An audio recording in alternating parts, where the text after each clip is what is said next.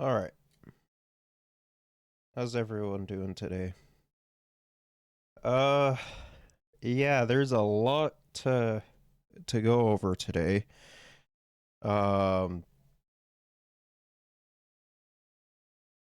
yeah, the other day fucking Poland was hit by I think it was two missiles and uh reports came out that, two people had died and, there's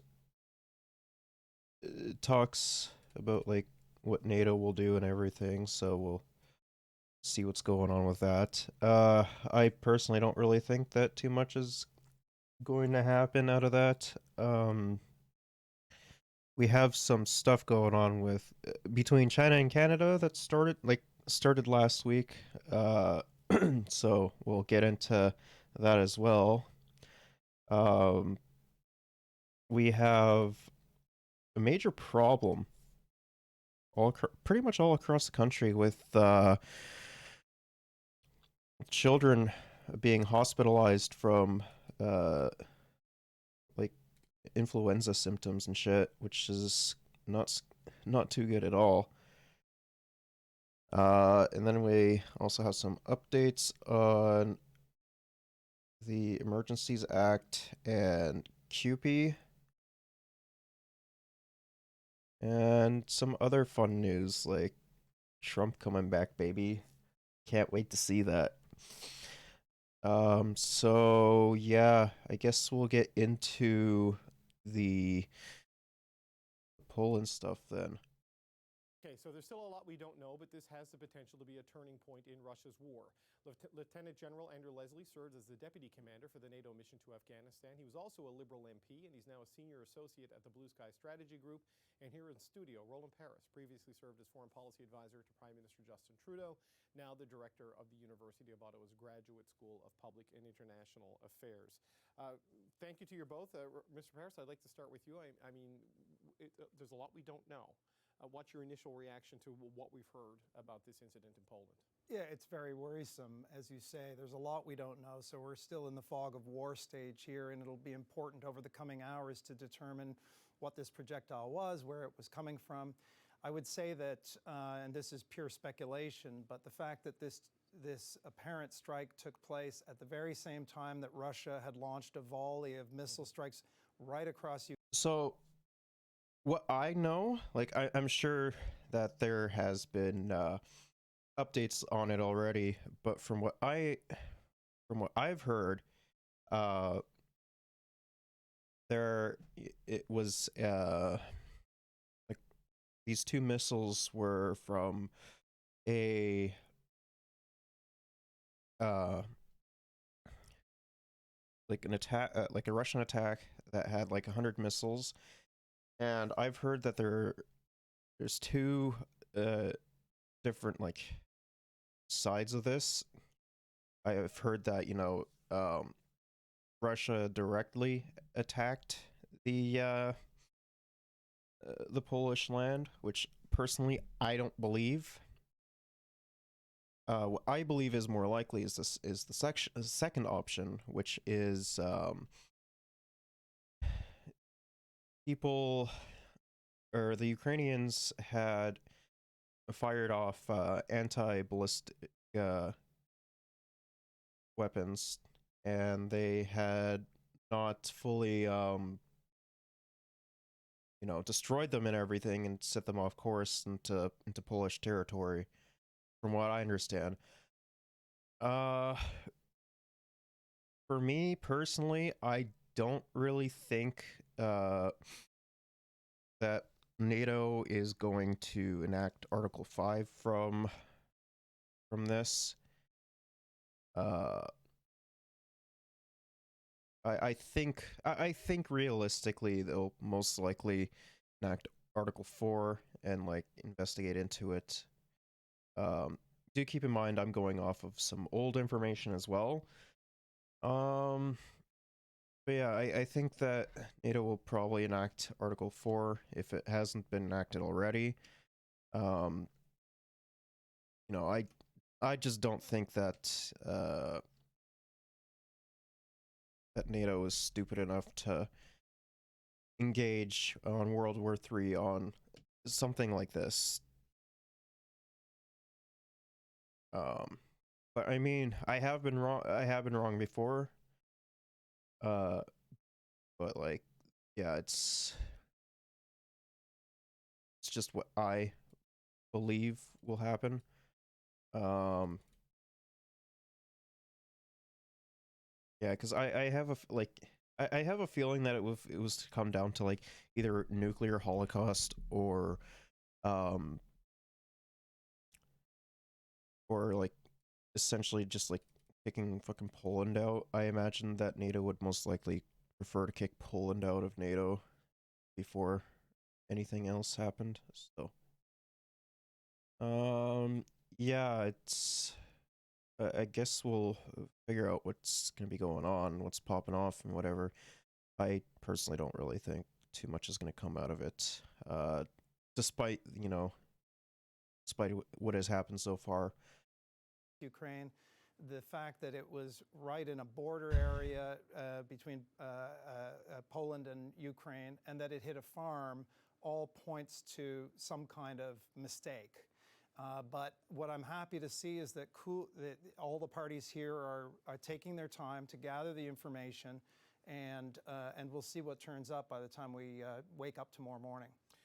Andrew, Leslie, we've seen a lot of the NATO members be very cautious in this to various degrees of alarm, but there's a lot of talk about invoking Article 4. Latvia has talked about this. Poland has talked about this. Give us a sense of how NATO, you think, is responding to this right now.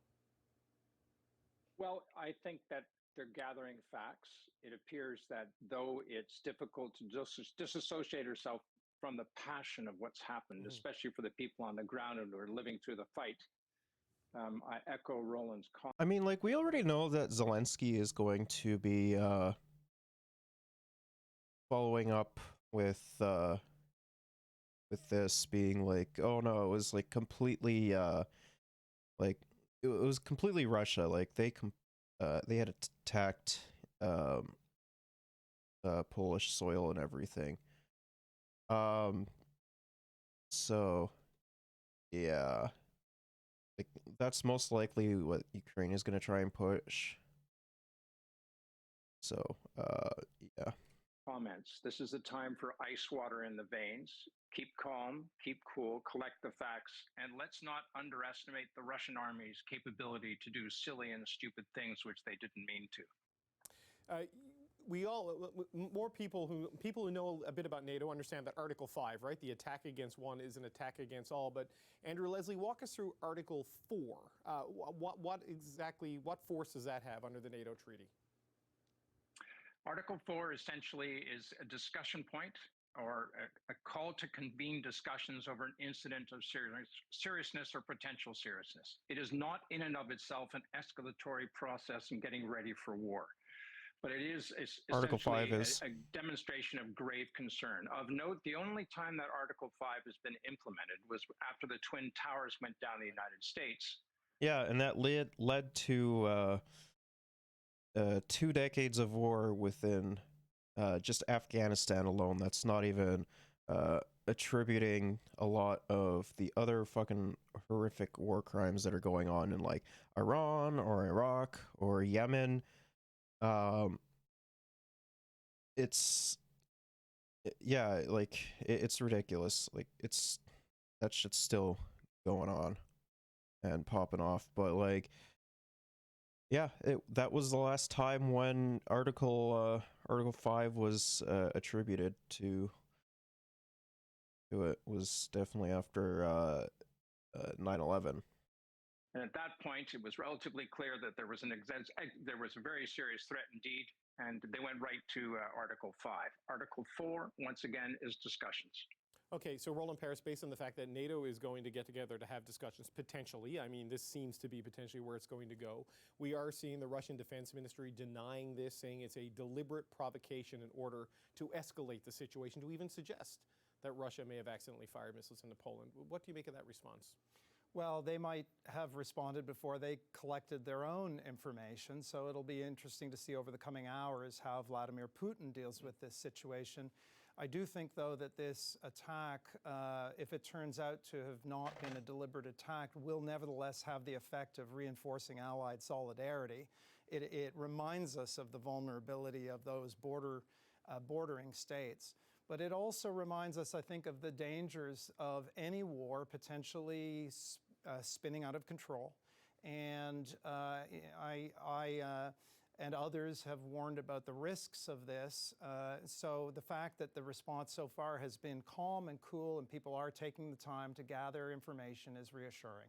Andrew Leslie, I wonder, though, what your response is to what we've heard from Volodymyr Zelensky, the president of Ukraine, saying this is an attack on the collective security of members of Europe. I mean, he has certainly been trying to pull NATO into a bigger role as possible in the defense of his country. He called for ice water in veins. How do you think President Zelensky has responded to this so far? I mean, let's be real. Zelensky just wants fucking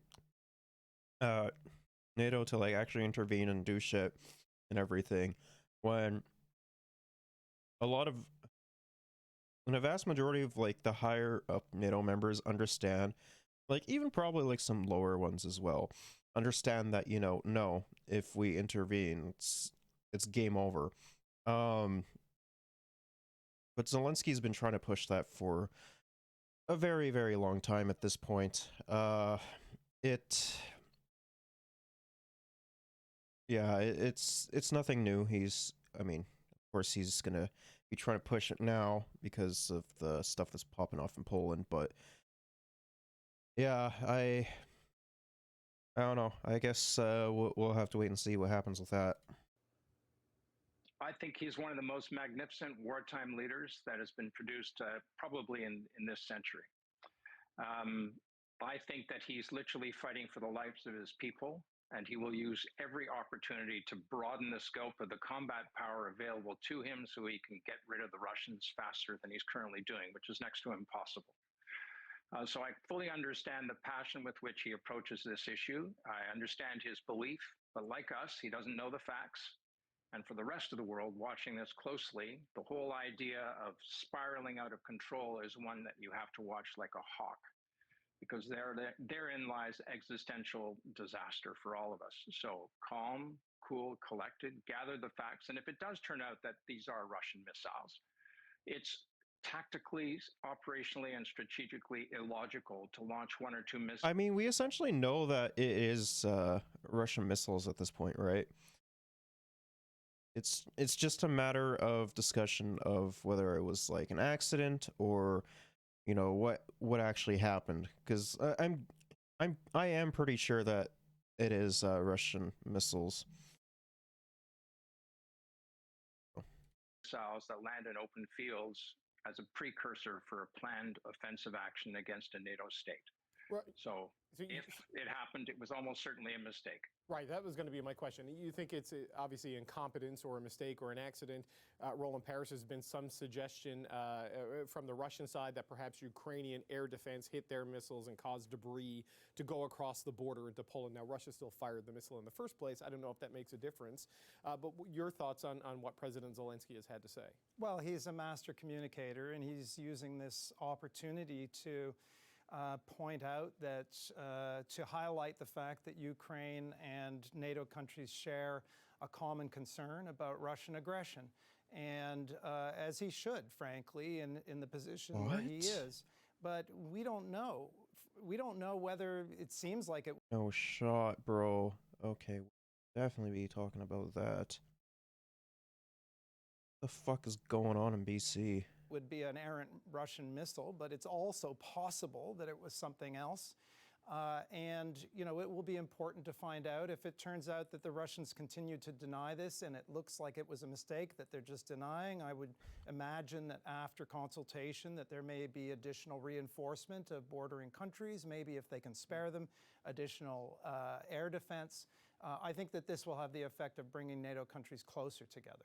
Andrew Leslie, what's your sense of how NATO should respond? I mean, it seems inconceivable, and not to make light of the tragedy of the 2 deaths of 2 people in Poland, but after MH17 was shot down with 220, I believe, NATO citizens on board that airplane, Article 5 wasn't invoked. It seems unlikely it would be invoked in this situation, but how do you think NATO might respond to this?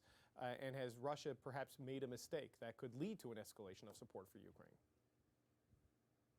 Well, first and foremost, let's not forget that Russia, especially since February of this year, has shown themselves to be serial liars under each and every subject you could possibly imagine. So take that as a granted that they're lying. But like literally every fucking country lies about shit though, especially when it comes to like wartime profiteering and shit. Like it's just gonna happen. No matter what they say. NATO's response, I think, will essentially be a surge of anti-aircraft, longer range, higher altitude reaching anti-aircraft, not all of which will end up in Ukraine now. Some will probably end up along the Polish border, one side or t'other. And you'll probably see more air defense command and control architectures and ability to detect incoming missiles or cruise missiles, which will negate any purpose or any advantage to Russia having done so with these two strikes in a deliberate fashion. So it's almost certainly pointing towards a mistake by a clumsy, inept force, which, and this is quite scary, has under their command and control the world's largest single arsenal of nuclear weapons. So we have to keep that in the back of our mind. Yes, I don't think that's moving out of anyone's mind after the last few months. It was a good point to reinforce it right now. Roland Paris, your quick thoughts. Well, let's not forget that Russia has been borrowing missiles from the likes of Iran and reportedly North Korea. Right. So you have... The thing with this is like, yeah, sure, if that is fucking true, like, what the fuck? How many fucking missiles is Iran and, you know, North Korea gonna give? Like, next to nothing, because, like, Russia used most of their good warheads within, like, the first couple months of the invasion of Ukraine. And, yeah, like, they're going to be a lot more fucking inferior comparatively to, you know, the shit that they were using beforehand. So, like, it's just stupid. And like, even on that front, like, I honestly don't think that, like, if shit does pop off with nuclear holocaust and shit, I honestly don't think that the two allies that Russia has, that they, like the two big allies in China and I think it's India, you know, that they have and like all that, I honestly don't think that they would fucking side with Russia if that was the case and like shit did pop off, because they've been saying to, you know, negotiate fucking peace treaties and shit already. So like it's just idiotic. I don't think that you know that will come into effect. Potentially some pretty unreliable equipment too. But what I think we need to keep sight of is that this happened on a day when there was the biggest attack that Russia has conducted so far on civilian infrastructure in Ukraine. So the horror of that Russian response to civilian areas, it's a desperation move, they are losing, and by all indications, the momentum is still on the Ukrainian side. It's really horrific what they're doing, and this seems to have been an accidental byproduct of a deliberate attack on civilian areas. Like, I honestly don't think that NATO will give a shit about, like, two farmers out in, like, bumfuck nowhere. I'm sorry, but I believe that's the reality of the situation. I think at most they'll, like, enact Article 4 and, like, not fucking pursue it. Because like they would be fucking stupid to do so. I don't see I just don't see that happening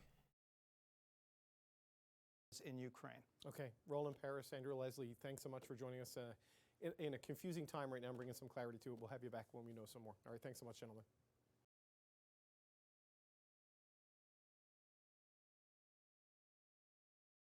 Rosja zaatakowała wczoraj Ukrainę. Ukraińska obrona przeciwrakietowa, przeciwlotnicza wystrzeliła także i mnóstwo pocisków po to, żeby zneutralizować ten rosyjski atak. Szacuje się, że być może około połowy, może trochę więcej niż połowa rakiet Uploaded rosyjskich została strącona. Pozostała część uderzyła w 3 terytorium hours ago. Ukrainy.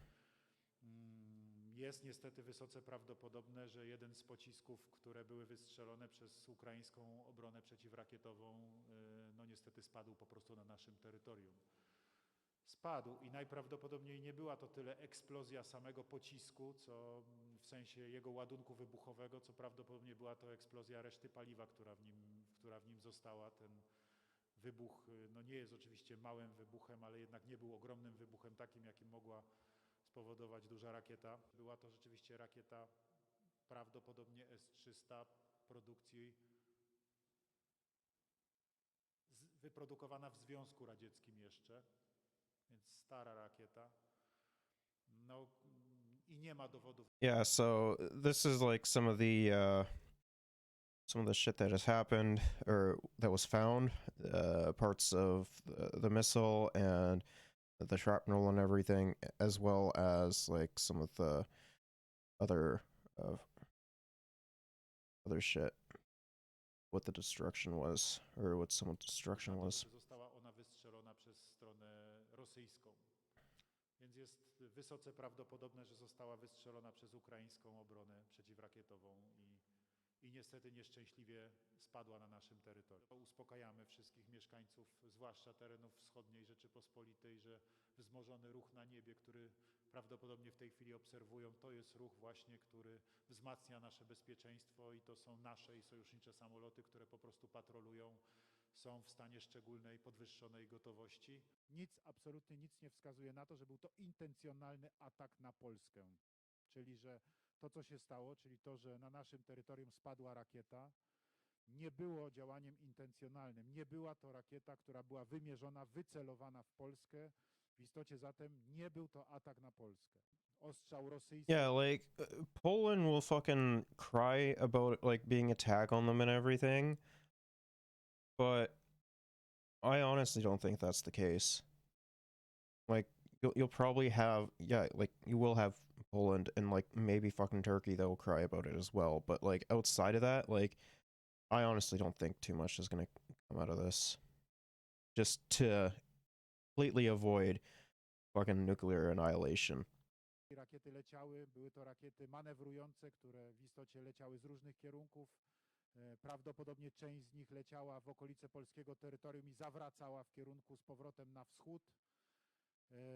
Więc ukraińska obrona przeciwlotnicza wystrzeliwała rakiety w różnych kierunkach i jest wysoce prawdopodobne, że jedna z tych rakiet spadła niestety na terytorium Polski. Yeah. Now we turn to the latest on yesterday's deadly blast in Poland near the Ukrainian border. 2 people were killed, and it appears it was a Ukrainian air defense missile, most likely, that caused the explosion. That is a huge relief to NATO. Yeah, so that must mean that fucking World War III is averted then, right? Like that's what I imagine is the case. Cause like I thought, like I didn't really have too much intel on the matter, but like I could make like an educated guess on what was gonna happen based off of the information that I did have. But you know, this is still a developing story for sure. Yeah, it is for sure more or less of see what's gonna happen. It sounds like not too much is going to happen from it, so that's good. We agreed that we need to stay vigilant, calm, and closely coordinated. NATO stands united, and we will always do what is necessary to protect and defend all allies. Video from Republika TV in Poland showed the immediate aftermath. The site is a few kilometers from Ukraine's border, and it's the focus of an intensive investigation. Ukraine is requesting immediate access to the site, but Poland says both it and the U.S. would have to agree for that to happen. Yeah, that's another thing about like NATO is like essentially like America is the top dog, so like they have to get like fucking uh clearance from America as well as you know yeah and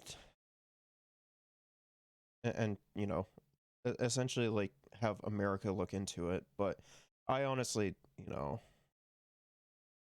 I don't think this is going to be a hill that America dies on.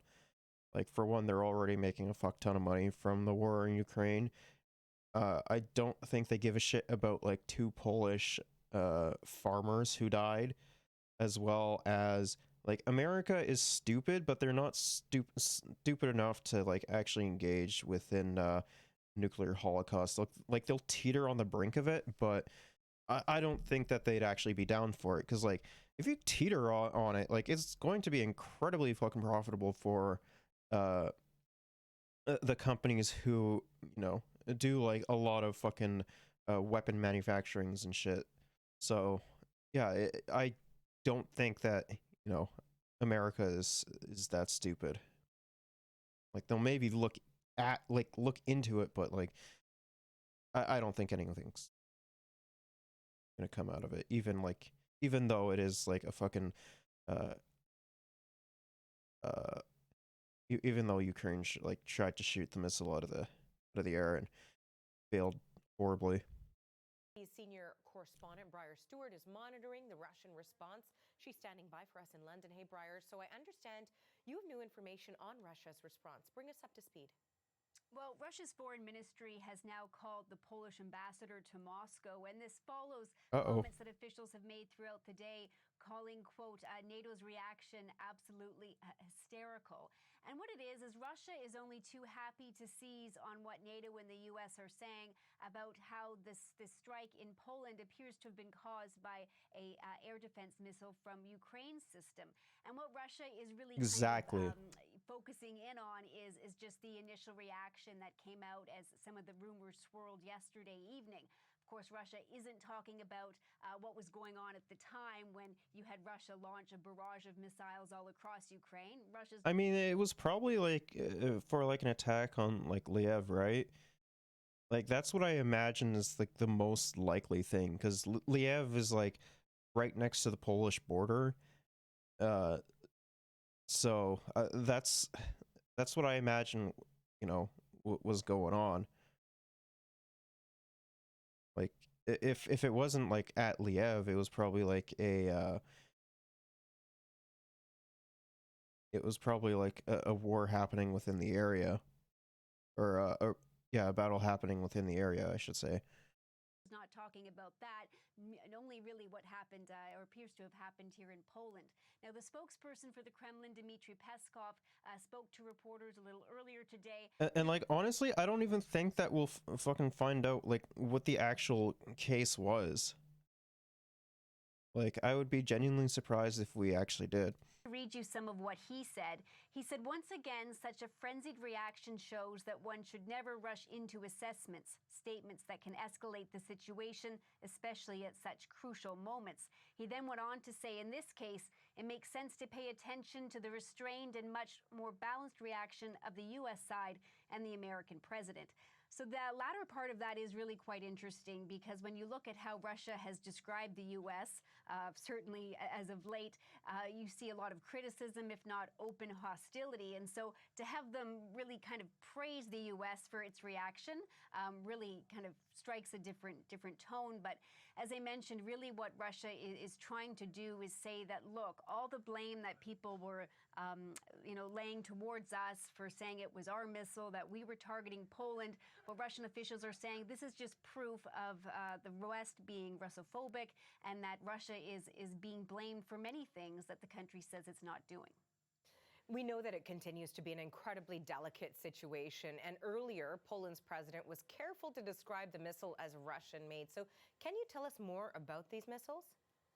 Well, Russian made actually means missile systems that were originated in the Soviet Union. So this particular missile, the S-300, it was developed, first deployed in 1979. So you have a number of former Soviet bloc countries that are equipped with these systems. And Ukraine has really relied on these air defense systems to really try to protect its cities and its infrastructure throughout the nearly 9-month on war. But of course, what's interesting is that throughout all of this, and certainly over the last 2 months, Ukraine has pleaded for NATO and in particular the U.S. to supply it with more advanced missile systems, systems that have a longer range, are more accurate. And so as this continues and the investigation into just what happened with this missile system develops, I mean, it could actually kind of strengthen Ukraine's plea for more modern and, I guess, more accurate weapon systems. I mean, they have already been getting that though ever since like the war started to pop off. Like America gave Ukraine a lot of fucking aid and support in the form of not just weapons but also like money as well. Like we have been giving Ukraine support as well in the form of weapons. And I imagine that a vast majority of like higher NATO countries have also been giving the NATO or not NATO Ukraine support in the form of either weapons or money or both. So it's yeah. Thanks for joining us on this, Briar. That is the CBC's Briar Stewart in London. Cautious condemnation for Justin Trudeau on the missile strike into Poland. Neither he nor British PM Rishi Sunak would assign blame for the attack. We shared a number of things with the Ukrainian foreign. Oh yeah, that's right. I forgot that fucking shit was popping off with Sunak as well. We have time, we might get to it today. Minister, but the important thing is to allow the investigations to go forward and find out exactly what happened. The Polish attack led to a last-second meeting at the G7 with NATO countries joining as well, discussing the issue, and that meeting lasted about an hour, right after U.S. President Joe Biden came out and suggested the missile that hit Poland didn't come from Russia. There is preliminary information that contests that. I don't want to say that till we completely investigate, but it is, it's unlikely in the minds of the trajectory that it was fired from Russia, but we'll see. Based on what we so far know, this is most likely Ukrainian air defense systems or missiles. But again, this is not Ukraine's fault. Russia bears the responsibility for what happened in Poland yesterday because. Well, yeah, of course, like Russia is at fucking fault. Like, of course, like they're the one who fucking started this nonsensical war to begin with. Saying that it wasn't their fault is just silly. This is a direct result of the ongoing war and the wave of attacks from Russia against Ukraine yesterday. The one country that could help end the war in Ukraine is China, and for the second day in a row, Justin Trudeau spoke with Chinese President Xi Jinping at the closing session of the G20. But this time, the tone was terse. Xi complained directly to Trudeau about his office sharing details of their previous conversation. Everything we discussed has been leaked. Everything that has been discussed has been leaked to the papers. That's not appropriate, said Xi through a translator. Trudeau then cuts off the interpreter. A senior Canadian government source told reporters yesterday that... Yeah, we'll get into the fucking Russia, or not Russia, Canada-China shit as well. There's a decent amount of stuff to go over there, or over in that department, like, such as, like, you know, the G20 stuff, as well as the, you know, potential like Chinese meddling and shit. So we will get into that a little bit later, but yeah, no, like, of course, you know, our fucking sexy prime minister wants, you know, China to try and do something and everything, but like, honestly, what the fuck is China going to do? like they've already said that they want Russia to uh, negotiate in fucking peace talks. So there's only so much that they're actually like able to do and everything. Trudeau raised the war in Ukraine, North Korea, and Chinese interference with Xi. Today, Trudeau wouldn't say if the interference you brought up with Xi was the alleged Chinese interference that Global News has reported took place in the 2019 election. I raised the issue of interference with our citizens and expressed that it's important that we continue to have dialogue about that. There was some doubt that G20 leaders wouldn't be able to agree on a final communique in Bali, but in the end, it did actually happen after Western leaders agreed to water down their language on the key topic of the summit. The final text says that only most G20 countries condemn the war in Ukraine. Mackenzie Gray, Global News, Bali, Indonesia. I mean, like, what does he think that the Chinese citizens don't condemn the war in Ukraine? No, like when it was initially like starting off and everything, like we saw that a vast majority of fucking Chinese civilians were like, yeah, no, this isn't cool.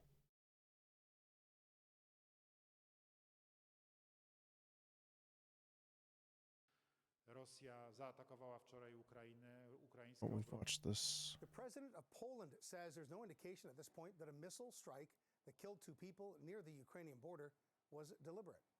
The president says it was more than likely a Ukrainian air defense missile. NATO's Secretary General Jens Stoltenberg made a similar statement today. He says Ukraine likely launched the Soviet-era projectile itself as it was trying to fend off a Russian assault yesterday. An investigation into this incident is ongoing, and we need to await its outcome. But we have no indication that this was the result of a deliberate attack. And we have no indication that Russia is preparing offensive military actions against NATO. And speaking on the sidelines of the G20 summit in Indonesia, Prime Minister Trudeau says there must be an investigation into exactly what happened in Poland, but that ultimately Russia bears the blame for starting the conflict in Ukraine to begin with. The important thing is to allow the investigations to go forward and find out exactly what happened, but there is no question that this is all because and linked to the fact that Russia is continuing to escalate its war on civilians, its illegal, unjustifiable war against Ukraine. Trudeau also announced he will extend Canada's training mission of Ukrainian soldiers until the end of next year. The Canadians have been training Ukrainian soldiers in Great Britain since 2015. It's all part of a project called Operation Unifier. Yeah, like it's not surprising, honestly. So yeah, there were 2 people dead. So Intelligence officials say Russian missiles have crossed into Poland and killed at least 2 people. A projectile struck an area where grain was drying near the border with Ukraine. Polish government officials are now holding an emergency meeting on the incident, calling this a crisis situation. Neighboring Moldova was also affected, with officials reporting you might watch some of it. after the strikes knocked out a key power line that supplies the small nation. Asia and Europe. Here it is. Russia's statements claiming that Ukrainian grain is reaching Dennis only Thompson, European. former NATO Task Force Kandahar commander. Thank you Let's so much. watch this and then we'll get First into off, it. I just wanted to get your reaction to these reports that we're hearing of Russian. We'll get into the over into Poland. discussions going on right now. Right. Got an idea, Hoarders TV show, but it's a host interrogation rich people about why they hoard wealth that could be used to eliminate suffering. Yeah, I would actually probably be into that, honestly. I think that would be very interesting to watch. We need to be careful. First reports are often inaccurate, and this does need to have a full investigation. An investigation which should confirm what the point of origin of the missile was, or missiles, and that's something that military experts can typically do in rather rapid fashion. Once you know where the point of origin is, you can assign responsibility, if you will, and of course they can examine the remains of the missile on the ground. That's important before we start pointing fingers and invoking Articles 4 or 5. So I think prudence is the word right now, and that an investigation, a full investigation, which won't take long, is something that needs to be done before anybody jumps to any rash conclusions.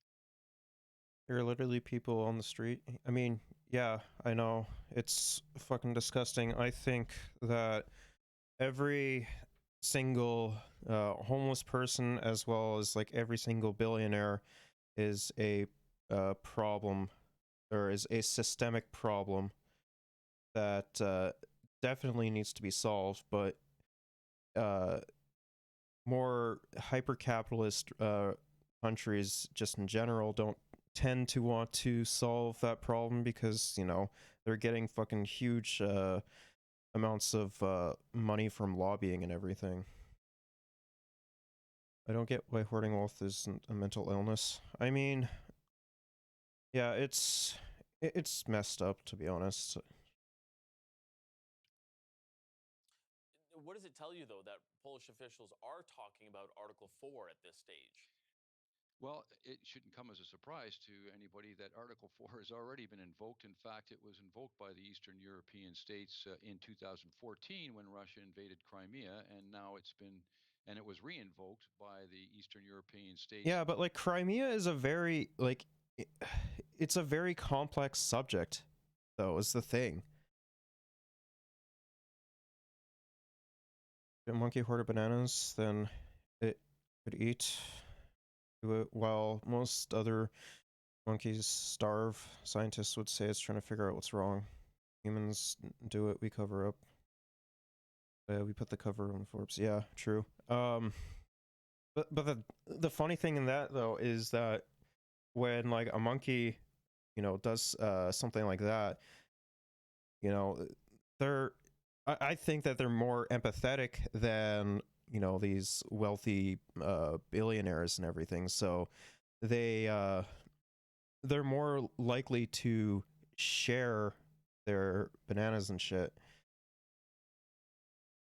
Because like we've seen like in studies with orangutans, and I think in some instances with chimps as well, they you know, they take care of like their group there for sure.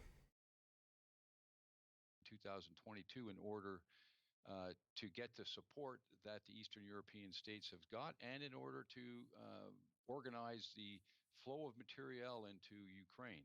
It involves Canada, and the minister quite rightly pointed out we're quite concerned. Bro, what the fuck are we going to do? Like, honestly, America is the deciding factor in that. Like, saying we have any fucking stakes in that is just silly. Like, it's just the reality. Sorry. We have 700 soldiers assigned to the Enhanced Forward Presence Battle Group in Latvia, who were one of the member states that invoked Article 4 the last time around. That number is growing towards 1,000, and eventually, based on the NATO summit in late June, we'll hit about 1,500 Canadian soldiers.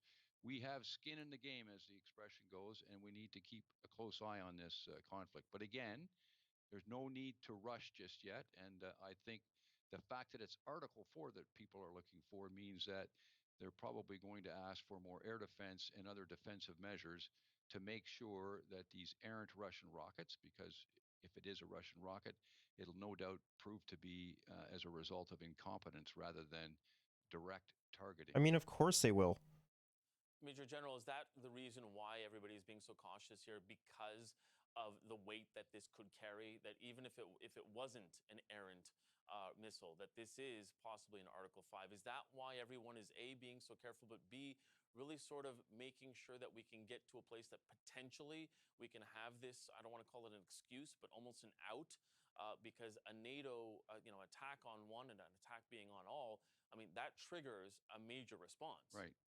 Yeah, but there's a big difference between a farm and Again, do you really think that America will give a shit about two fucking Polish farmers? Fuck no. If things actually came down to it, you know, that there's a good chance that there would be like a fucking vote just to kick Poland out of NATO if that was the case. But I don't think Poland's going to make too big of a stink about it.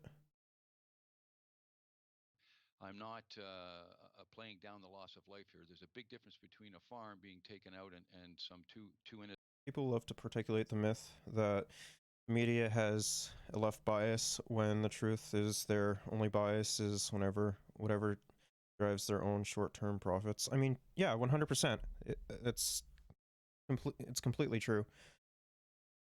Like here in Canada, we have the exact same fucking arguments about like the media is incredibly left-wing and everything, just like how it is in America.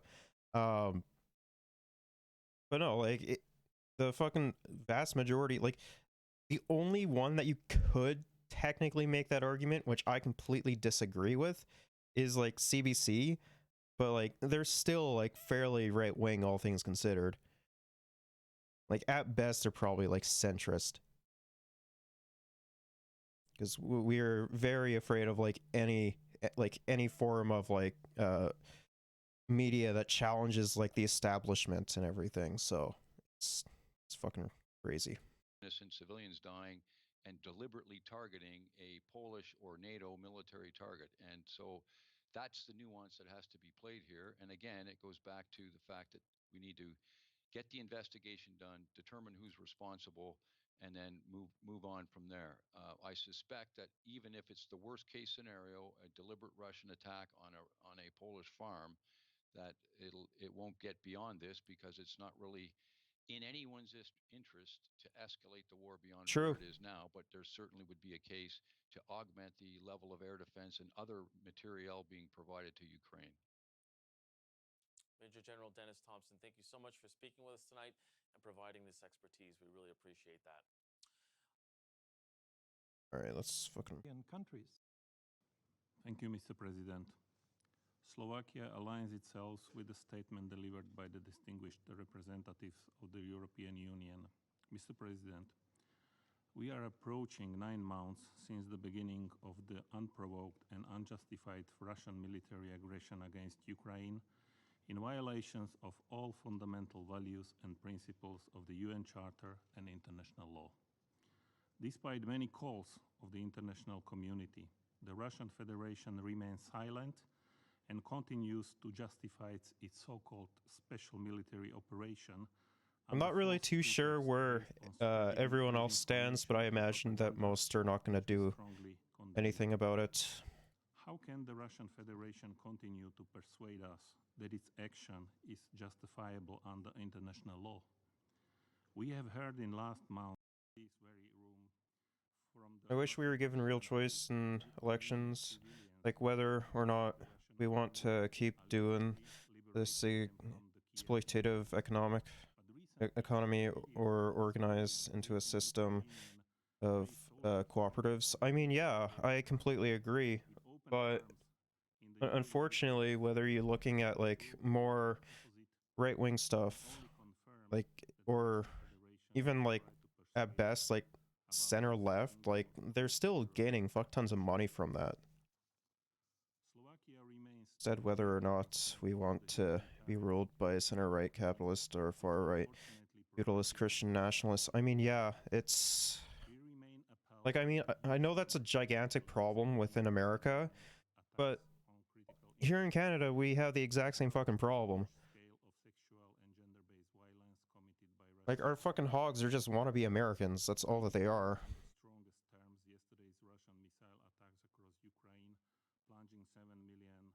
But like, the nice thing about like having essentially a three-party system is that we essentially get like liberals give us lip service. Like the NDP want to fucking make us more into like a social democracy, which, you know, I'd be down for. That's a step in the right direction for sure. And then like the current Conservative Party is just, it's just full on fascist. When you have a fucking Millhouse looking ass leader who's like has no fucking plan and is like honestly dumber than like most like 12-year-olds, that guy should just not be in like any form of position of power.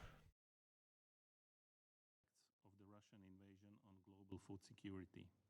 As a result, millions of people around the world are being pushed into extreme poverty, hunger, and lack of access to food.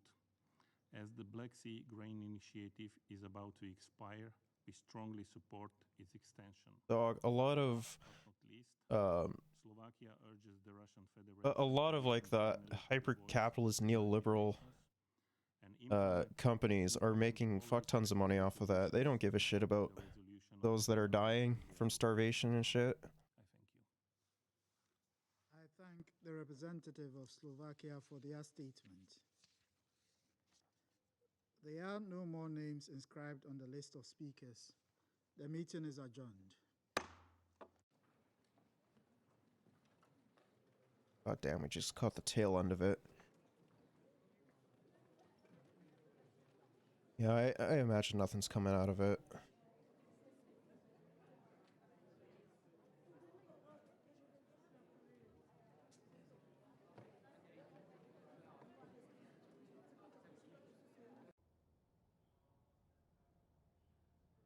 Yeah, nothing came out of it.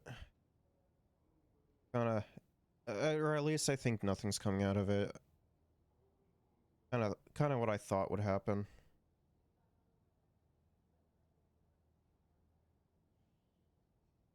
All right, let's read some articles and shit.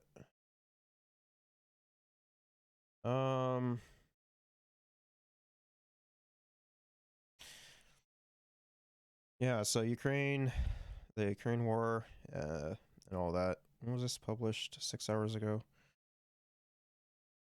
Responsibility for this missile strikes in Poland is being established, but the way countries responded to the incident before the facts were known was revealing. Ukraine was swift to blame Russia. President Zelensky called it a Russian missile attack on collective security and as such a significant escalation. I have no idea who this guy is. Foreign Minister Piotr Kuleba said it was a conspiracy theory to suggest missiles were part of Ukrainian air defense. These claims about Russia subsequently appear unfounded. This kind of rhetoric is being to exhaust the patience of some Western diplomats. They fear that Kyiv's, at the time, maximalist language and demands risk adding so-called Ukraine fatigue among allies. I mean, yeah, that makes sense. Like, it is important shit. So, Baltic states on the front line with Russia were quick to call on collective defense of NATO. The president of Lithuania, Gitanas Nausėda, declared on Twitter, quote, "Every inch of NATO territory must be defended." And the others said the incident made the case for even greater military support for Ukraine. Latvia's defense minister, Artis Pabriks, suggested NATO could provide more air defense for Poland and part of territory of Ukraine. Kij Kallas, Estonia's prime minister, said the West should give Ukraine more military, humanitarian, and financial support. In contrast, the initial response from the United States and other Western countries was to call for calm and wait for facts to emerge. There was a clear desire to avoid any escalation that could involve a collective NATO military response. American officials were among the first to suggest the missiles were part of Ukrainian air defenses.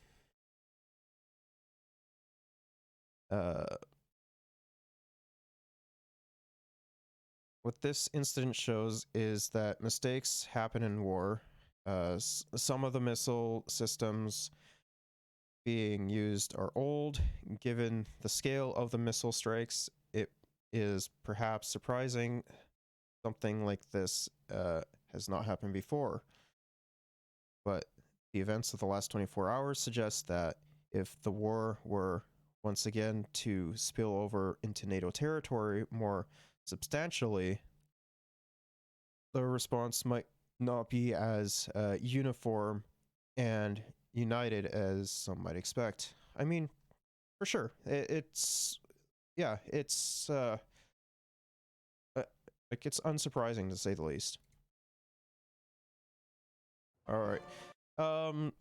So yeah, let's talk about like the G7 or the G20 summit and some of the stuff that's been popping off between Canada and the China. They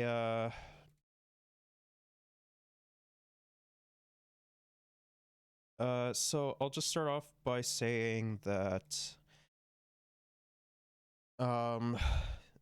last week I think it was allegedly some like a report came out that there was a like in the 2019 election there was some foreign collusion that had some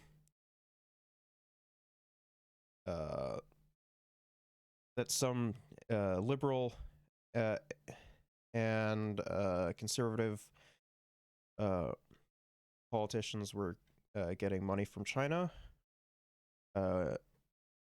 As far as I know, we don't know if it was like all liberals or all conservatives, or like one liberal, four conservatives, four liberals, one conservative. We don't really know at this moment. So yeah, I mean, that is a serious problem, though, all things considered. He's the elephant in the room. Russian Foreign Minister Sergei Lavrov arriving at the G20 in Bali. Welcomed by the Indonesian president, who has the unenviable task of trying to bring together a group of countries that have almost nothing in common. If the war does not end, it will be difficult for the world to move forward.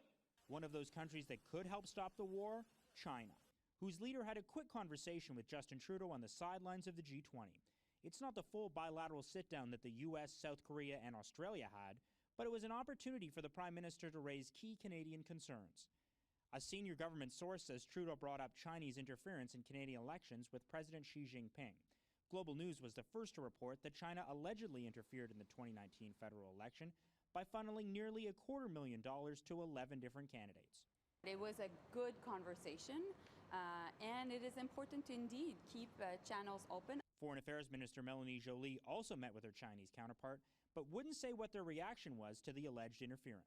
We won't tolerate any form of foreign interference at large in Canada, period. So it's not a discussion.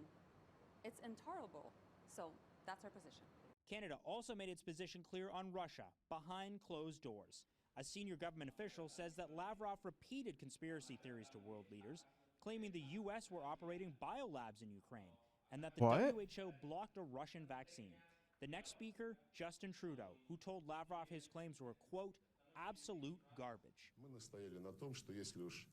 After the meeting, Lavrov got the final word, saying countries like Canada were the ones that provoked Russia into attacking Ukraine. Wait, what? Lavrov left the summit late. But that's not even true though. Like, we already know that Russia was doing it because allegedly there was a Nazi problem within Ukraine, which yeah, there are like fucking Nazi nationalist groups within Ukraine, like the Azov Battalion, but like Russia also has that fucking problem.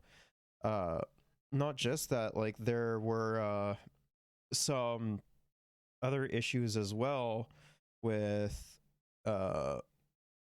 you know, Russia wanting to like expand its territory as well.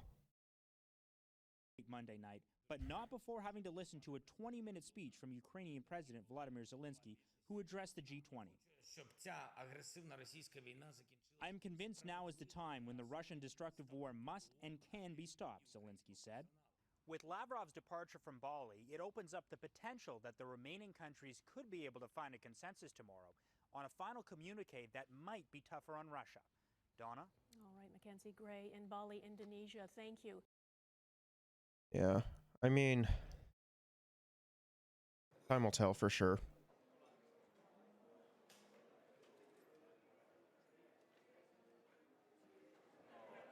Here's the initial conversation. Everything we discuss is then leaked to the paper. That's not appropriate. And that's not how the way the conversation was conducted.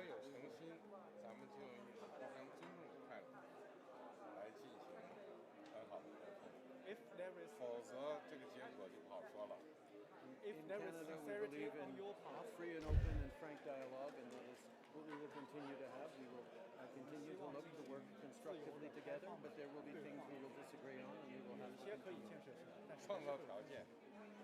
Let's create the conditions first.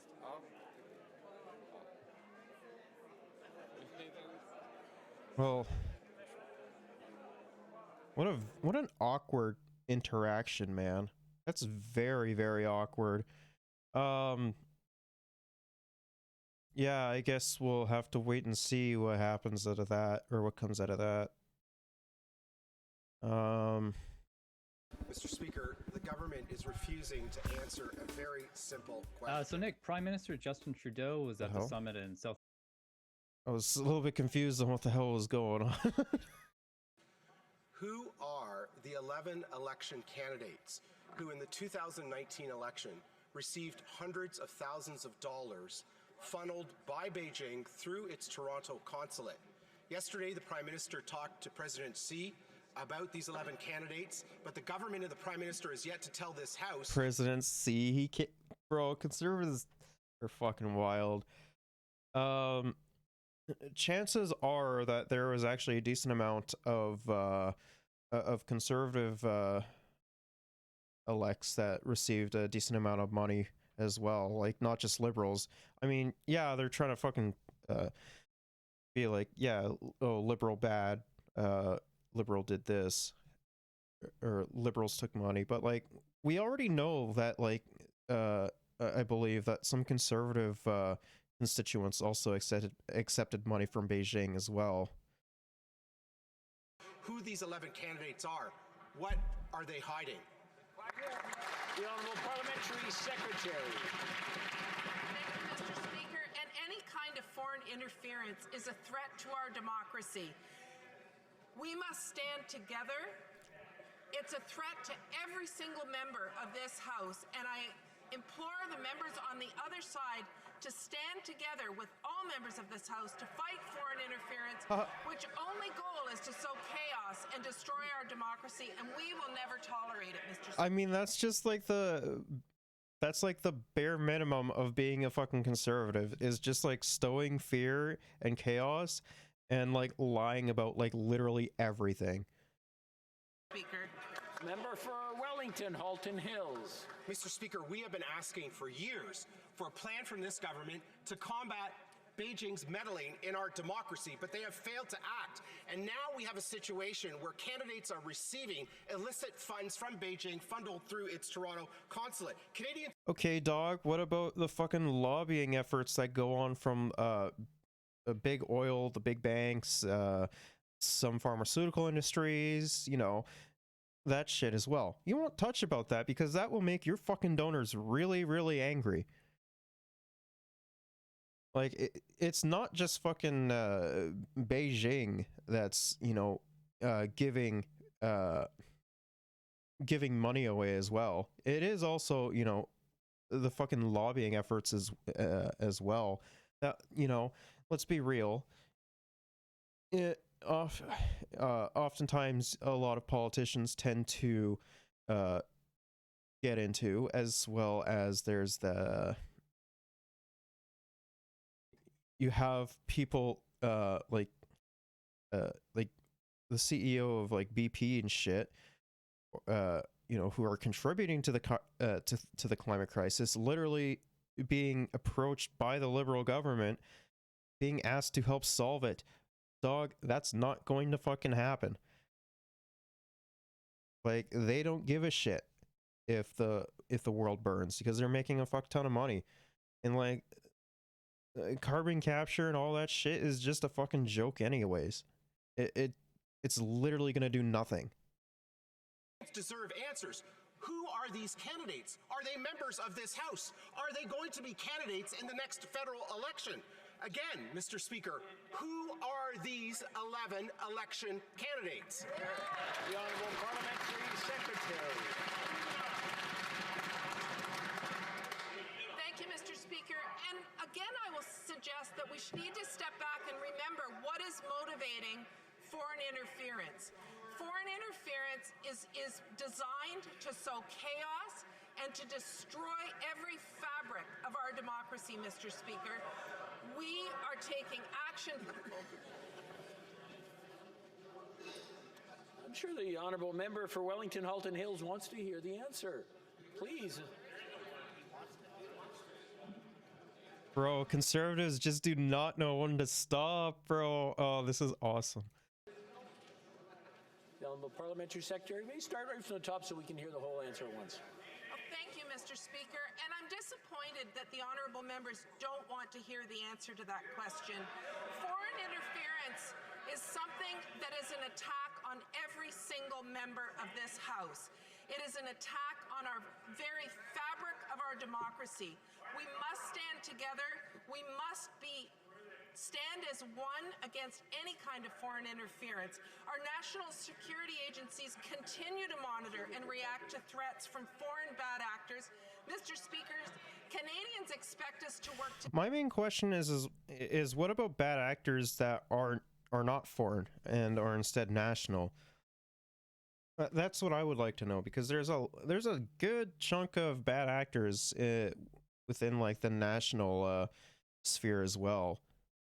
They generally tend to be fucking corporations and shit, and like independent donors towards primarily the Conservative Party, or some independents as well. But what about them as well? Like, it is a fucking problem too, that I think Ottawa should look into. Together on this and to stand united against foreign interference. Thank you, Mr. Speaker. Provincial healthcare systems across the country are collapsing. Pediatric rooms are being overwhelmed, and wait times are more than 12 hours. In Hamilton, McMaster Children's Hospital is currently at 140% capacity, and there's a shortage of cribs and infusion pumps. A shortage of cribs. Children are suffering, parents are terrified, so will this government take immediate action now so that children get the emergency medical care they so desperately need?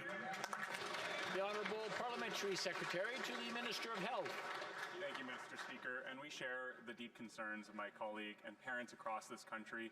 These wait times are inexcusable, the shortage of drugs is unacceptable, and we must do more, particularly for kids. Well, the main issue is that even though Ottawa is giving a fuck ton of money towards you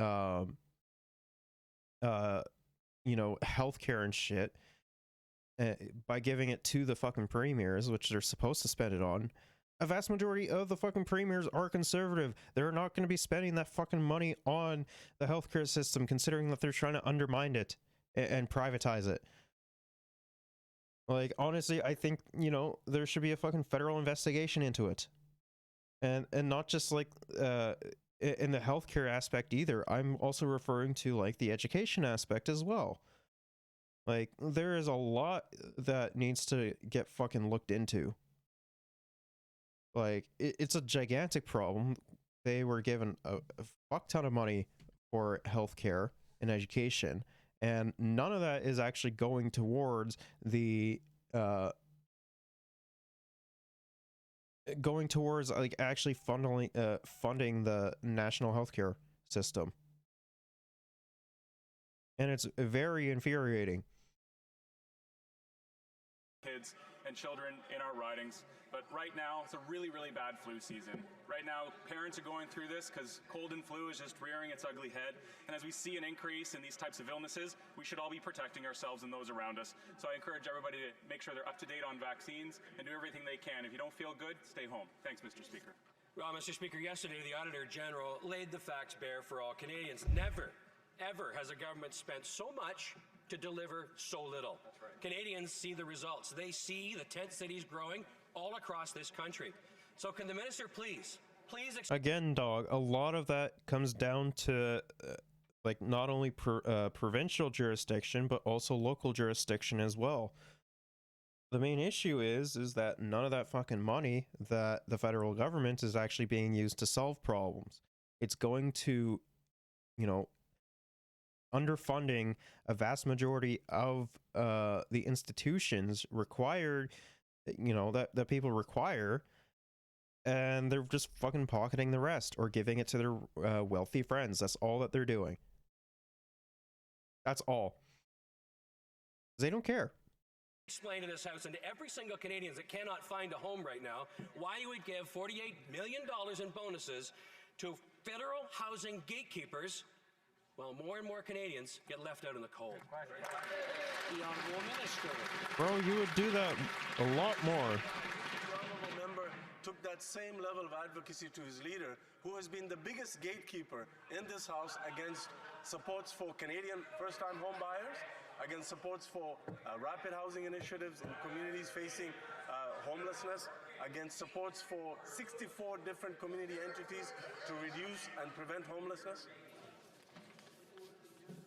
Uh-oh. Shut up. The Honourable Minister, maybe from the top so I can hear the whole thing this time. It's at a distance over here. I'm having a hard time.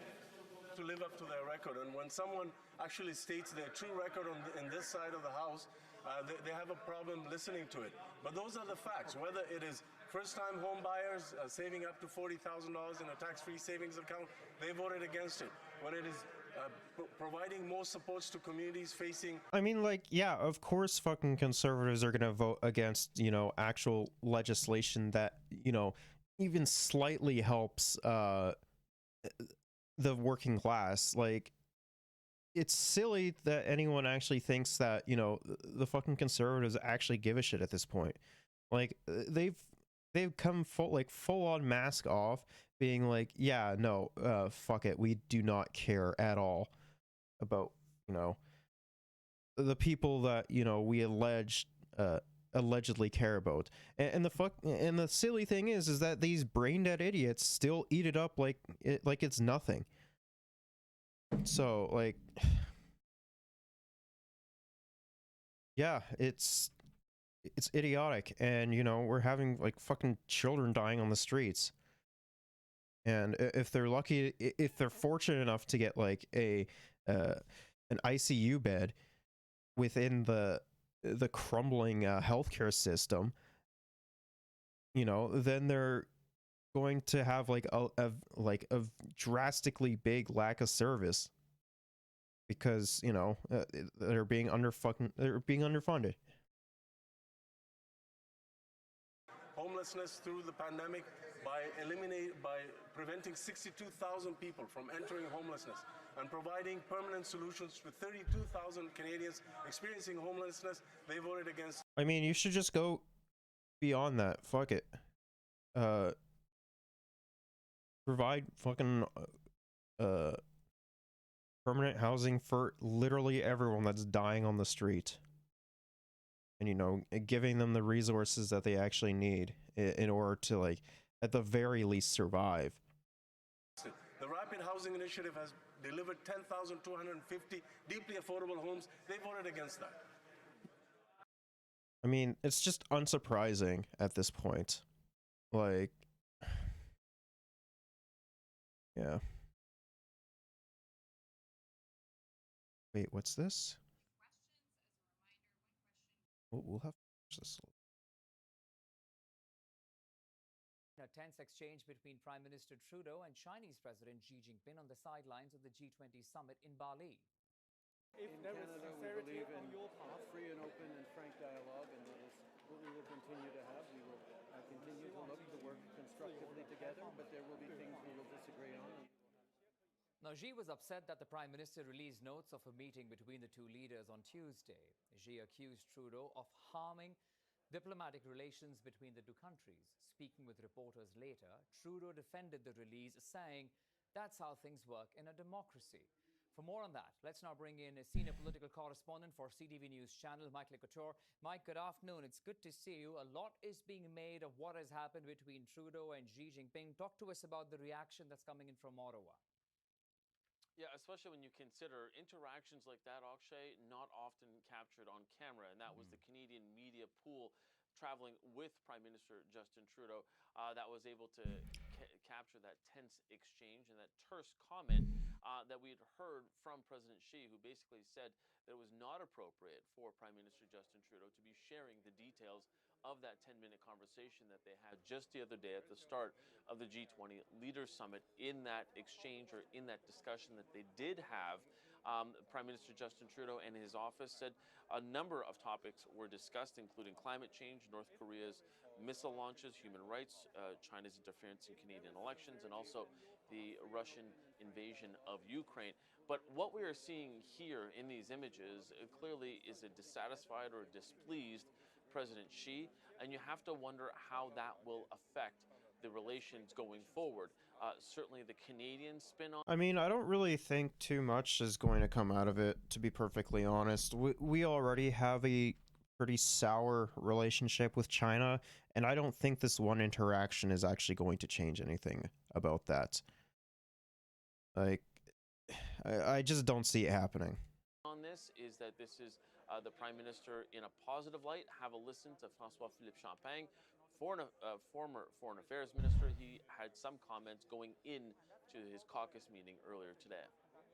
At least my take is the Prime Minister speaking clearly and loudly about making sure that Canada's interests are well registered by the Chinese leadership. That's what I saw when I saw the image of the Prime Minister, is him making the case for Canada and saying what is unacceptable.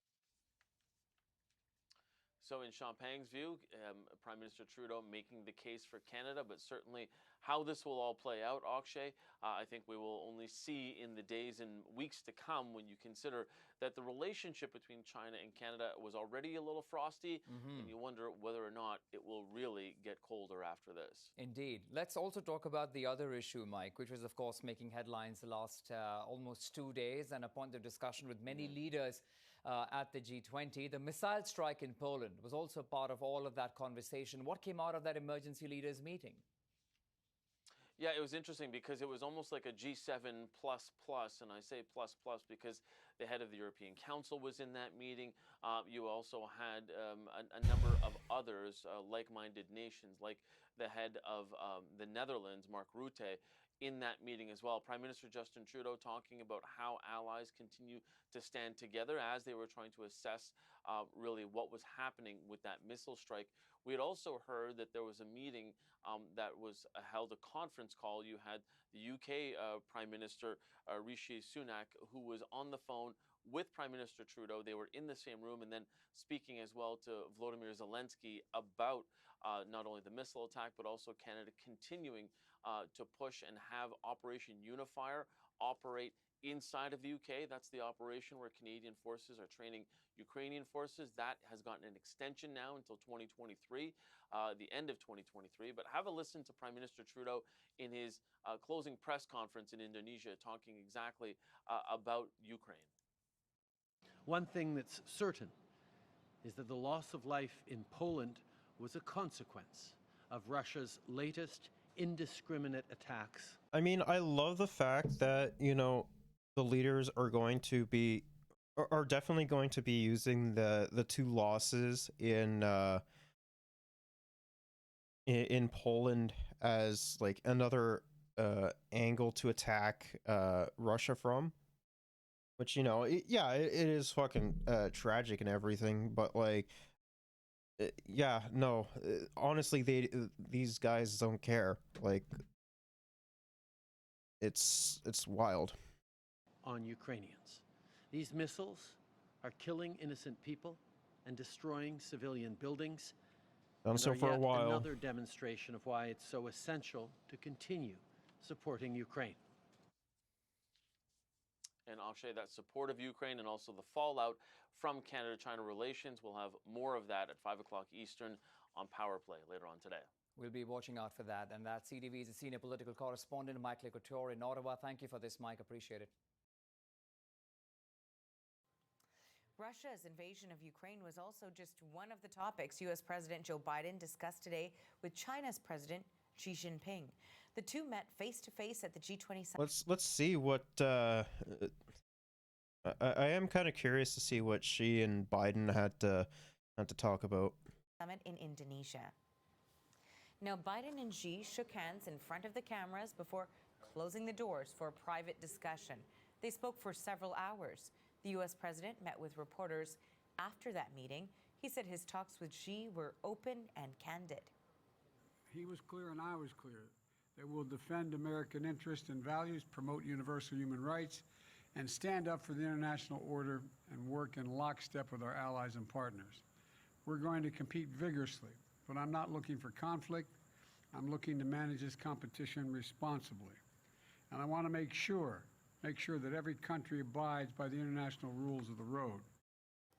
And the CBC's Magda Gebrselassie is watching developments at the G20 summit for us. She's in Washington with more on today's meeting.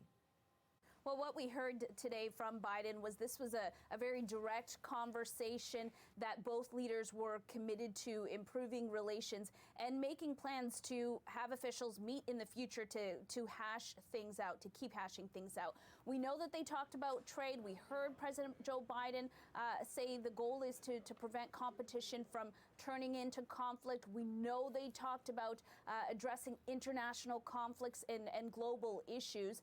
For President Xi, he talked about bringing the U.S. and China relationship back on track and how important that is not just to the two countries, but to the world as well. This is what he was saying going into this meeting, and it's been translated. A statesman should think about and know where to lead his country. He should also think about and know how to get along with other countries and the wider world. So after the meeting, state media was reporting that Xi said Taiwan was the question at the very core of China's core interests, and that... I mean, yeah, that does make sense that it would be at the core. Because, you know, when you have, like, fucking Nancy Pelosi going there, when tensions are high between America and China, as well as, like, our fucking dumbass PM going there not too long ago when tensions are high as well, like, yeah, of course that's gonna be, like, one of the main fucking focuses, is Taiwan, for sure. But like, I swear, like, it's like whenever China either does something that, you know, one of the Western countries don't like, or like, or whatever, they just want to go to Taiwan and like try and provoke China and shit. Like, we are so dumb. it was a red line that must not be crossed. So China hell is claims that? the island as its own. While the U.S. acknowledges China's position, it also continues to have close ties to Taiwan. And what we saw this summer was tensions were high after. Like, the only reason why Western powers want like independence for Taiwan and like relations with Taiwan is so that we can set up military bases there. That's the only reason why they actually give a shit about Taiwan, because, you know, then they if that was to happen, then, you know, China would have to play like a little bit more according to like America's rules. House Speaker Nancy Pelosi visited the island. Beijing launched military drills around the island in response to that. And prior to this, after actually, we heard President Joe Biden say that the U.S. would defend Taiwan if China invaded. Well, here is what he's saying now. I do not think there's any imminent attempt on the part of China to invade Taiwan. And I made it clear that our policy on Taiwan has not changed at all. It's the same exact position we've had. I made it clear that we want to see cross-strait issues peacefully resolved, and so it never has to come to that. We know there's so many global issues to discuss. Bro, what the hell is this? What the hell is this audio, bro? The audio is so bad. Two leaders talk about in that meeting. Well, as you would expect, they talked about Russia's ongoing aggression against Ukraine. And on that topic, previously we've heard potential threats from Russia on the possible use of nuclear weapons. And Biden said that both leaders have shared the belief that the use of nuclear weapons is unacceptable coming out of this meeting. They also talked about North Korea. Biden wants Fucking China audio is to worse get than involved, mine. make it clear Damn, to bro. North Korea not to engage in long-range nuclear tests, and that if that happens, that the U.S. would have to take action, that it would send a message to North Korea, that it would defend its allies and American soil, but that none of that would be directed towards China.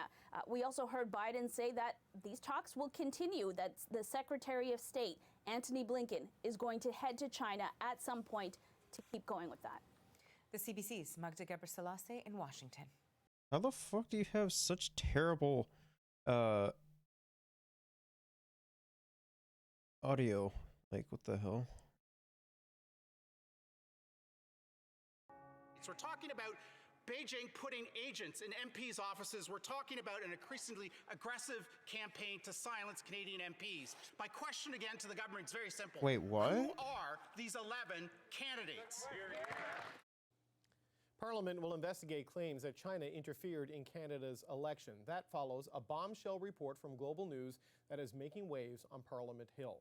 China allegedly targeted Canada's 2019 election, funding a clandestine network of at least 11 federal candidates. This information was reportedly delivered to the Prime Minister and several cabinet ministers earlier this year through briefings by Canadian intelligence officials. Here to discuss this issue are three members of the House of Commons: Liberal MP Jennifer O'Connell, Conservative MP Michael Cooper, and NDP Member of Parliament Rachel Blaney. Welcome to you all. Mr. Cooper, I'd like to start with you. So the committee has agreed to study what unfolded in the 2019 election, but you're not going to get some of the government documents that you wanted to see. What's your concern there? Well, I have major concerns. We have a vast campaign of interference by the Chinese Communist regime in the 2019 election. The Prime Minister and cabinet ministers were briefed about the significant interference by CSIS in January of this year. Nearly 10 months later, there have been no charges laid. No one has been expelled. It's not clear that there's any investigation. Indeed, there's been no acknowledgement. Yeah, and if they do investigate and do find Chinese interference within the 2019 election and everything, and found out that some of your guys were accepting money from Beijing, you guys would just fucking cry about it, because you cry about like every single little fucking thing, and like provide no fucking like proposals to like actually solve shit. You just want to whine about it and say, oh, Justin Trudeau bad. And yes, Justin Trudeau bad, but crying about it in like it's suggesting like fucking fascist solutions is not going to solve anything. It'll make things even worse than what they are currently. By the Prime Minister or any cabinet minister about this campaign of interference that went on in the 2019 election campaign. So, in short, nothing has happened. And so it's why today Conservatives called, with the support of the NDP and the Bloc, an emergency meeting of the Proc Committee, and we put forward a motion to get relevant documents, namely what documents in the control of the Prime Minister and cabinet ministers, because at the end of the day, the real issue is that the Prime Minister and cabinet ministers were briefed, and we need to know what they were briefed about and why they have failed to act over the past 10 months. And Ms. O'Connell, I'll let you respond to that in just a second, but Mr. Cooper, some of these could be cabinet documents, these could be national security documents. Is tabling these in the broad daylight of a parliamentary committee the right venue? And what we had was a gutting of that motion. And I should say, as far as any issues related to security, it would be vetted by the parliamentary law clerk. That was provided for in our motion. The parliamentary law clerk has a full national security clearance. The government gutted that part of our motion, and now it's the government that's going to be doing the vetting. Okay, Ms. O'Connell. I mean, but like, why wouldn't they though? Like, you guys would do the exact same fucking thing if you were in a position of power. Like, it changes absolutely nothing. Like, it doesn't matter if the fucking liberals do it or if the fucking conservatives do it. It's so stupid. Well, it has been about 10 months, based on our colleague Sam Cooper's reporting at Global News, since the Prime Minister and others were briefed on this. What's the government done about this? Well, we've been taking action on foreign interference, actually, and making sure our democracy is strong since we've been in government. The suggestion that Conservatives are just waking up to this is, quite frankly, false. In 2019, NSICOP... I mean, like, of course Conservatives knew about this shit. Like, this stuff is, like, unsurprising in the very least. Like, yeah, of course there's gonna be fucking foreign collusion and everything. Like, we do it too, dog. It's fucking idiotic to say that we don't. Like, I think it's the Congo. Like, ask how the fucking Congo is doing. I think that's one of the big ones that we fucking collude in. Like, ask them how they're fucking doing. This is nothing new. Like, I imagine even like prior to like Harper days, this shit was still going on. And like, we essentially do have like a form of legal collusion anyways in the form of lobbying, so what difference does it make? Tabled a report in the House of Commons, so that would have been the unredacted version talking about this. The government's put in place, well, frankly, the creation of NSICOP, where these very documents could be, was created by our government. That's the National Security Committee of the House of Commons. Thank you, yes. And then in addition to that, we created a nonpartisan panel specifically during elections to review states' interference action, because it's important to remember that it's foreign interference. There are attempts made. That doesn't mean those attempts result in a, undermining of our elections or democracy. And it's a nonpartisan. And like, if it's an attempt, that doesn't necessarily mean that, it was successful either.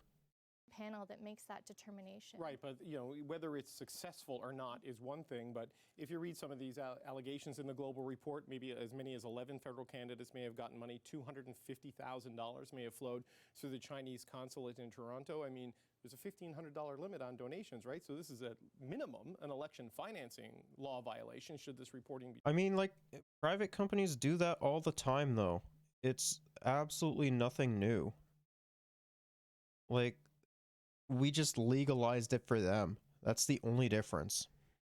True. So What about that specifically? I understand the structural things that are in place, but what action on these findings has the government taken? Well, but this is precisely what the government's doing in terms of over the course of a number of years, whether it's new legislation dealing with our elections, whether it's the creation of committees to review these documents to ensure that these sorts of things can be addressed.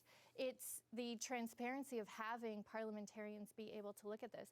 This isn't new. It's something really important to us, but it's why we've been taking action to strengthen our Elections Act, to ensure that there are people in place to guard our elections during that time and make sure that these attacks aren't successful. Ms. Blaney, how confident are you that our elections can handle the stress of foreign interference from a heavyweight like China?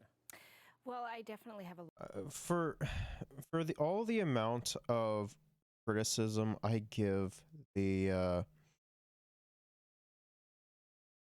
Canadian government and the fucking election cycle and everything, we are like, our elections are actually fairly safe and everything, all things considering. It's just a bunch of dumbass conservatives that like crying about it because, you know, they keep losing elections to someone who has more sex appeal than them. Like, who the fuck are you gonna put to, you know, take out Trudeau? Like, literally no one. Like, all of your options that you have presented within like the last 3 elections, or the last three candidates have all fucking sucked. Scheer was ass, Aaron O'Toole was ass, Poilievre's dog shit. Like, I don't understand, like, why they just keep fucking crying about, oh, we lost an election, and instead of actually changing up our fucking messaging and shit to win over more Canadians. Yeah, let's just appeal to, like, you know, the fucking psychopaths that are like, that were participating in the convoy and, you know, literally want to engage in violence and kill fucking liberals. Yeah, that totally turns out great. a lot of faith in our systems, but I think what's really important in the context of this discussion is we've seen that there's definitely been interference. So how do we create processes that really, one, deal with the issue, but 2, also educate our population in Canada so that they know what's happening? We have to trust in our systems, and part of that is a higher level of accountability. So what we've seen here, True, and is, 11 candidates have been impacted pretty profoundly with some resources. Who were those folks? What is going on with that? And how do we address that issue? So those things need to be dealt with. I honestly don't think that we will find out who the 11 candidates are. I imagine it's probably just going to be swept under the rug, unless we get like a breaking news report on like who exactly they were and like all their names and everything, and were leaked. Like, that's the only time I can actually see that happening. But I don't see it happening anytime in the foreseeable future, unless, you know, they actually do like an investigation into it. Like, even if they do an investigation into it, it's not even guaranteed that we'll find out which candidates got a fuck ton of money from Beijing. So it's definitely going to be interesting to see what comes out of this. Dealt with. So I'm looking forward to hearing some of the ministers that come in, but I think if they are going to be frank about some of these situations, and I understand, I think all Canadians understand, we don't want it to be wide open because we don't want those foreign actors to know what we know, but we need to see some accountability. So just one follow-up on that. You say you want some accountability. The 11 candidates who allegedly got the money, if police or elections authorities or intelligence officials can determine conclusively who those people were, should that be made public? Should we know exactly who it was getting this money? Well, I think those are really serious questions, and the process that... Yes, 100%. We should know every single MP or every single candidate that was engaging in collusion. It's an attack on the fucking democracy. There is no reason that we should not know who these fucking morons are. And on top of that, you know, Fuck it. At this point, why not just kick them out? They don't deserve to, if they're going to be accepting money in from collusion, then they don't deserve to.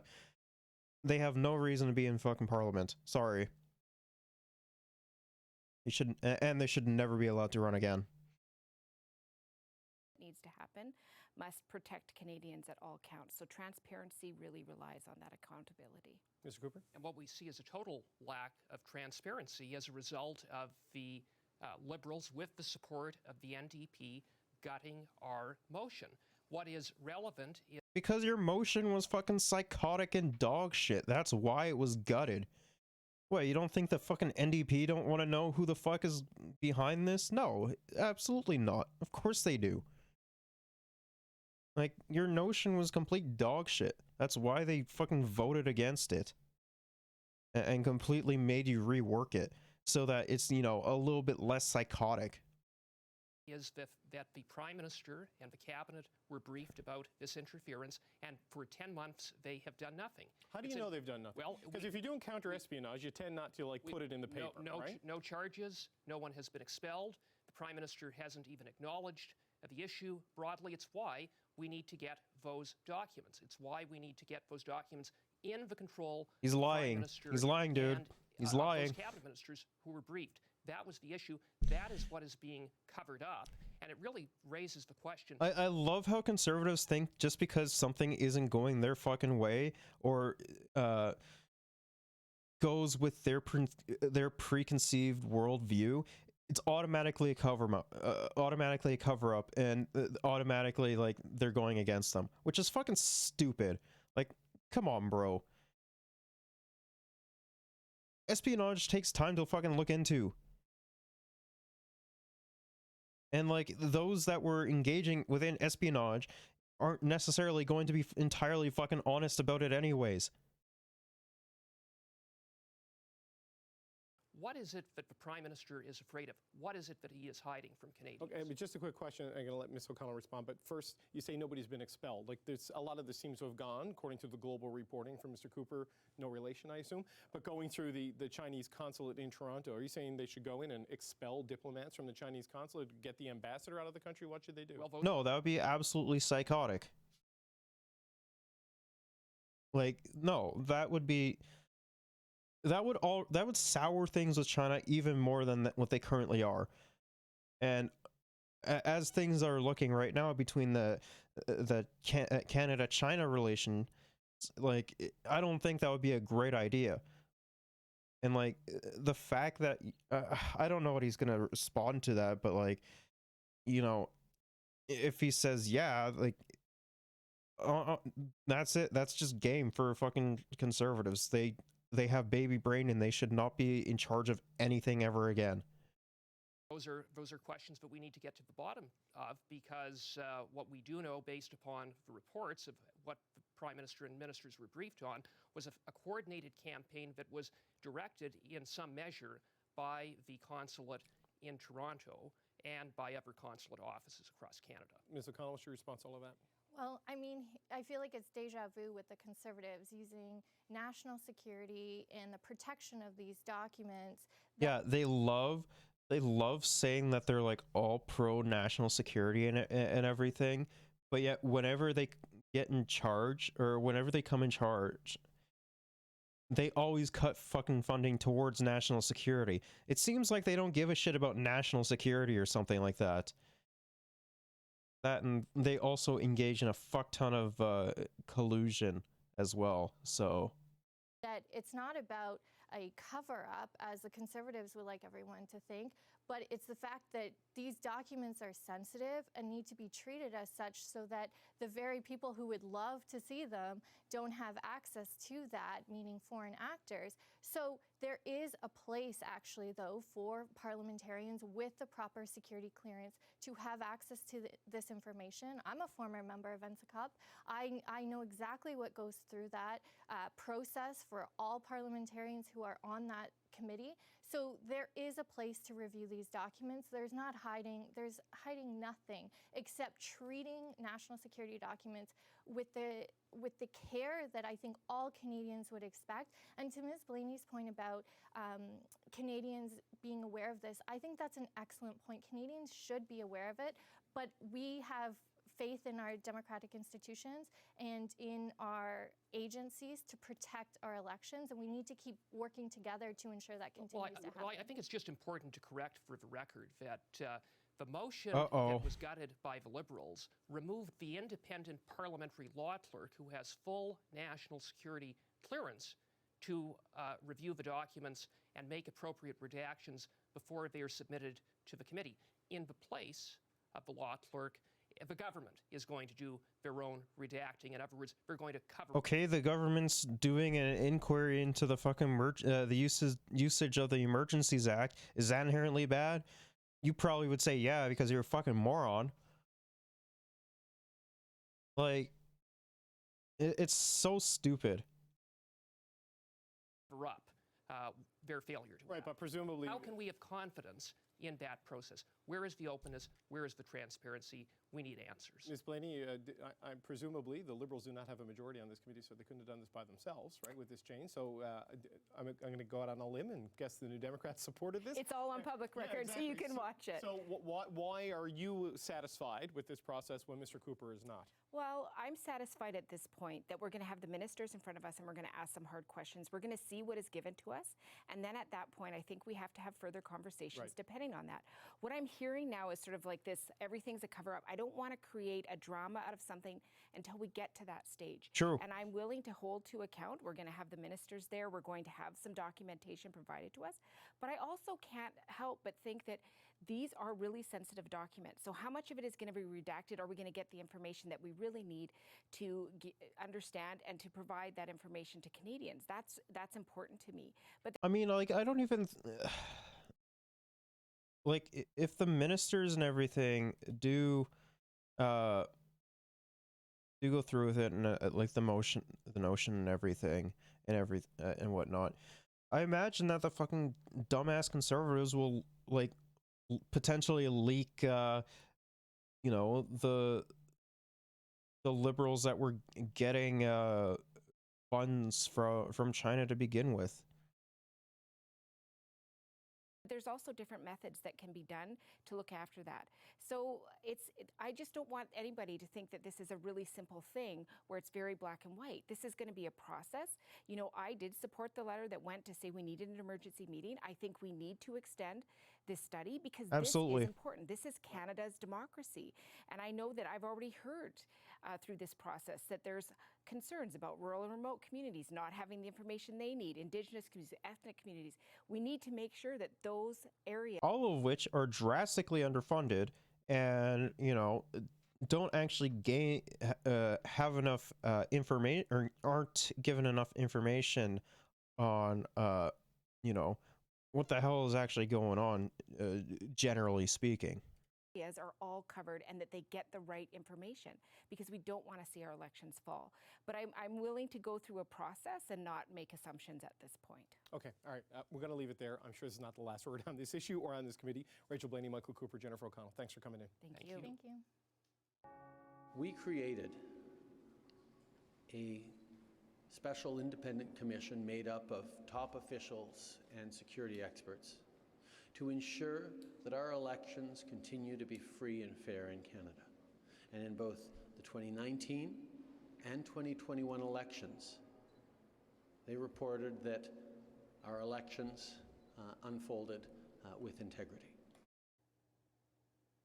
All right, Prime Minister Justin Trudeau there reassuring Canadians that the 2019 and 2021 federal elections were both free and fair. This after a bombshell report from Global News that said China funded a clandestine network of at least 11 federal candidates in the 2019 election. This information was reportedly delivered to the Prime Minister and several cabinet ministers earlier this year through briefings by Canadian intelligence officials. Akshay Singh is an international affairs and security scholar who is currently a research associate with Ottawa University's Centre for International Policy Studies. Mr. Singh is in Vancouver.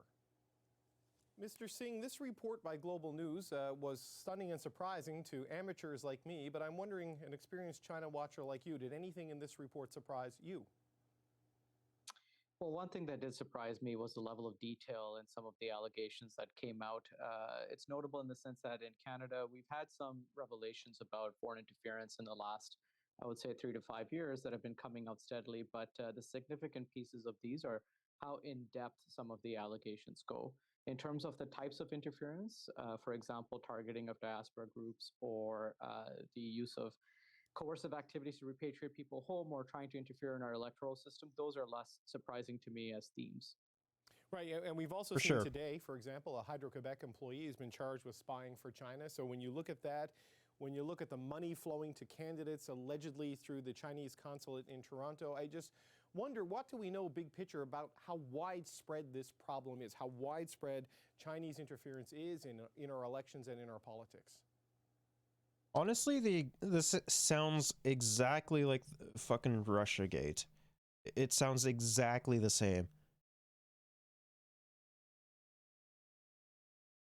Except, you know, instead of like there being alleged you know, fucking interference and shit, we know that there was, and like that MPs were and other candidates were getting you know, fucking funding, which is unsurprising. Yeah, so that's there are two separate issues there. So one issue is espionage, and the other issue is foreign interference. So let me tackle the first question about espionage, which is the Hydro-Quebec example that you used. The Hydro-Quebec piece is not as surprising to me as I think many people would think. The FBI in the U.S. has prosecuted individuals for trade secret theft for years. Many of the cases they prosecuted have been linked to China and to individuals who have been willing to transfer trade secrets to China for the betterment of Chinese companies or the Chinese state. So it's not surprising. I mean, is that really any different than what we do or America does or anything or anything like that? Like, we do the exact same fucking shit for our companies, our own you know, our own interests and shit. Like, it's, except, you know, the people that we tend to pick on, generally speaking, tends to be the global south. Like, sometimes you will have support from, you know, other candidates being like, oh yeah, I support this guy or whatever. But like, the espionage and like foreign interference, like, we do that shit too. Let's not kid ourselves. It's only because, you know, we want a more Western friendly leader, so, you know, Western companies can extract huge amounts of fucking wealth and essentially steal resources from places like fucking Chad or Chile or somewhere else, bro. To me that somebody working in a place where they might have access to privileged knowledge or information, trade secrets on how to make things more efficient. You know, Hydro-Quebec is a major operator. They deal in lots of different kinds of technology. That could probably be very important for Chinese companies that are looking to have cleaner sources of energy in China. Your second question about foreign interference, the issue of electoral interference is one that we're only starting to discuss in Canada more significantly. However, more broadly speaking, the issue of interference in Canadian affairs, that is targeting, as I mentioned, of the diaspora groups as well as dissidents, has been going on for quite some time. And again, what the allegations are saying are relatively analogous to what our partners have seen. For example, with Christine Lee in the UK, who was accused of financing, officials as well as being linked to the United Front Work Department, which is an interference actor, as well as in the US, where there have been allegations of Chinese intelligence, for example, trying to interfere in local level politics even. So it's something that is part of a trend, and Canada is not immune, and CSIS itself has called it out to say that it's 100%. become normalized. Right. When you look at the corporate espionage and the theft of intellectual property and technology, you can see the obvious benefit, why they would do that, right? What do you think their end goal is in meddling in a Canadian federal election, for example, by financing allegedly 11 candidates, trying to get people in position? I mean, what's the goal in To try and undermine the fucking our democracy. That's what it is. Like, I mean, I think that our the way we currently run things is very, very like pro capital and pro wealth, but like we do have some form of social safety nets, uh, which are slowly starting to collapse in on themselves because a lack of funding. But it's it, it's essentially the exact same shit. That's all it is. in that sort of work? I think any kind of political interference is predicated upon a couple of points. Number one, it means that a hostile state, whatever state it is, in this case China, wants certain individuals to succeed in our open system. Those people most likely are part of a group that they view as having interests that are favorable to the Communist Party of China, to the government of China, and that probably will not speak out or criticize or try to contravene Chinese government policy. It's very important to China, as I mentioned earlier, that we all speak positively about China and that our elected officials not try to push China either internationally or domestically in a way that doesn't suit their interests. So in the cases we've seen abroad, for example, a lot of it has to do with supporting candidates that are perceived to further the interests of the Communist Party of China, or at least supporting people who are neutral that perhaps can be influenced later down in the line. Do you think Canadian politicians are taking this seriously enough? The Canadian public is seized with this enough? I mean, when you look at the information in this report, $250,000, in the big scheme of things, not a lot of money, but in a country where $1,500 is the maximum donation you can make to an election campaign. I honestly don't think that, like, unless you're like a really big fucking nerd into politics and shit, I honestly do not think that the average Canadian will give a shit about this. Because like the only people that I can like think of that would be like incredibly big into this are people like myself. Like that's it. Like, it's mostly going to be like news outlets, political commentators, and then like I don't know, fucking someone who's trying to spread misinformation on fucking Facebook or something. That's all. That's who cares about it realistically. Because it can be incredibly fucking boring.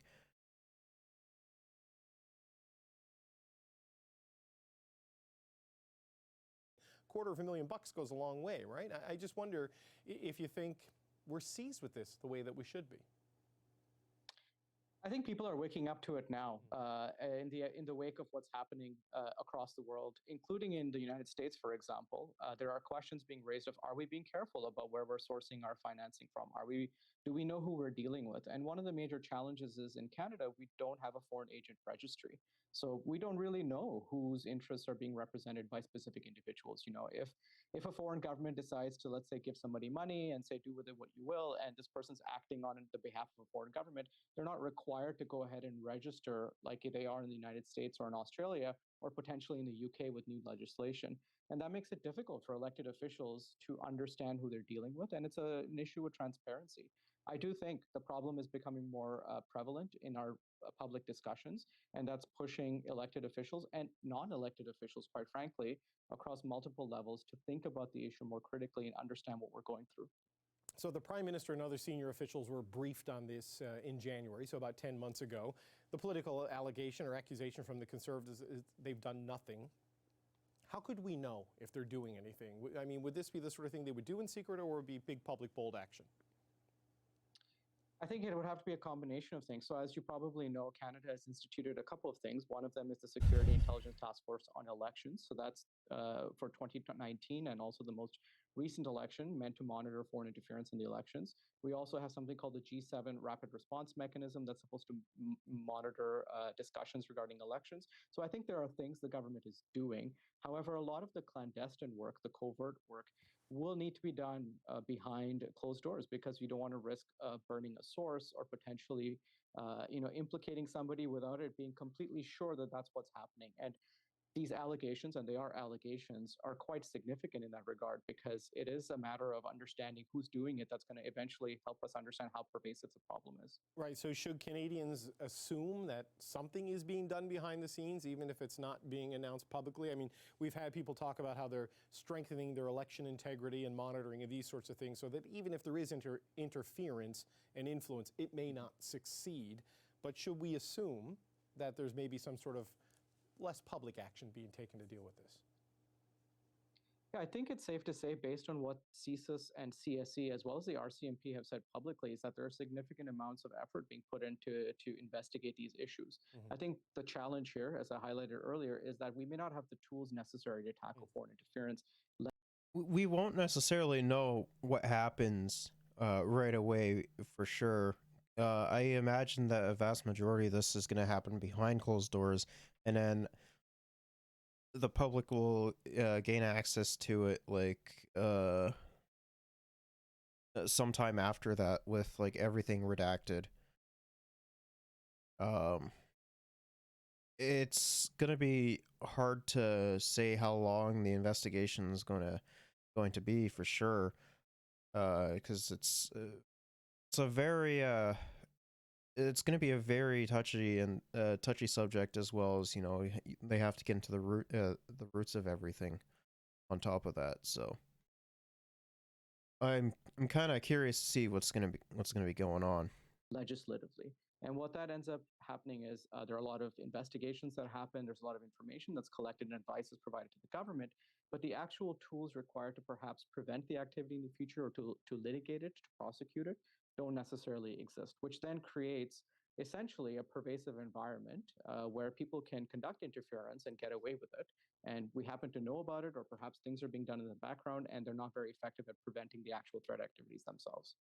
Okay, actually, really interesting stuff. Thanks so much for joining me. Thank you for having me on. I really appreciate it. Okay. A tense exchange between Prime Minister Trudeau and Chinese President Xi Jinping on the sidelines of the G20 summit in Bali. In Canada, we believe in free and open and frank dialogue, and that is what we will continue to have. We will continue to look to work constructively together, but there will be things we will disagree on. Now, Xi was upset that the Prime Minister released notes of a meeting between the two leaders on Tuesday. Xi accused Trudeau of harming diplomatic relations between the two countries. Speaking with reporters later, Trudeau defended the release, saying that's how things work in a democracy. For more on that, let's now bring in a senior political correspondent for CTV News Channel, Mike Couture. Mike, good afternoon. Watch it's good this. to see you. A lot is being made of what has happened between Trudeau and Xi Jinping. Talk to us about the reaction that's coming in from Ottawa. Yeah, especially when you consider interactions like that, Akshay, not often captured on camera, and that was the Canadian media pool. We watched this. We saw a video today of you having an exchange with Xi Jinping, and President Xi seemed to be very upset.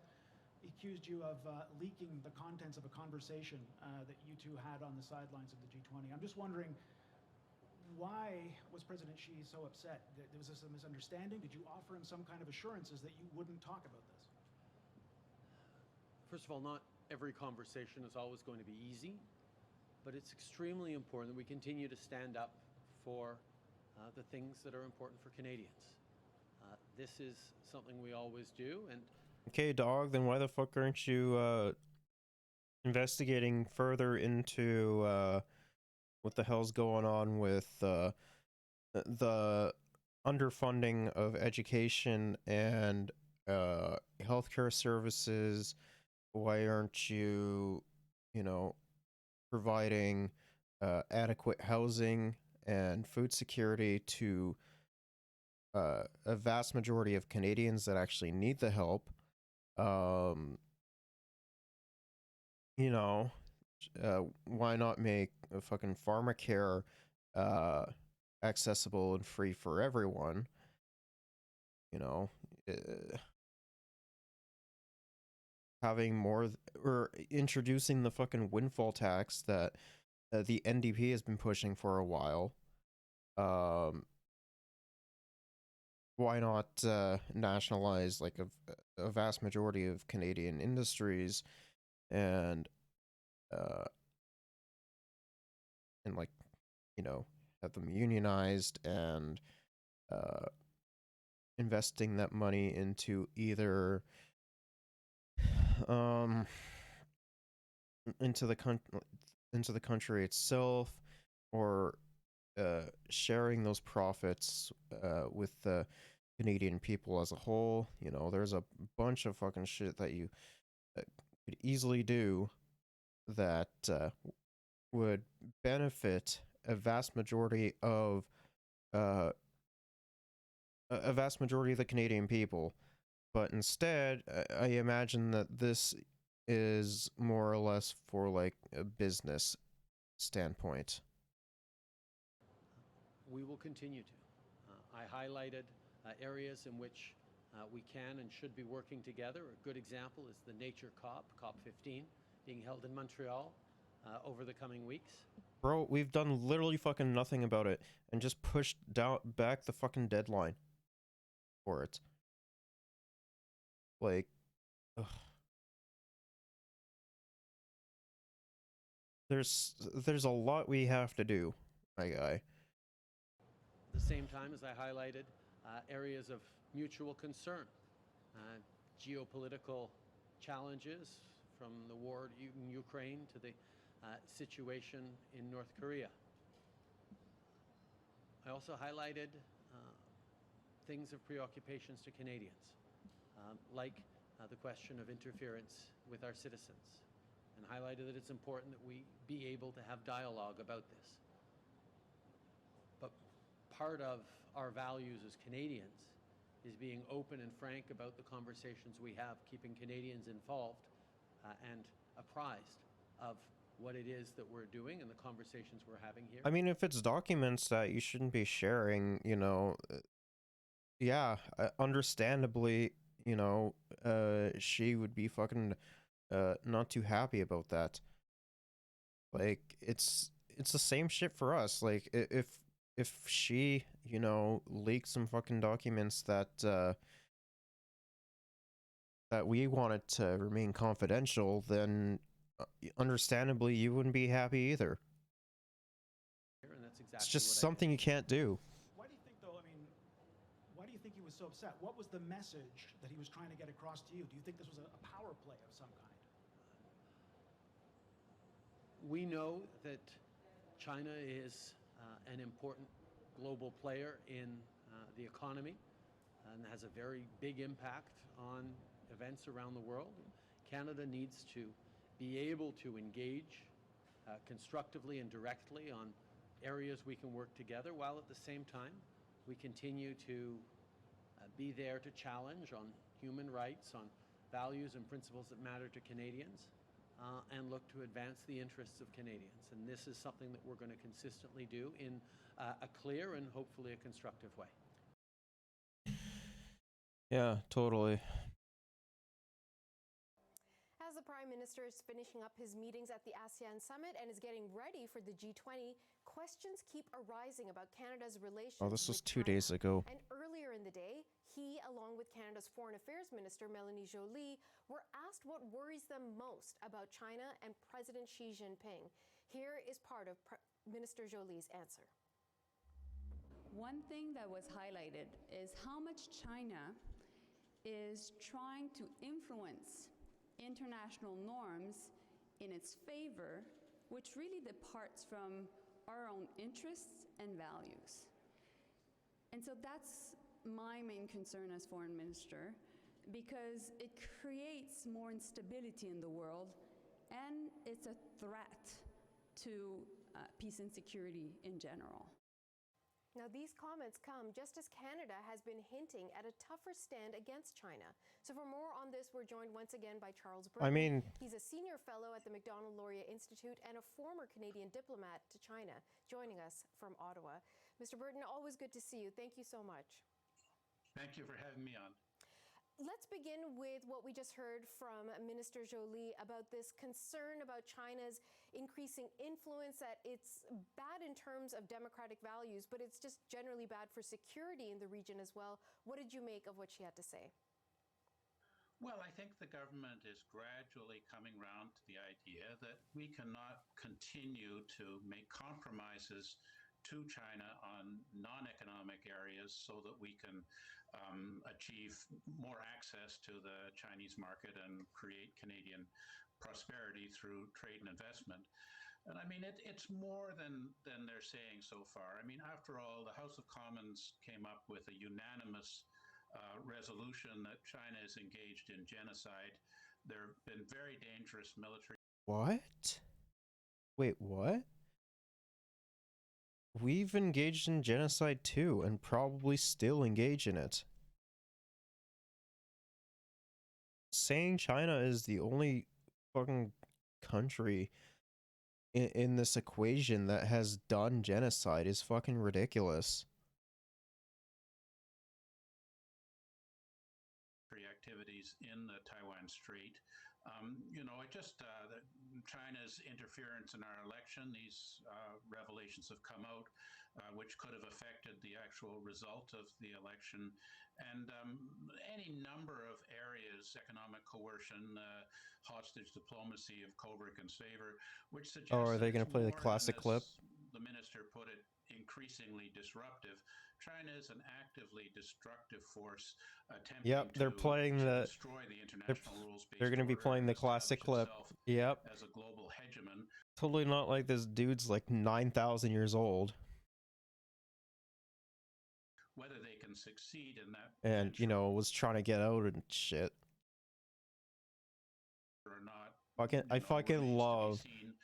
I fucking love this clip and hearing a bunch of idiotic Westerners who have no idea what the fuck is going on in China, you know, saying that this guy was like gonna get fucking executed or some shit when he's like a 9,000-year-old man who was having some fucking problems, and you know they didn't want to make a gigantic scene, so they had people help him out,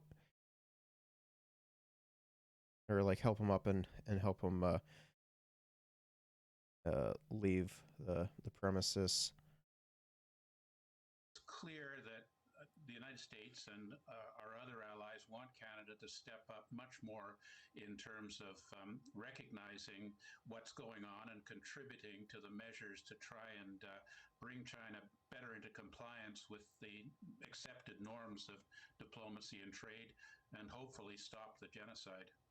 Well, on the issue of potential interference in our elections, so this was reporting that I saw initially with Global News saying that there seemed to be credible evidence from multiple sources that China was trying to interfere and push the election results, or at least certain candidates, one way or the other.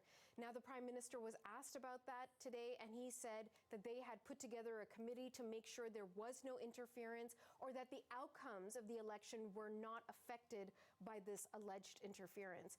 But he did say we have to be on guard about this. So how big of a threat is this, and how exactly would China be trying to interfere with our elections? Well, I think at the time of the election, there was a concerted campaign of disinformation against certain candidates, particularly candidates of ethnic Chinese origin in our democracy, who were urging that we have a Foreign Interference Transparency Scheme Act. In other words, an act that would require that people in the policy process, people of influence in our China policy process who are recipients of benefits from a foreign power, in other words, from China, should have to declare that publicly.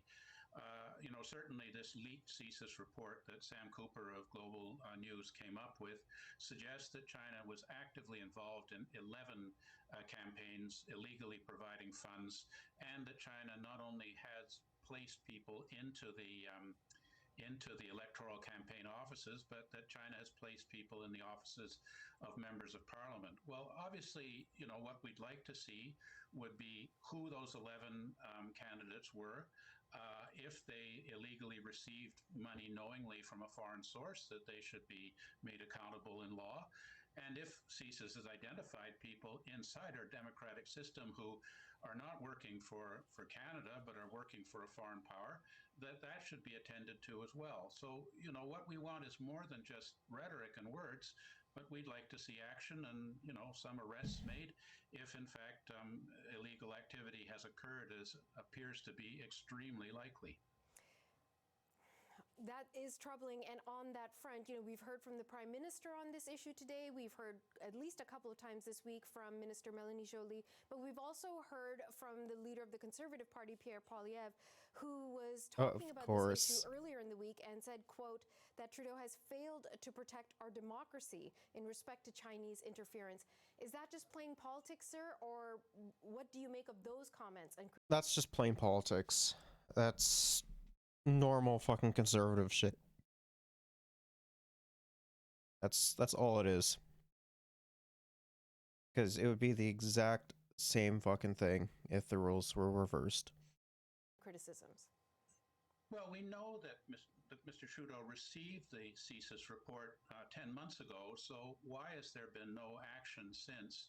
I guess that is a valid political partisan concern, but this matter will be coming before the House of Commons Procedure and House Affairs Committee, and a full investigation will be made by that committee, and we'll get our, we'll try and get to the bottom of it and find out exactly what's going on and what we can do to prevent this happening in the next election.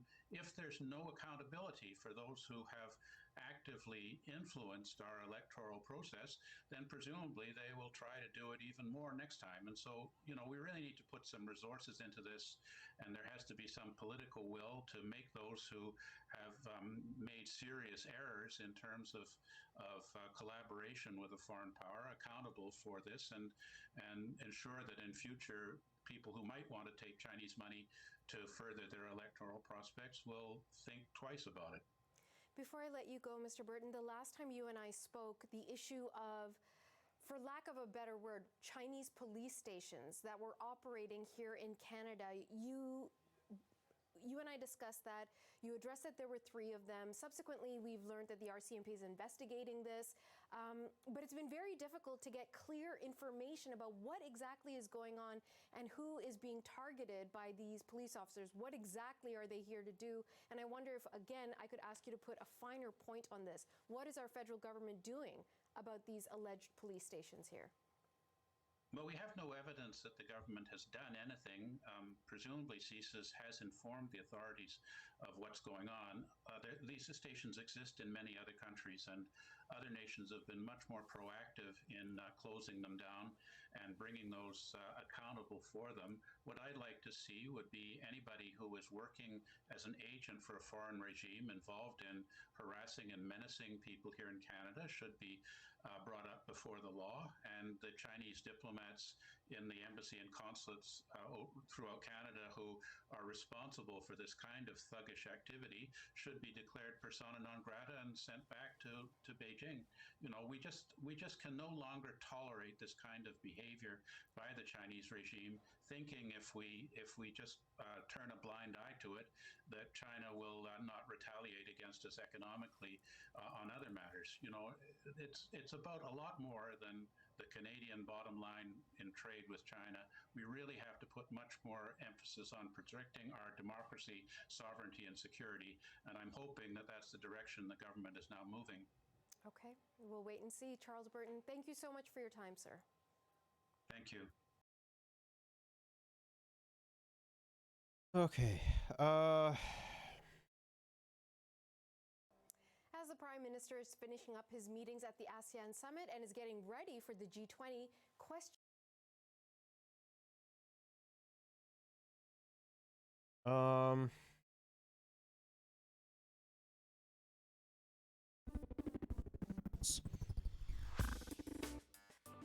So Nick, Prime Minister Justin Trudeau was at the summit in Southeast Asia this week, and some remarkable video just came out of that.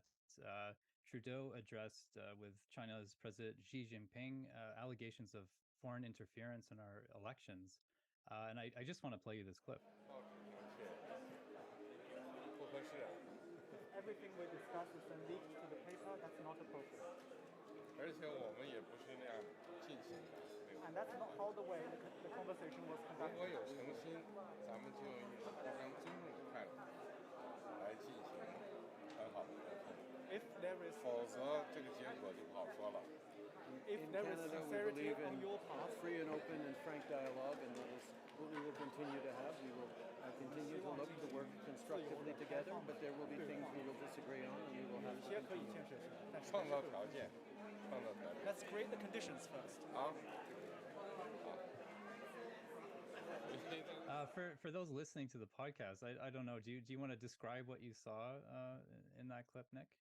Well, we saw the Prime Minister of Canada and the President of China having a little chit chat, but the body language was actually quite telling. It was pretty clear that the President of China is kind of like, it's like when you talk to someone, then you're trying to leave. He's like trying to leave, right? Like to end this conversation, and Justin Trudeau with laser-like eyes trying to What? engage the. Are they literally fucking pulling like the Biden shit?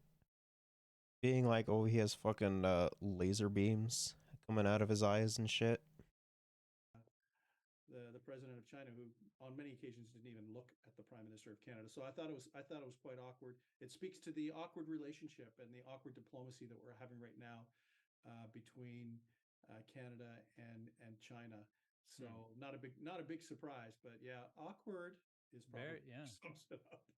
So I think the allegations again are well, our own spy agency CSIS is saying that China has attempted to meddle in our elections. This was raised with China at the summit, and then it was publicized, and obviously President Xi Jinping was unhappy with that, and Trudeau pressed his case in person.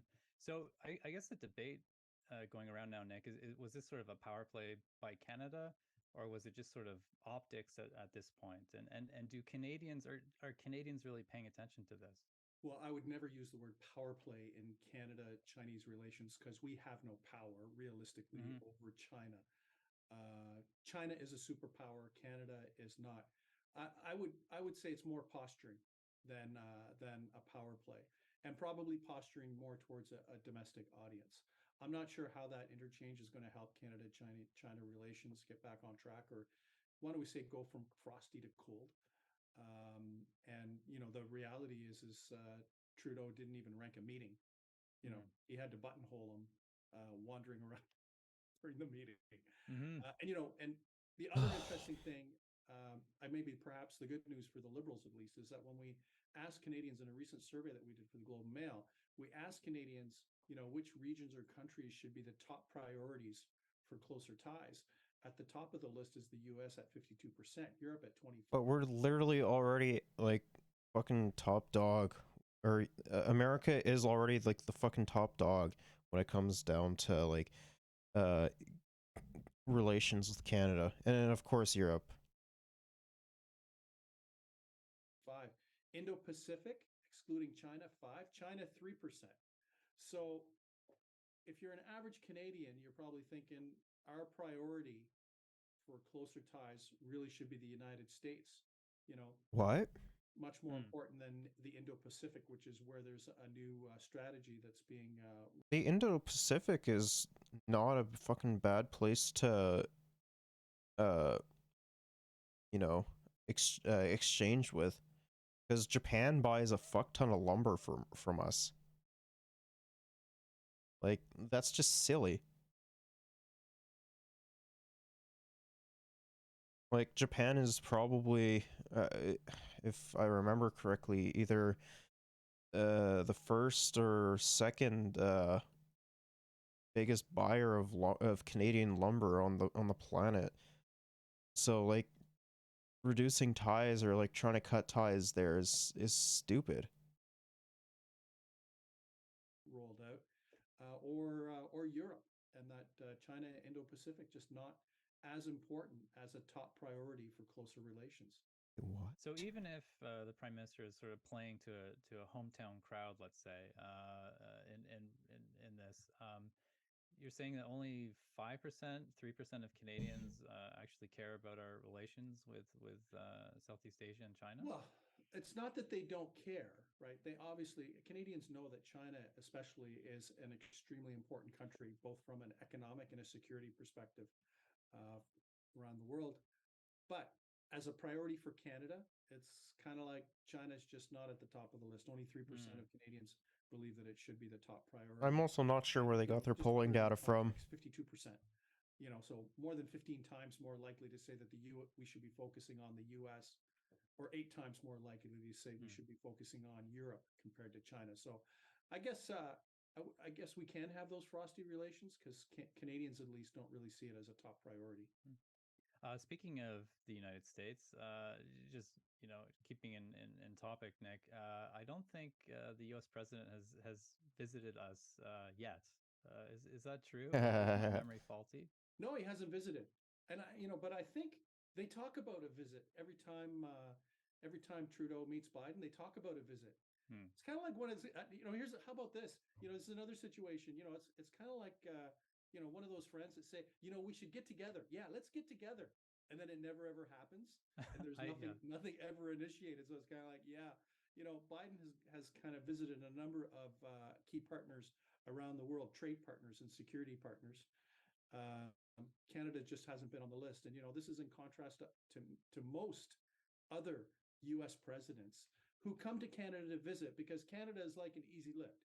It's close, it's safe, it's friendly, and we're not controversial. So, usually new presidents come to Canada because it's Wait, what? Trump was incredibly fucking controversial. Especially with like a lot of the dog shit things that that happened. It's a good place to have I mean, like, even Biden is seen like that, though. That is, fairly easy to kind of get through. But, for Biden, I think the fact that he hasn't shown up, hasn't had a visit, is probably another indicator of our standing, at least, or the kind of the state of our relationship. Maybe it's not as great as at least the survey results. Canadians would like to have a strong relationship with the U.S. Well, maybe it's not as strong as it has been in the past under previous prime ministers. Well, Nick, we've got sort of chilly, rocky, use your adjective, relations abroad, and then at home in Canada, our own governments can't really get along. There's been a lot of tension, I guess, between the federal government and the provinces. We're in the middle of a healthcare crisis, but especially here in Ontario, we've got a I wonder why that is. Child cases and RSV, COVID. I wonder why that is. Why is there a healthcare crisis in Canada? Could it be due to the fact that a vast majority of the funds that are meant to be going to the healthcare system is, being undermined and fucking pocketed by corrupt conservative premiers? Or is it because, Justin Trudeau's a fucking moron? Well, we already know which one's true. That technically both are true. But no, the main thing is definitely from corrupt conservative premiers that are fucking pocketing the funds and giving it to, either to themselves or or giving them to their wealthy friends.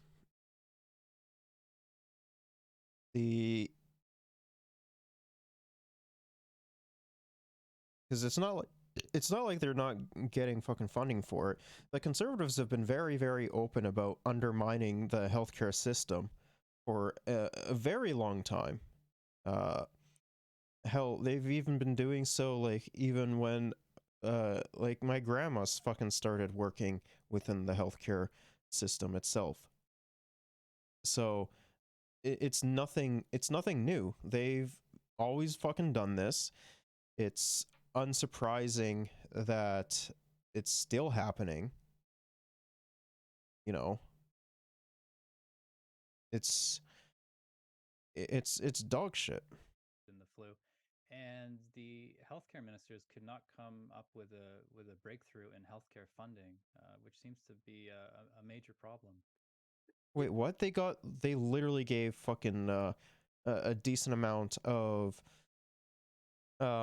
money towards funding the healthcare system. In fact, some of the most highest within the recent years. But a vast majority of that is not going towards the fucking healthcare system. Yeah, what's quite interesting is, healthcare still remains, in the top 3 issues of concern that people have. But people are outright worried. It's not just these outbreaks among young kids. But I think we do have to say, because I was looking at the numbers on this, it looks like it's just a number of cohorts that are. I guess this is something that regularly happens within a certain age cohort among young people. And during the pandemic, there weren't really any major outbreaks. So this could just be catching up. Kind of like, do you remember when they eliminated grade 13 and there were 2 cohorts to graduate? I do, So it in could be Ontario, that. yeah. So we have to be a little careful in portraying this as an outbreak. Is it an outlier? Yes, but it could just be people kind of 2 cohorts graduating at the same time on the exposure front. But that being said, our emergency rooms across the country are under stress. Health is underfunded. We're trying to get through this surge in kind of respiratory illnesses among young people, and it's like nothing's happened. Yeah, dude, my fucking sister, who's like what, I think 7 or something like that, is literally in the fucking hospital because of the illness that's going around, our lack of willingness to actually fucking do anything about it, whether it be like bringing back fucking mandates and shit, or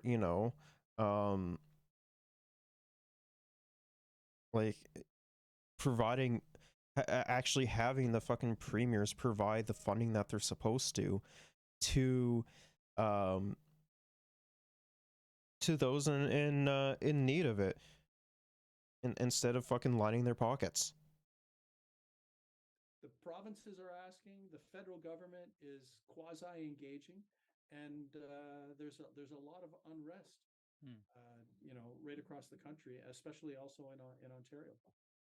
There's this other big story out of Ontario recently, where Ontario Premier Doug Ford pushed through legislation or tabled legislation to force, I think, 55,000 education workers back to work. This would have used the notwithstanding clause to override the charter, which became a major political point. Trudeau weighed in on this. Eventually, there was a lot of backlash, and Ford withdrew the bill.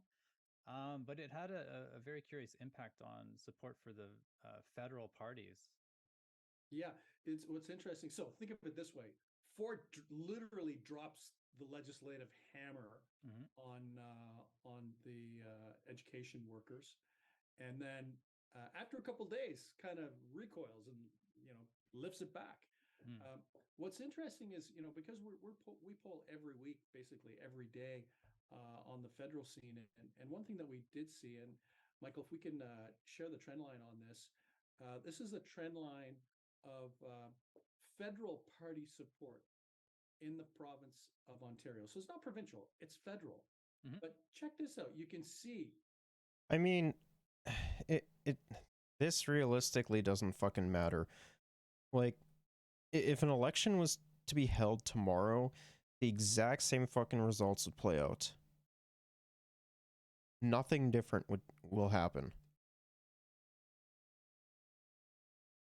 A massive decline, in like a double-digit decline in federal Conservative Party support in Ontario. Wow. Coincidental with all of this stuff happening with Ford. It had nothing to do with Pierre Poilievre doing anything or being controversial about anything. The only thing that was really in the news is the Ford government. What this suggests is that perhaps there's a relationship for the Conservatives between what happens in Ontario and at least the federal numbers in Ontario. I don't think that matters too much. Pierre Poilievre might not be a master of his own destiny. That, if the Ford government does well, that'll bode well for Pierre Poilievre and the competitiveness of the Conservatives. But if the Ford Progressive Conservatives in Ontario hit turbulence, there could be some backlash or fatigue that rolls over to the federal level.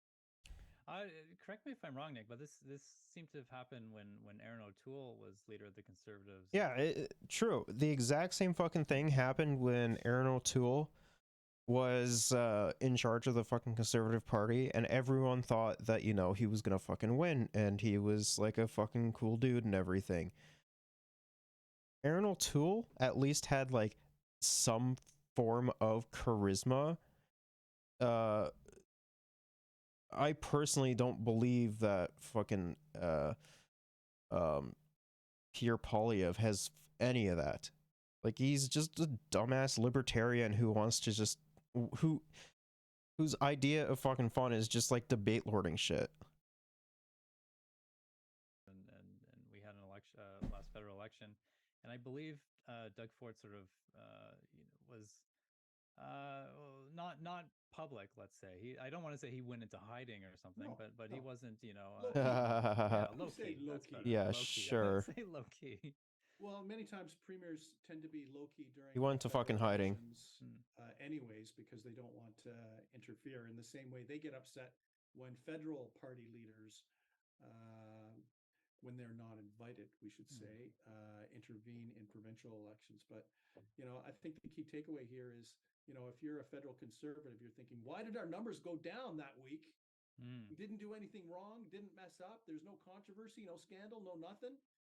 And then it'd be like, well, hey, you know, for some Canadians, especially in Ontario, they make the connection. So, you know, I guess what I want to put on the table is that there could be a relationship between the success of Doug Ford and potentially the success of Pierre Poilievre. That if in vote-rich Ontario, which the Conservatives must win in order to get the upper hand in the House of Commons, if Ford's in trouble, that might just not be great news for the federal Conservatives. Nick, we're gonna take a quick break, but when we come back, we're gonna see what. I honestly don't really think that, you know, even if the fucking Conservatives are like super fucking popular and whatever, I don't really think it's gonna fucking matter too much. Because a vast majority of Canadians think that, you know, Pierre Poilievre is a fucking psychopath and a loser, so I honestly don't think that they're going to fucking vote for a clown like him. The federal parties can learn from the U.S. midterm results. Super. Yeah, the funny thing is about that is that the Dems did much better than expected. May have been a surprise to some. The Democrats maintain control of the Senate. But here in Canada, I'm curious what the Liberals and the Conservatives can take away from the successes of their American counterparts. Well, I'll call it the political junkies that make up the leadership for the major parties are reading lots of entrails as to what happened in the United States and what it might mean. You know, for the Liberals, yeah, the fucking Republicans were expected to have a gigantic fucking red wave, but it turned out to be the exact same fucking thing that happened within the fucking 2020 election. You know, there was expected to be a gigantic fucking red wave, but it turned out to be a fucking red puddle. Like, the only point of contention you can actually argue for was the Georgia race with Herschel Walker and radical liberal Raphael Warnock in leading into runoff. But like, that was best case scenario, honestly. So I honestly don't really think this affects too much.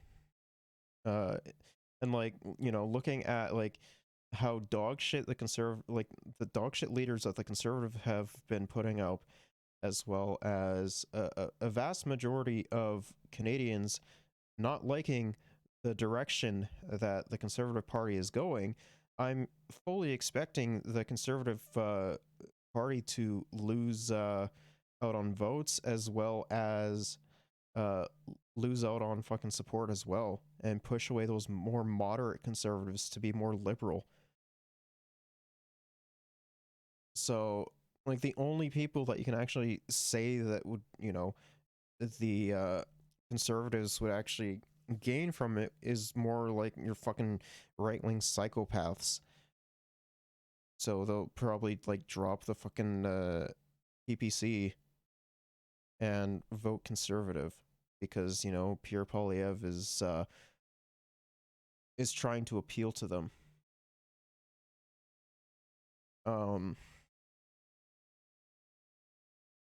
Yeah, I do think that there's as well as like, let's be honest, one of the biggest growing voter bases of the recent years has been younger voters.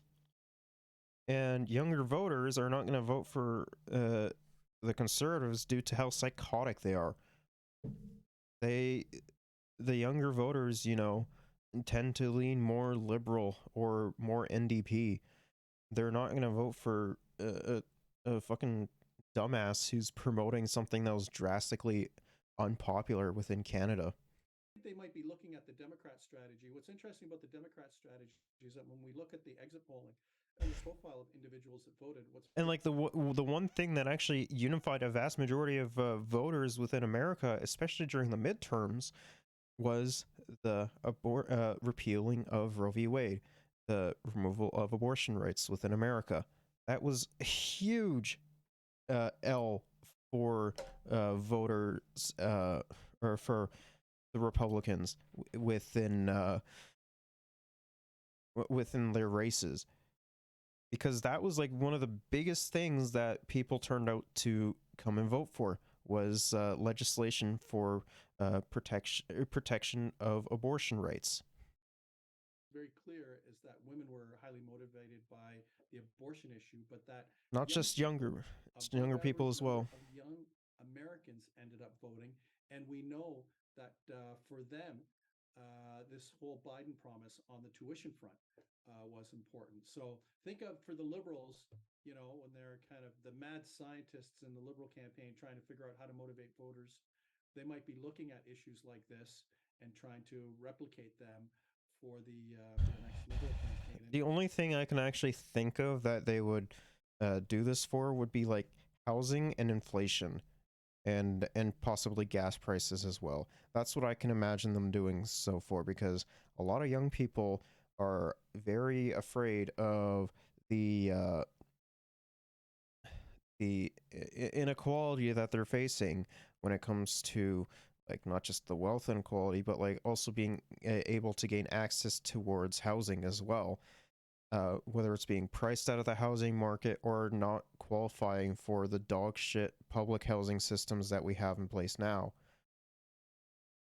Like, that's going to be arguably the biggest motivator for a lot of younger voters. For the conservatives, they got to be looking at it and going, okay, so, you know, the Republicans did do a pickup in the House of Representatives, which is good. But I mean, like, it always fucking sways in America. It doesn't matter.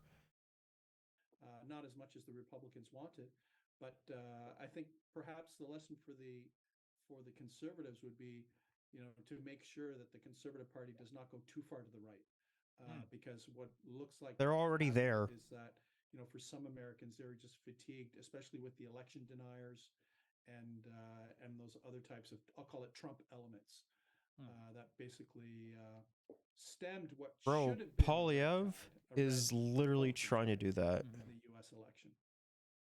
We talked about this before, Nick. You said that in Canada, sort of practical-minded conservatism seems to do well these days, like the Doug Ford government, or in Quebec as well. Yeah, absolutely. And you know we you know, in the previous segment we talked about you know, Doug Ford dropping the hammer on and with the notwithstanding clause on education workers. But the fact of the matter is he reversed it. Yeah, and how well did that turn out for him? Not very well. Kind of seems like people don't like having their fucking rights trampled on or something like that. Wouldn't you agree there, bud? If not, you're just a fucking moron. It's kind of like, remember during the pandemic, you know, at some point, I think cops were going to be out on the street to stop people. and then he reversed himself very quickly. So, that's the pragmatism that, yes, you know, he did kind of move forward on a particular action, but then when people reacted very negatively to that, to the forward movement, he basically backed out. So, and I think in those particular situations, people see, okay, well, at least he's not kind of what I'll say strictly ideological or narrowly focused. There is some flexibility there. And to backtrack, he also said that the Democrats really benefited from Biden's student debt relief policy, and I'm wondering if, as you suggested, maybe the Liberals will take a similar idea from that for Canada, but it reminds me of something that sort of went horribly wrong in Quebec. I mean, they're going to be attacking the fucking conservatives when it comes to like the next election as well. When it comes to using the notwithstanding clause on top of that. Where actually one of the key issues had to do with tuition, and at that time, the Parti Québécois government looking to increase tuition rates in Quebec, which are very low, like from low to still low. How's that? Why don't we just say it's not like the same level we see in other parts of the country? But at that point, students were out banging pots, literally banging pots, protesting the Marois government. And the other thing is PQ lost that election.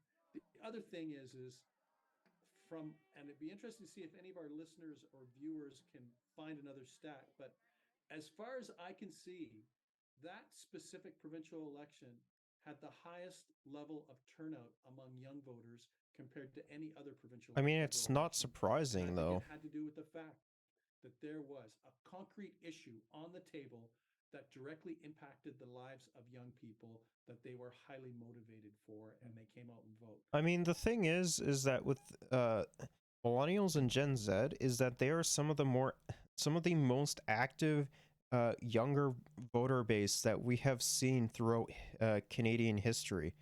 Like they know what their fucking stances are. They grew up in a very, very politicized climate. So, of course, they're going to be compelled to, go out and do things like vote and support, people's rights and people's accessibility to, like, things like healthcare or housing or shit like that. And honestly, I don't think that the Conservatives will be able to win them over. Voted. And that's what we saw the Democrats do. So it'll be interesting for both the Conservatives and the Liberals to figure out whether they can identify those hot button issues that might motivate young people to get out and vote, and then to vote for either the blue team or the red team, depending on what that hot button issue. I imagine that most will vote for the red, and you might have some that vote for fucking blue. I imagine that the biggest ones will be like red and orange. Might be. Nick, I think we'll leave it there for this. Okay, let's move on to some more of this stuff. Okay.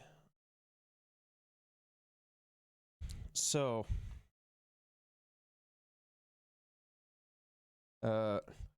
Bali, Indonesia is in a rare behind-the-scenes moment of diplomacy.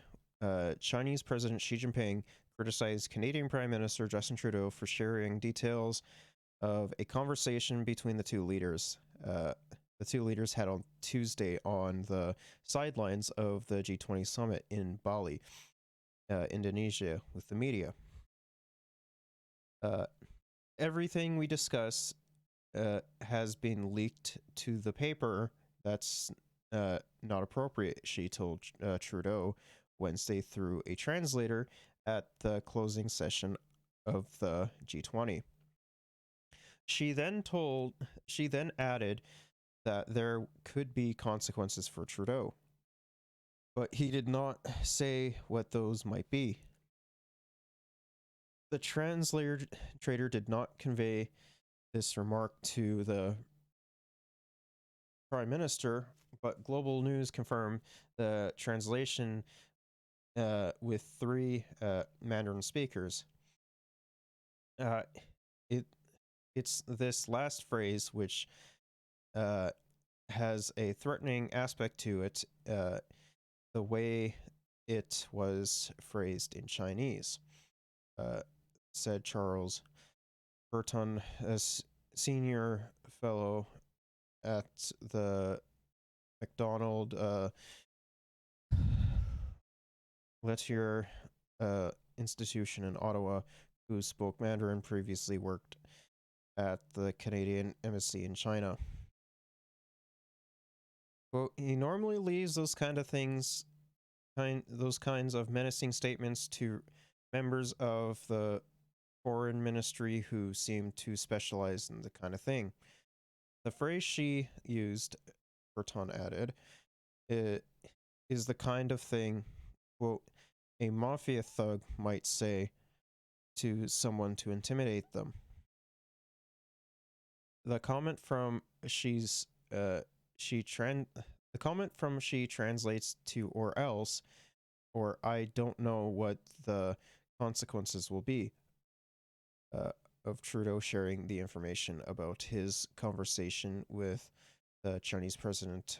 Breton said, I don't speak Mandarin, so I don't know what he said.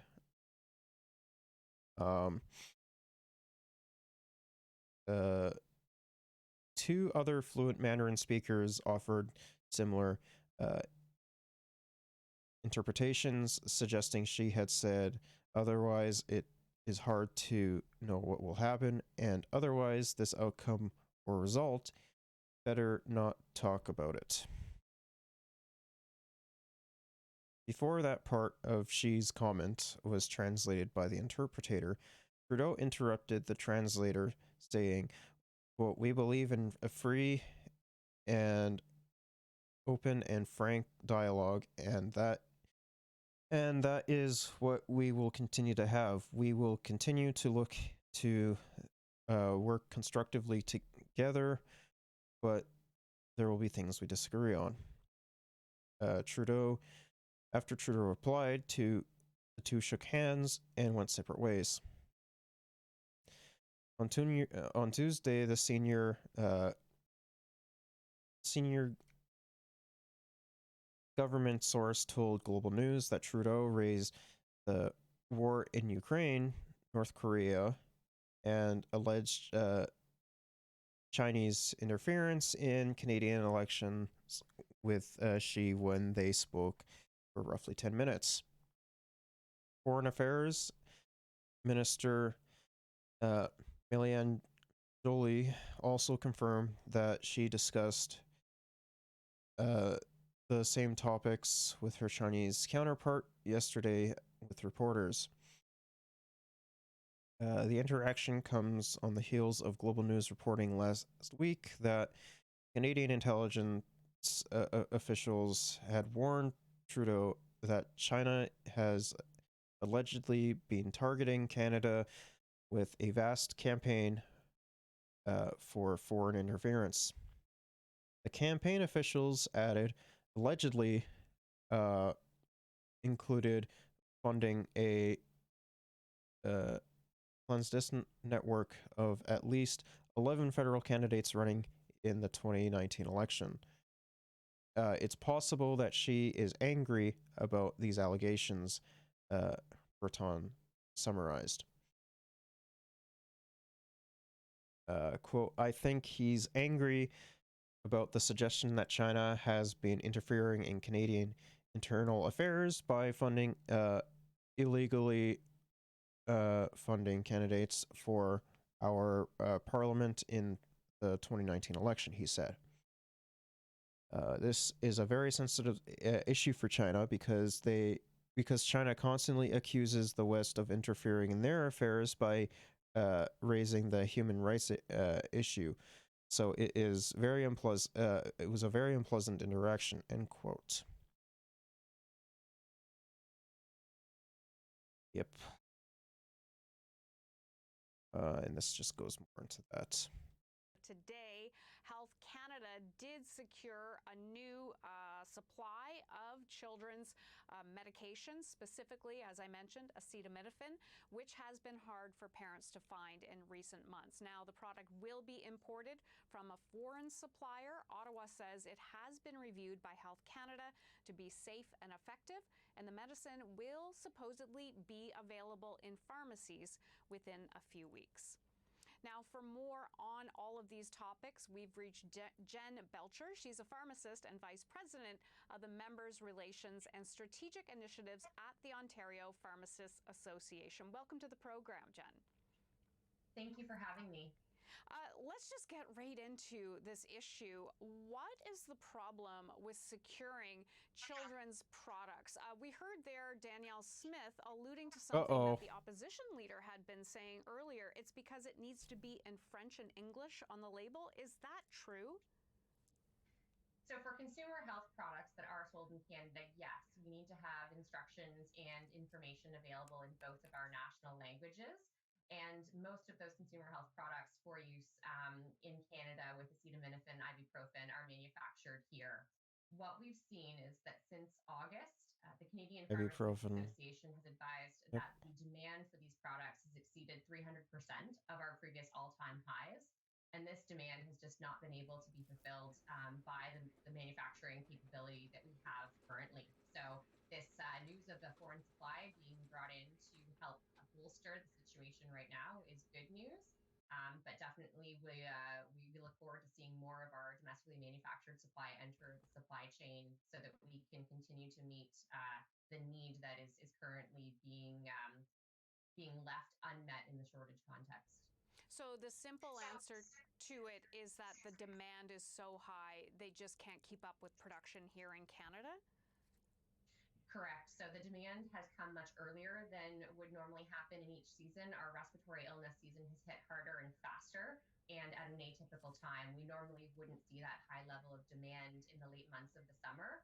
And so manufacturers' preparedness to be able to respond to that is really subject to a lot of different complex variables. And ultimately, it doesn't just turn on at the drop of a hat. So we do need that time to ramp up supply, additional ingredients, things even such as bottles or caps could need to be ordered in greater quantity to be able to upregulate that production. I mean, like, this is a very serious thing, right? Because, like, when you have pediatric ICUs filling up and children having to go to, like, general hospitals and taking up beds there because of an illness that they have no fucking control over, and their fucking dumbass parents are being like, oh well, you know what, whatever, fuck it, I don't give a shit if my child dies of this fucking flu or whatever the fuck it is. It's just kind of silly. Like, there needs to be a lot more done for about this, because this is a very serious thing. You know, we can't have our fucking children dying on us. And, you know, with the vast majority of the shit that's been, you know, popping off and everything, it's not been very good. And ultimately, these changes in the seasonality and the levels of demand have resulted in a situation that couldn't have been predicted, and now we're facing a shortage as a result of it. Can I just ask what I think might be a dumb question, but in the States, they're also seeing a huge demand too, but their store shelves aren't empty. Yeah, I can't really speak to their supply chain. Ultimately, what we do see here is that there's a real need to look at the supply chain sustainability within the Canadian context. And it's really important to bring all stakeholders into that conversation. And I'd say especially pharmacy professionals who are at the front line of trying to manage this shortage alongside their patients and parents. Is there something that the levels of government should be doing more of? Ultimately, you know, we need to look at how we regulate and manage our domestic supply chain, but also how we're supporting our frontline professionals in helping our patients navigate these situations when they arise. We're seeing in pharmacies really high levels of inquiry coming in, parents frantic to find supply. And ultimately, it's a really challenging situation because we're educating parents on what other things they can do. Some of our pharmacies are compounding as a short-term interim solution to meet the gap. And this is coming at a time where pharmacy care that we provide is at a very high level. And so these additional shortages place a lot of strain on our teams, on prescribers, and as we've seen on hospitals when parents don't have the tools in hand to manage the symptoms and need to go and seek medical care. Yeah, so maybe you could give some advice to parents who can't find the drugs that they need to help their kids feel better. Yeah, of course. Ultimately, there are a couple different solutions. When you're looking for children's Tylenol or ibuprofen, there are adult tablets that could be used in increments of a half or quarter, crushed up, placed on a soft food, and then have that food consumed by the child to get the full dose. That's one way that we manage in our household.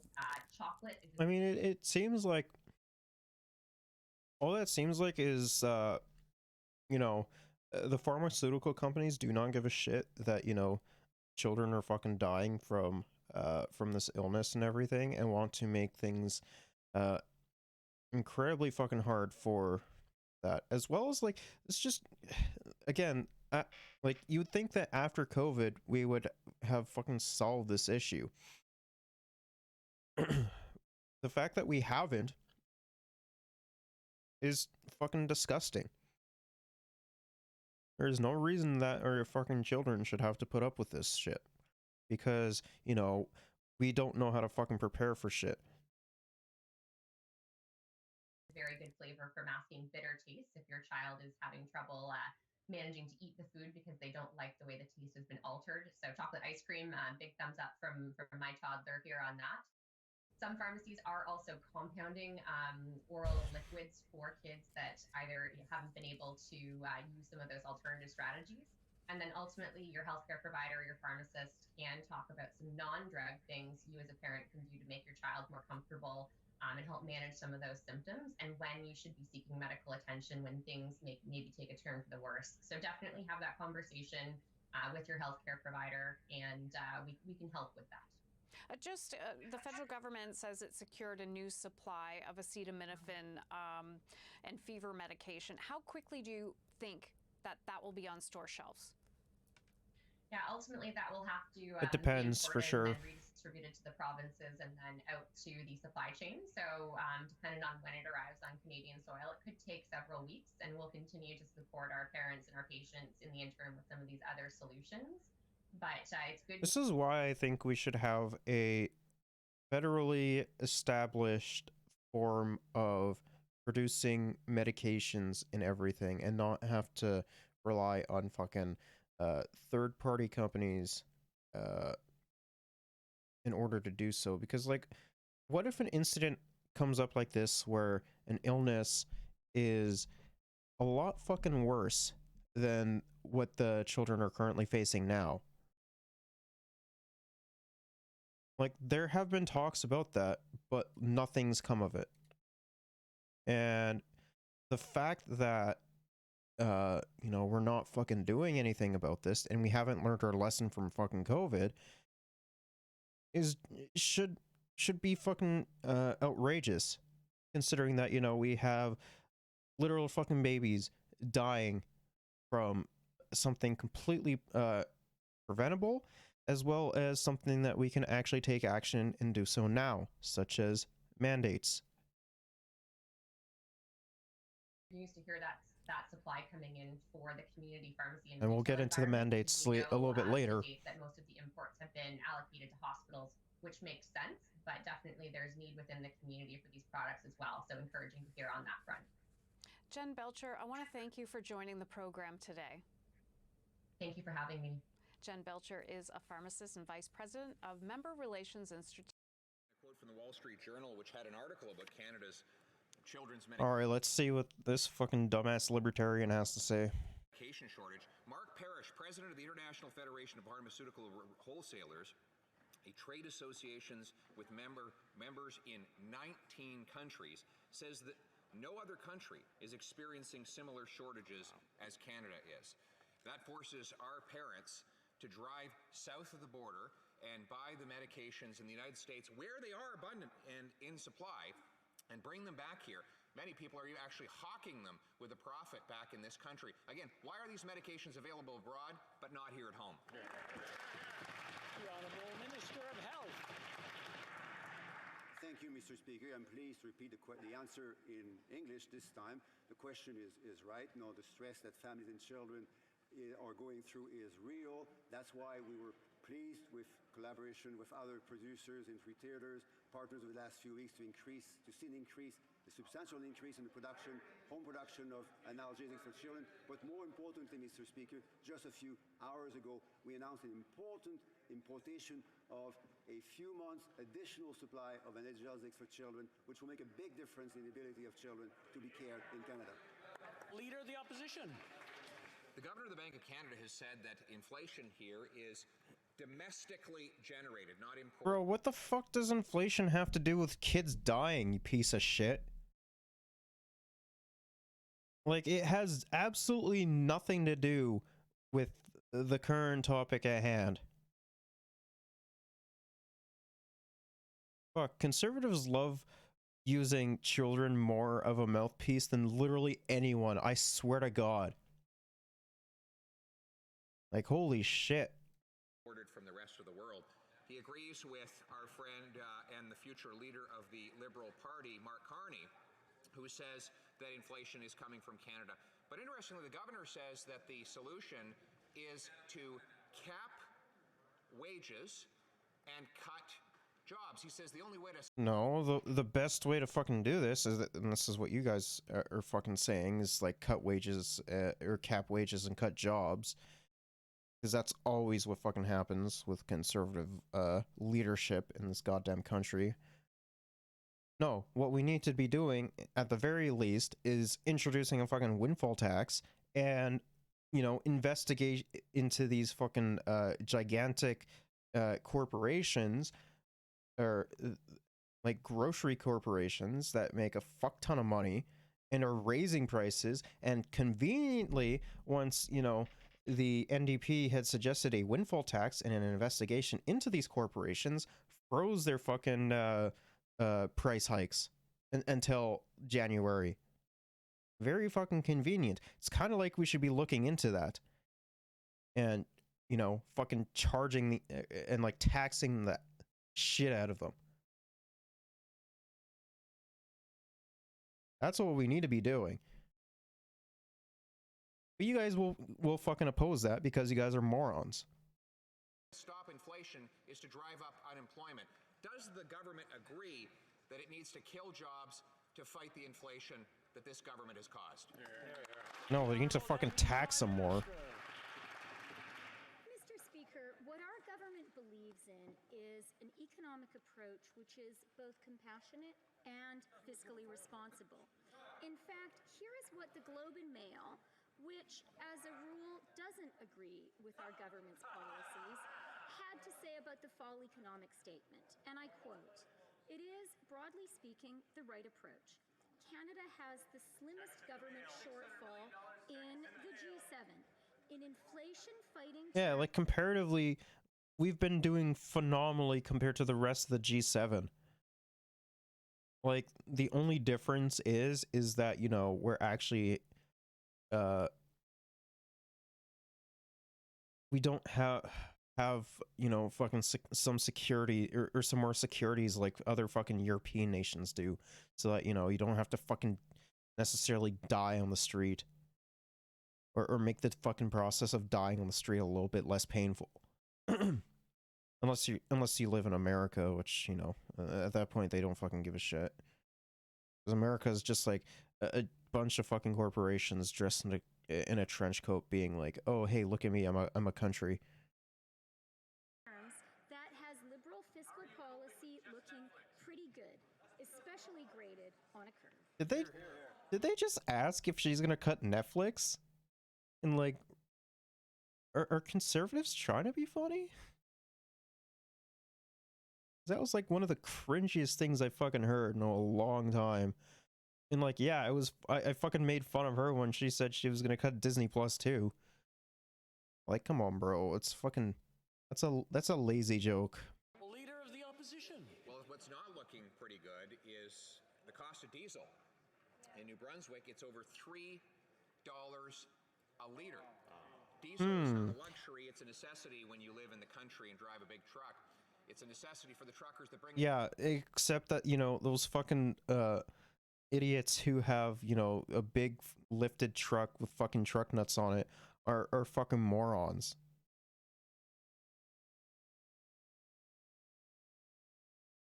Like, no one real, like, outside of like fucking outside of like those morons and like the truckers, like, no one's gonna be paying for fucking diesel. And like, if you want to bring the diesel fucking price down so badly, force these fucking huge corporations to take a haircut at the very fucking least. I think we, you know, we should fucking nationalize our extraction industry, and, you know, make the fucking make it cheap for, you know, Canadians to actually have access to fucking gas and shit, instead of, you know, either shipping it to America or shipping it somewhere else. Because we ship a fuck ton of crude oil to America, and then they sell it back to us for fucking sky high prices. But like, we should be trying to move past that anyways. So our goods to our grocery stores. No wonder we have 11% food price inflation. And home heating bills are not looking any better. They're going to double this winter. And families in oil-heated communities will have to spend thousands of dollars. Cutting their subscription to Disney will save them $13. That's not enough to pay the bill. But what would help is if they canceled the plan to triple the tax. Will they? The Honorable Deputy Prime Minister. Mr. Speaker, every single member of Parliament who sits in this House is privileged. True. We all earn good salaries, and we have True. hardworking staffers who support us well. I absolutely recognize how privileged my family and I are. And that's why in the Fall Economic Statement, tabled earlier this month, we focused our government's finite resources on helping the Canadians who need it the most. We did that by doubling the GST credit, providing which Conservatives opposed. to Canadians struggling to pay their rent, Which Conservatives also opposed. Which Conservatives also oppose as well. Well, if she really wanted to empathize with the low-income people who are struggling, then she and her NDP coalition partners would cancel their plan to triple the carbon tax. They want to do it at a time. Bro, the fucking carbon tax doesn't affect the everyday fucking person. It only affects, like, mostly big businesses. So keep fucking crying about it, you little bitch. When home heating bills are expected to double, costing thousands of dollars for families in oil-heated communities, when diesel prices are over $3 a liter. Mr. Speaker, Canadians cannot afford it, nor can they afford to spend $6,000 on the Prime Minister's hotel rooms, nor do they need lectures about canceling Disney Plus. Will they cancel the carbon tax instead? The Honorable Minister of Immigration. I come from a region of the country that's recently seen the most severe weather event over the course of my entire life. But what really upsets me is that we know there is more to come. We know since the time I was born until the turn of the century, the average insured losses in this country were between $250 and $450 million a year for severe weather. Now it's almost $2 billion annually. A few years... Thank you. The Honorable Minister for Immigration from the top, please. Mr. Speaker, I have a better solution than people listening to their whips. Turn the microphones on in the background so you can hear members on that side denying climate change is a real threat to Canadian communities. Mr. Speaker, the reality is the cost of inaction is too great to ignore. We are dealing with hundreds of millions, probably billions of dollars of losses that have torn down silos, destroyed wharves, and caused untold damage to property in my community. The plan to put a price on pollution is actually going to give more money back to families who live in our communities. If the opposition, for the third time in a row, wants to campaign on a commitment to take money from families, they can triple down on a strategy that's going to keep them in opposition for... No, Got him. The flu vaccine campaign across Quebec started early this year. I don't want to get sick because I'm seniors now. Our main objective is really to do mass vaccination. The more people that are vaccinated, the better it is. The flu epidemic will add pressure to a healthcare system already strained by other respiratory viruses and COVID-19. Pediatric hospitals are struggling. We have had to go over capacity in our ICUs as well and cancel surgery. And like the fact that, that this is being fucking politicized in order to help, fucking idiotic shit, just so fucking conservative premiers can line their pockets more, should be absolutely disgusting to literally fucking everyone. Like they're clearly doing it because they want fucking money, and they don't give a shit if your child dies. Like, it should 100% be disgusting.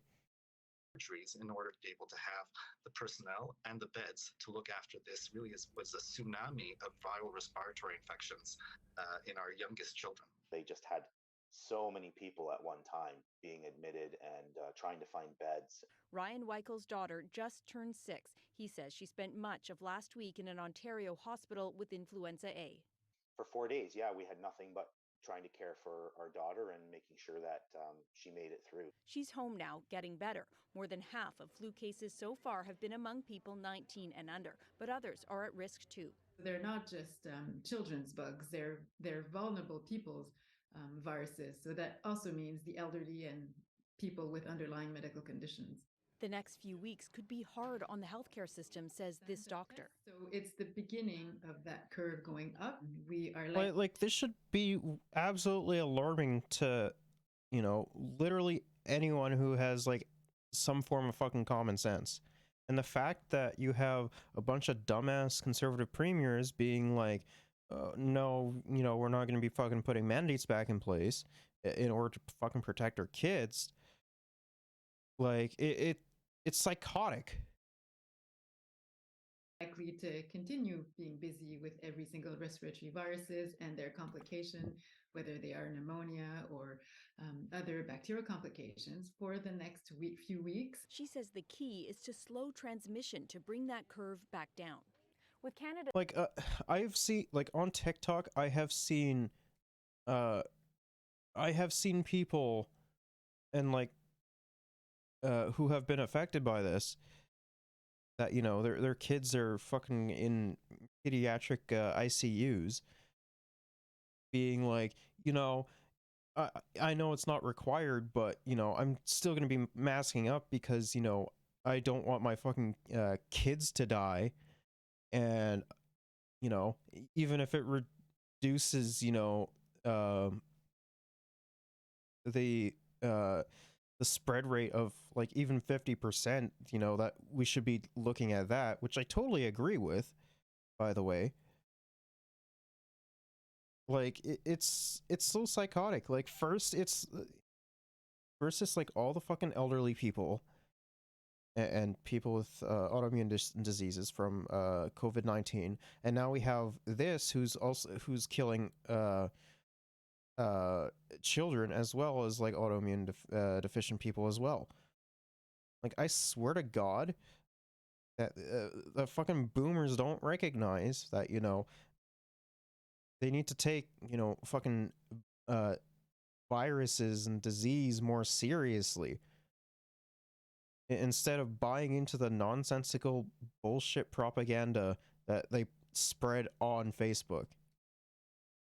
Being like, I don't know, fucking masks turn you gay, or like you develop your own fucking disease and shit, the same shit that they still argue to this day. Canada's flu season officially here, experts recommend a flu shot and a COVID booster to help keep the system from being overwhelmed. Alison Northcott, CBC News, Montreal. Now let's bring in some medical officials to have their say. Joining me now are Dr. Michael Howlett. He's the president of the Canadian Association of Emergency Physicians, and Dr. Earl Rubin. He's the director of Infectious Disease Division at the Montreal Children's Hospital. Welcome to you both, doctors. Dr. Howlett, let's start with you. As you're seeing this surge in respiratory viruses in hospitals, were you disappointed that Ontario did not bring in a mask mandate to the entire province today?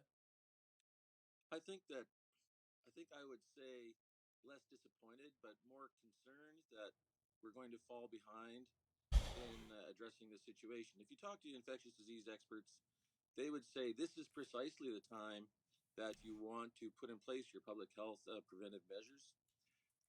When we're seeing admissions to hospital, I was working last night, I worked on the weekend. We're seeing a large number of children. I've admitted a couple of children in the last few days. The children are sicker with these flus than we usually see in the past.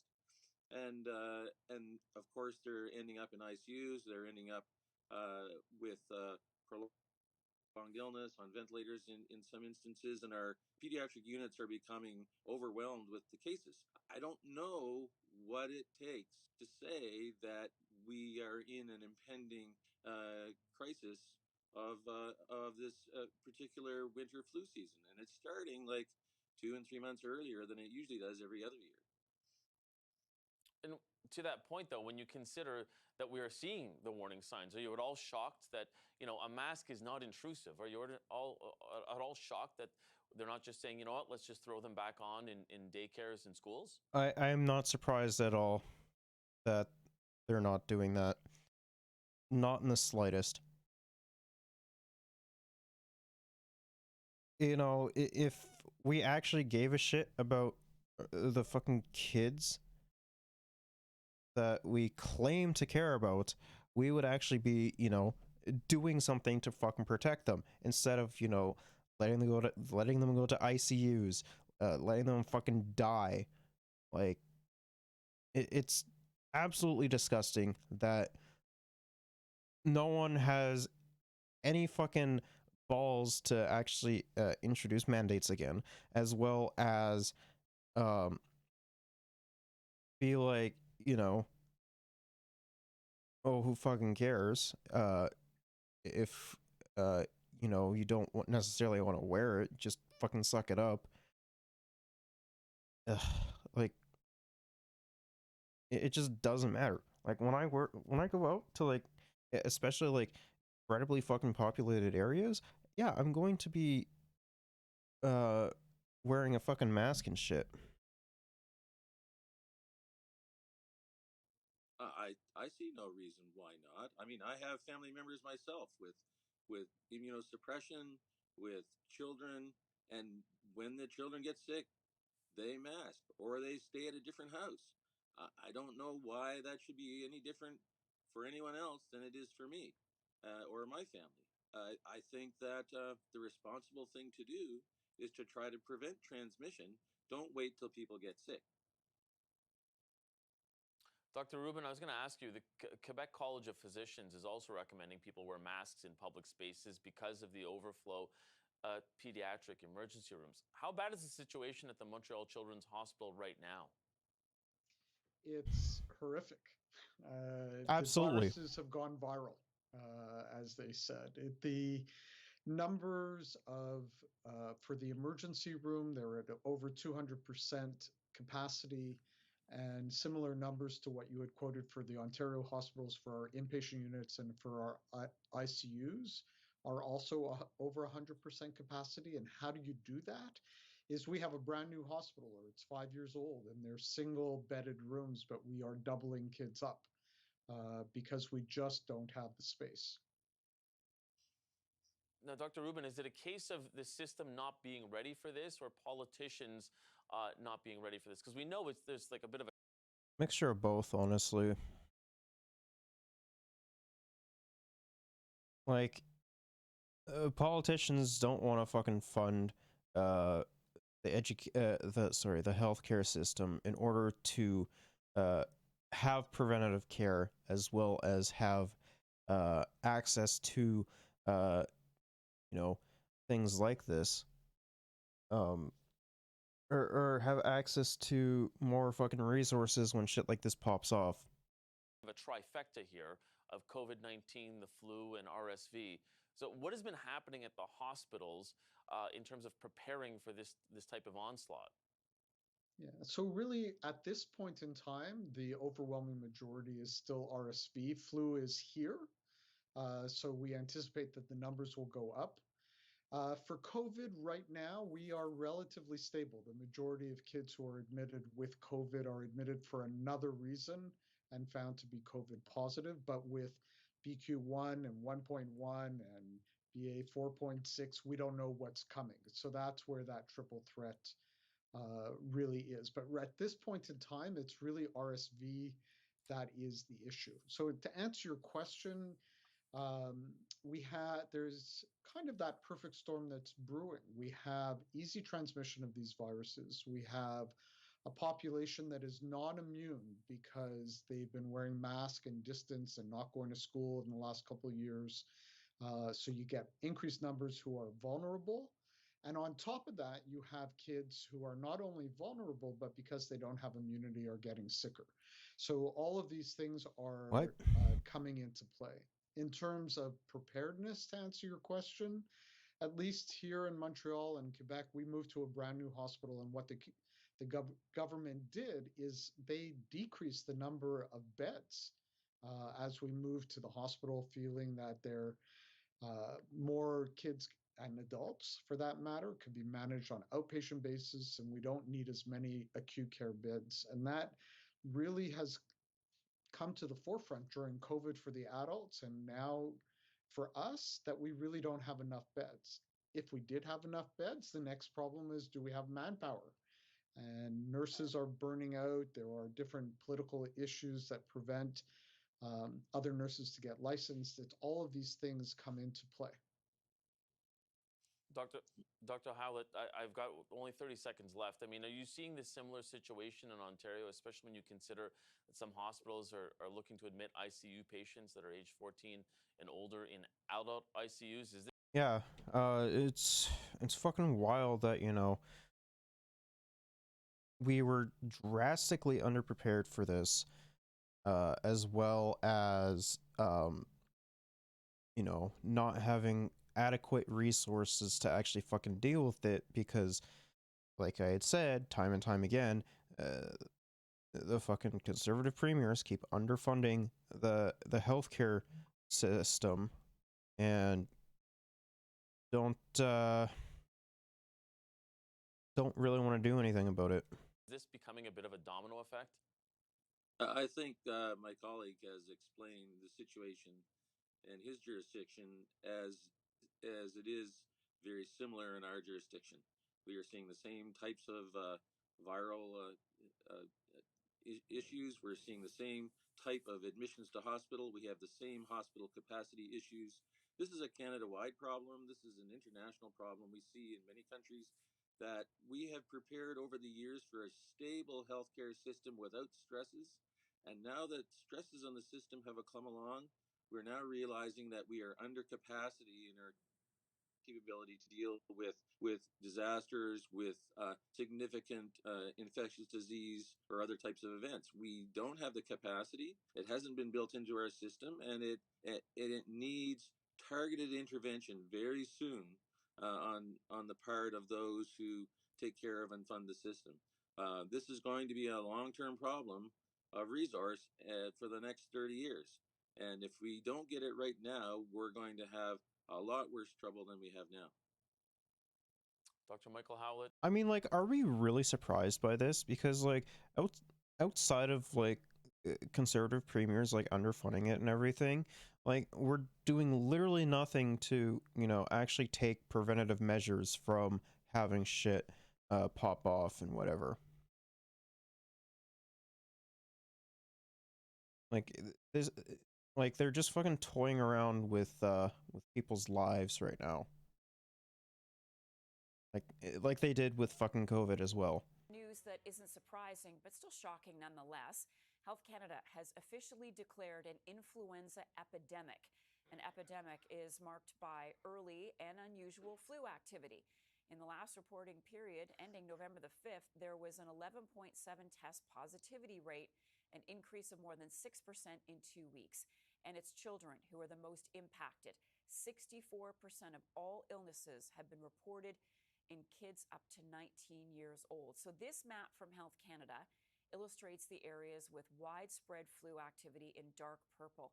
Part of southern Alberta, the entire Not kind of surprising that, you know, it's like Alberta, Saskatchewan, Manitoba's been popping off too. I've just been talking to my mom about it, and it sounds like my fucking sister caught whatever was going around. So yeah, Manitoba has been popping off with it. BC's been popping off with it.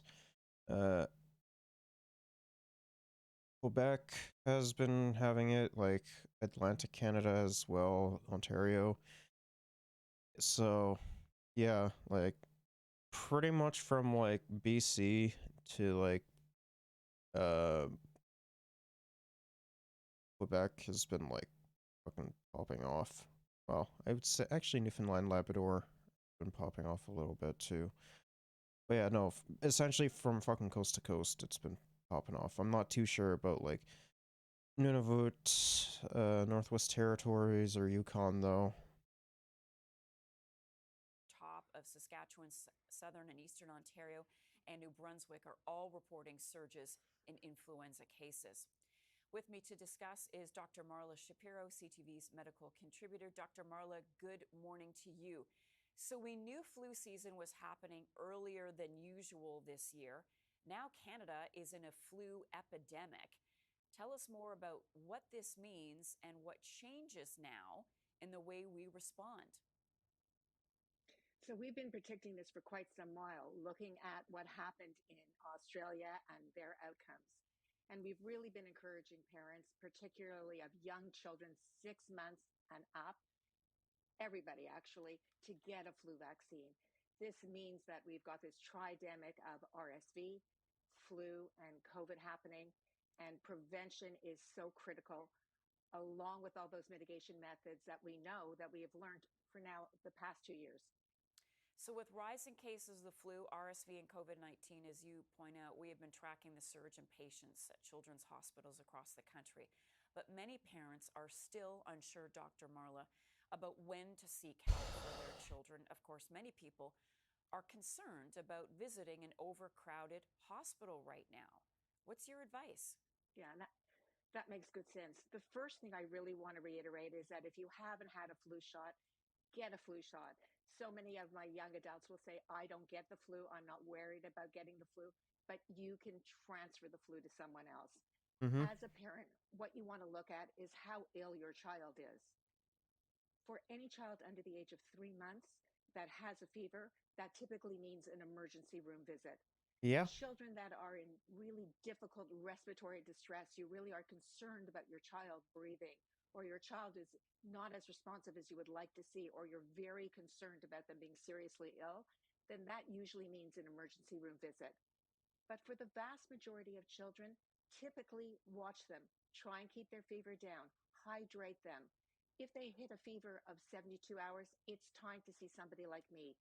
If they've had a fever and the fever stopped and the fever's come back, then it's time again to see a healthcare practitioner. And you really want to make sure that you're able to hydrate them and that they're, not eating as much. That's typical to see, but you want to make sure that their behavior is in keeping with what you normally would see and that it doesn't ring those alarm bells for you. And lastly, ear pain for more than 2 days is another good reason to come see someone like me. What was your reaction to the masking guidance from Ontario's top doctor yesterday? Do you think it went far enough, that recommendation to wear a mask in public spaces? Frankly, no. And I know that nobody wants to go back to mandates. And I know that everybody wants there to be a normal school year. And we want to think that this is endemic right now. Yeah, no, of course everyone wants to have a fucking normal year. Like, anyone who, doesn't is just a fucking weirdo.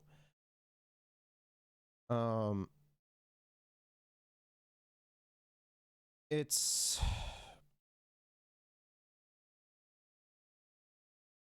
like, I almost think that, like, if things keep getting, like, worse and worse, I think that we might have, like, personally, I think we might have to enforce mandates again. but you know, we're fucking idiots, so we won't necessarily do it. So I don't really know what the fuck to tell you. But right now, we're sitting in this triple threat that's happening right now. So if you can put an later to put, a mask on your child, then that's not a bad thing to do at all. All right, and before we wrap up, what are some of your other tips that we can all use to stay healthy during this flu season? First and foremost, is always prevention. We're going to think about social distancing. We're going to think about those mitigation strategies, certainly wearing a mask in areas that are crowded. Remember to sneeze into your sleeve. All of those things that we were talking about 2 years ago, remember them. Wash your hands well. Assess the situation and the background noise of what's happening in your community. And again, those extra layers of protection are something that you can do for yourself.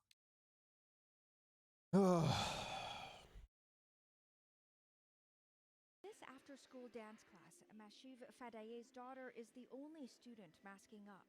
I'm definitely more worried right now. Liana is immunocompromised and mom wants the province to do more to protect her 7-year-old. They won't. If they mandate the mask, even for a short period of time, that this season of all virus... Bro, fucking conservatives would lose their absolute shit if mandates came back. Like, I fully agree that, you know, we should be taking better care of our fucking children, especially when we have a gigantic influenza outbreak. But we're not gonna fucking do it because conservatives love to chirp about giving a shit about children and literally do absolutely nothing about it. Like, it's disgusting.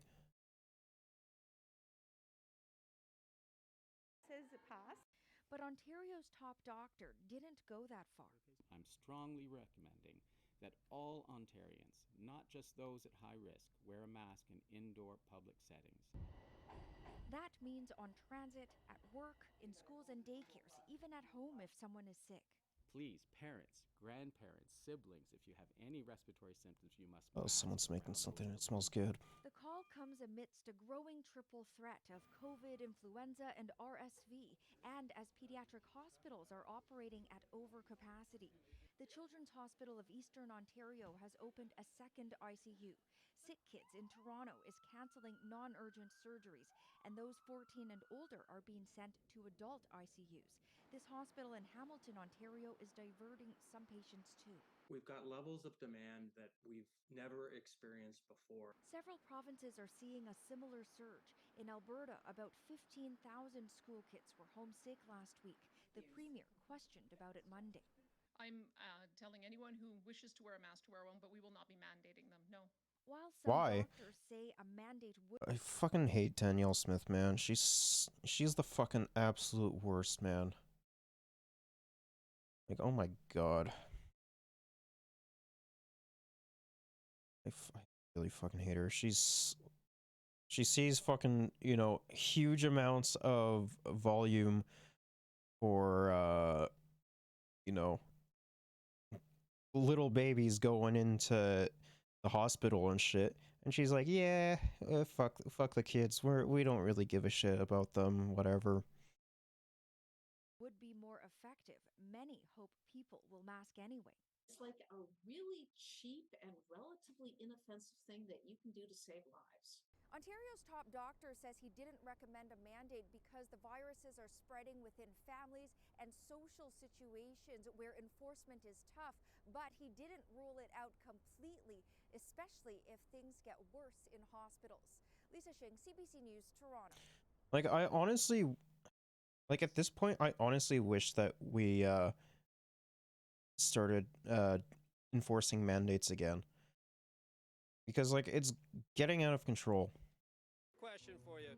Is it time to bring back mask mandates? Yes.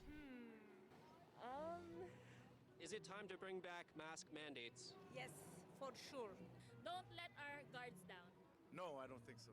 I'll be honest, man. Having a mask sucks. I think it'd be hard to go back at this point. Public transit, definitely.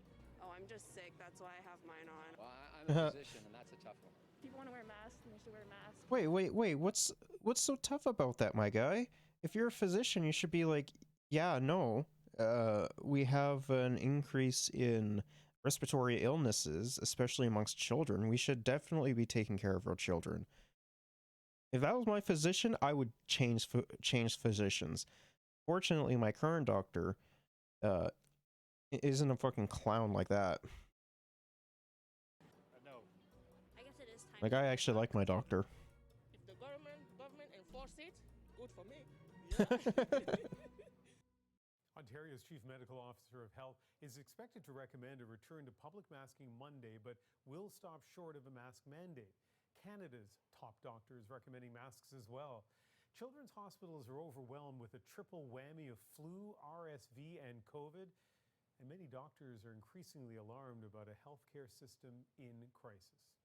So is it time to bring back mask mandates? Let's talk Yes. about that with two physicians. Dr. Barry Pecos is the York Region Medical Officer. You can disagree with me all you want, but yes, we absolutely should.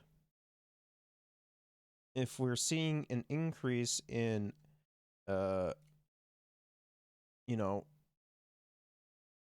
really severe, like, influenza cases and whatnot, we should definitely be doing something about it. Not doing something about it should 100% be alarming. Health, and Dr. Fahad Razak is the former head of the Ontario Science Table. Both of them join me from Toronto. Now, I know you both agree that masking helps slow down COVID transmission, but you have different views on requiring people to wear them. Dr. Razak, why do you support bringing back mandates? Yeah, first of all, I'll say that this is obviously a remarkably controversial issue. So I say that with caution, that I believe that it's now the time to require masks in crowded essential indoor settings, places like transit, grocery stores, or healthcare settings. And it's because of the degree of crisis within the system right now. If you listen to the CEOs, the frontline healthcare workers at our pediatric hospitals, they have not seen a surge of virus like this at any time in their careers, and especially now we're seeing this surge early in the year, which is worrying because we're just entering the respiratory virus season. Part of this probably is an accumulation of children who haven't been exposed over the first couple of years of the pandemic. But the point is we have this crisis now, and masking does seem to broadly restrict and reduce the transmission of these respiratory viruses. And that's why many people, including myself, think it's time to consider it. But to repeat something you said, even your advocacy of a mask mandate is in limited areas. So you were saying basically crowded indoor public spaces? That's right. That's right. I think we're far enough into the pandemic now that if people want to go to restaurants or gyms, they should be able to do that. It's about the areas that you have to go to. So parts that are essential to day-to-day living. I think that's where we need to protect people as much as possible. I'll say further that many people were also swayed by a really important study that came out of Boston, published in the New England Journal this week, that also showed an important protective effect within public schools. I would say, considering that we're really dealing with a pediatric crisis, that should be part of the consideration at this point. Now, that is a further step. At least start with the other essential public places. Dr. Pecos, what about having the mandates at least in those limited, again, public, crowded indoor spaces? Yeah, so I think Dr. Razak and I really agree on almost everything there. And throughout the pandemic, I think both of us and all public health physicians have recognized that, there's the public health and the medical science, and then there's the social and political science. And so what I undoubtedly agree that what we need to do right now is to move ourselves and the entire population closer towards everybody wearing a mask, and there's a variety of ways of doing that. The real challenge now, of course, is unlike the place where we've been until now for the past couple of months, where if you're at high risk, you can choose to wear a mask. Those who are at higher risk are those under age 5 or under age 4 who have trouble wearing it, are going to be reluctant to do so. There are some educational harms and issues, and the whole big, more controversial issue around school. So it is more challenging, and the faster we can move closer towards everybody masking, I think the better off we'll be. And what we're going to hear hopefully in Ontario Monday is going to move us towards that. So we are still in the midst of a pandemic. There still is a high degree of COVID transmission, and in some cases that turns out to have serious consequences. And Dr. Razak, you make an interesting point about how widespread use of masks kind of remind people of the risk that many people face. Tell us more about that. Yeah, absolutely. And I want to point out that the benefit of masks at this point, people are talking about it broadly, not just about COVID, but remember that the acute stressors within the pediatric sector right now are non-COVID viral illness, things like RSV and influenza increasingly. The seriousness of the pandemic or the situation that we're in right now, I think is important to consider, and mask mandates are part of signaling that importance. The reason why that's really important is the uptake of vaccines has been extremely low for booster vaccines, and it's still lower than we'd like for the influenza vaccine. Part of the signaling of the seriousness of the pandemic, I think, is also saying, look, we've reached the point of crisis where we need to have masks on in these places. We don't like it, but we have to do it. And the hope is that will also enhance the messaging around vaccines. Now, that's not the direct reason to do it, but I think many people do hope that the messaging at least will become more coherent. And Dr. Pecos, we've got about a minute left, but if not a mask mandate, any suggestions on other ways to remind people of the continuing risk of COVID? I mean, I think it really is, as Dr. Rezek said, that we need to get people vaccinated. And actually, I would differ in the sense that I think those people who are at highest risk, older people, have really rolled up their sleeves and gotten the bivalent, really. But the problem is, I don't necessarily disagree with either of these physicians. I think we should be doing a mixture of both at 100%. We should be willing to go out and get vaccinated, especially for this really bad strain of influenza going around, as well as we should be masking up. Especially in like more public areas that are more crowded. Like, that's one thing that I think changed since COVID is that we're going to have more recommendations on masking up when something's popping off. Everybody else who truly isn't at that high risk of severe illness, but they all need to get vaccinated with the bivalent and flu in order to protect the overall population. Back where we were over a year and a half ago with everybody getting that vaccine, both for themselves, but also for everybody else. So other than masking, really that's what we need to do. So those people who don't think they're at highest risk, go get your flu vaccine and your bivalent. I just got both of mine. I'm not particularly at risk because of my age, but I think it's incredibly important.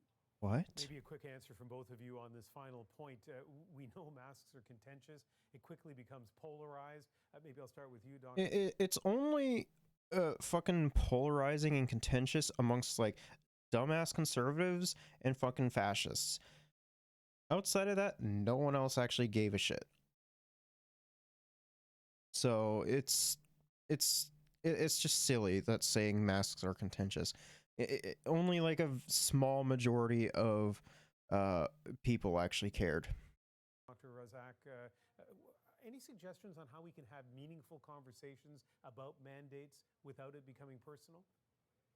Look, very, very difficult at this point in the pandemic, and I'm very sympathetic to public health leadership that are worried about furthering that discord. I'll say that 2 important public polls in the last week suggest that between 70 to 80% of Canadians are willing to put on that mask to protect the system. I think that's very important. There are some people who are dug in against it. It's hard to do it, but I still think that you have to go ahead. And Dr. Pecos, what about trying to have an unemotional conversation about this? Certainly, I think we're in a great position in Canada that it is less controversial here than in many other places. And to be honest, as a medical officer of health who might be enacting this kind of mandate, it's not that much of a challenge for me. It's a challenge for those public and private organizations, businesses, schools, other places that need to enforce it. With about 20%, which is still pretty low, who are going to be, I will not put on a mask. It's very hard for us to put people, businesses, organizations in a position like that. So that is a real challenge. And as we move that social norm now over the next days to weeks, hopefully that'll become easier for everyone. Well, a good starting point is people like you coming forward and being willing to talk about it on the program, and I very much appreciate it. Thank you. Thanks. Thank you. Have a great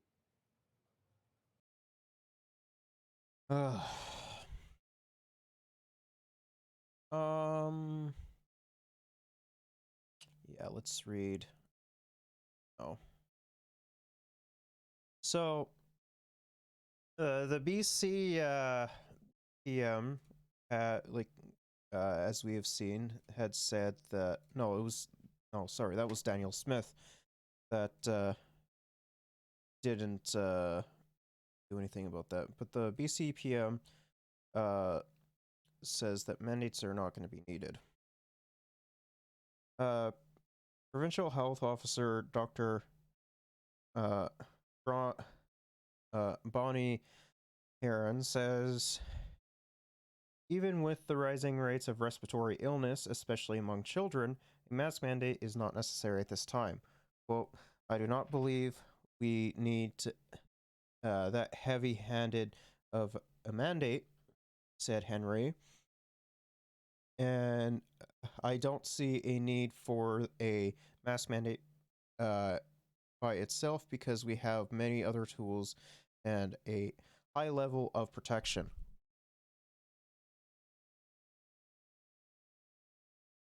Wait, what? Why? So silly. We know that they work.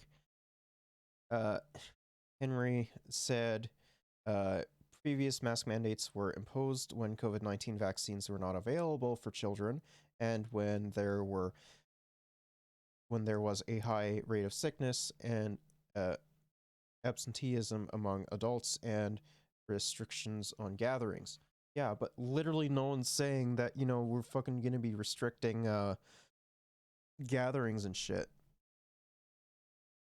Because I don't really think too many people would be too happy about having another fucking Christmas taken away from them. In that context, masks were important and necessary. We are in a different situation now. We have a very high level of immunity. We have vaccines. We have treatments for influenza, for COVID-19, for RSV.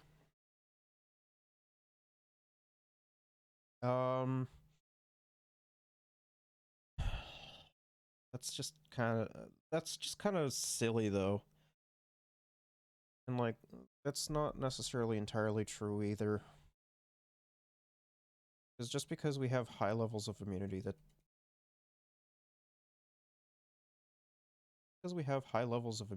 doesn't mean that we're in the clear. What the hell is going on? Henry said the latest data shows that the illness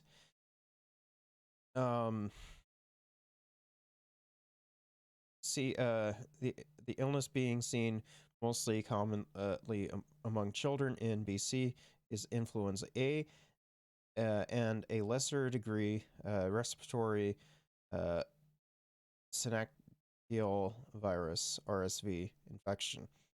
He said overall cases of COVID-19 were leveling off across the province, and with high levels of COVID-19 immunity and vaccination, a big resurgence of the virus was unlikely. That doesn't necessarily mean that it wasn't going to happen. When it comes to children being implied to wear masks in school, Henry said previous mask mandates had a negative consequence for school-age children. Wait, what?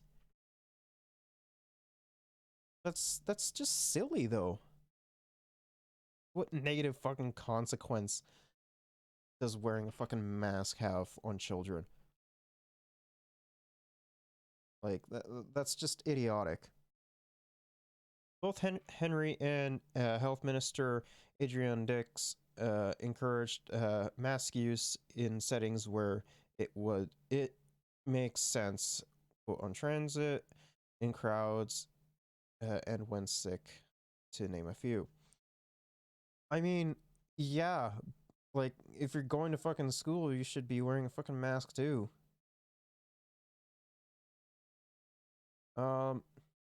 Yeah, and now, and like, I will cover this eventually anyways, but like, the Ontario's health premier,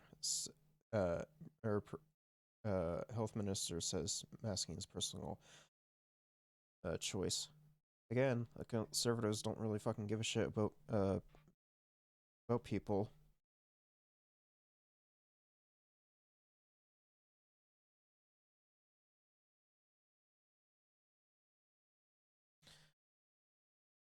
Sorry, my mom's been talking to me.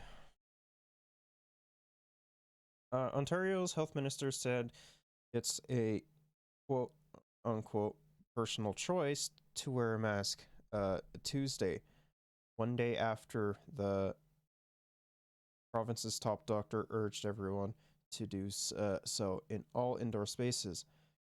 A masked Sylvia Jones defended the majority of her progressive conservative colleagues who did not wear masks in the legislature, including Premier Doug Ford.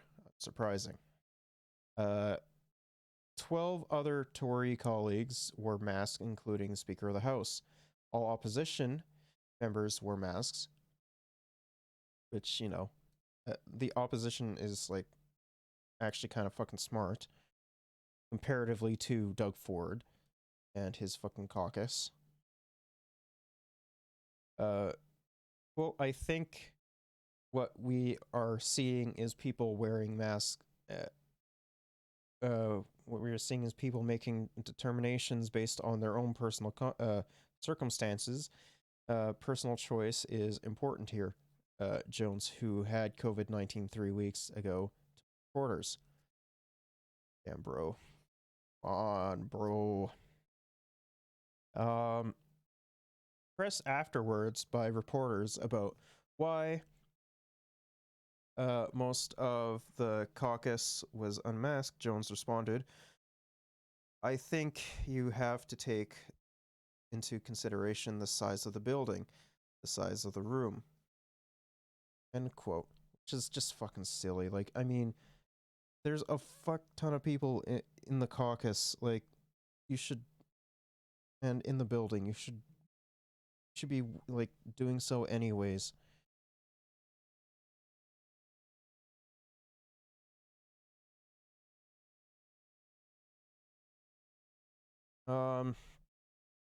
Chief Medical Officer of Health, Dr. Kiran Moore, told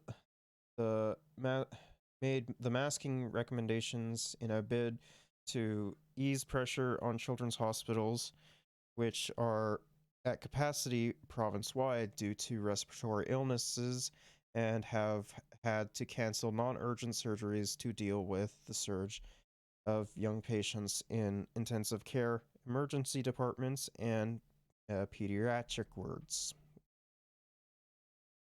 Pediatric hospitals across the province are at capacity, he said.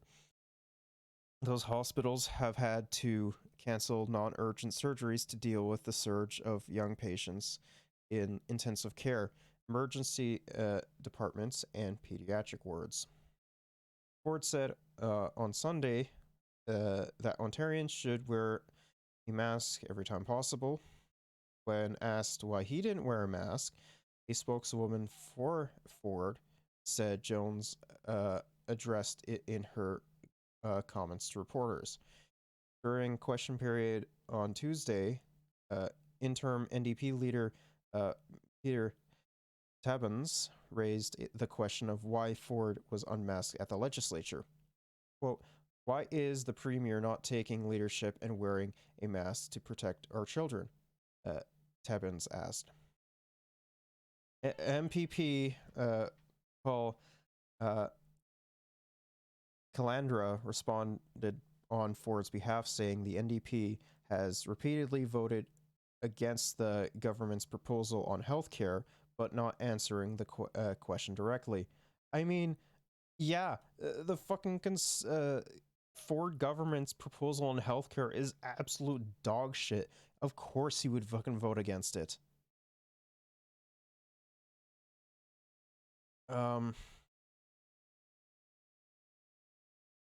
Like, I would vote against it too if it's as dog shit as the fucking stuff that Doug Ford is, or the proposals that Doug Ford are fucking offering up. Earlier Tuesday, the Ontario Liberals called for masking in schools and on public transit, saying the Premier is quote, afraid to do what's necessary, even as sick children are filling ERs and filling ears to the brim. Chief Medical Officer said, "We're monitoring the situation. If they start canceling surges, we'll do something." End quote. Read the paper, Frazier said. They're canceling surgeries. Why must we wait again to do what we know is right? End quote. On Friday, the hospital for sick children in Toronto announced that it would be ramping down surgeries to predispose staff to those areas. As part of his recommendation on Monday, Moore said the province's health system is facing extraordinary pressures with the ongoing circulation of COVID-19, the earlier than normal rise in respiratory syncytial virus, as well as influenza. Bro, whoever fucking wrote this article.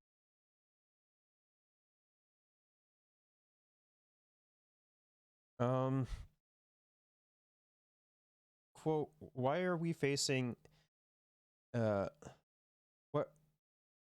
what we are facing is a triple threat that requires our collective action and action to protect the most vulnerable in our communities, the very young, the very old, and those with underlying medical issues, and to ensure that our healthcare system remains able to care for Ontarians when they need it," Moore said on Monday. He asked how far the government is willing to go in terms of public health measures. Jones did not directly respond. Bro, like, of course he wouldn't, though. So fucking frustrating and just stupid.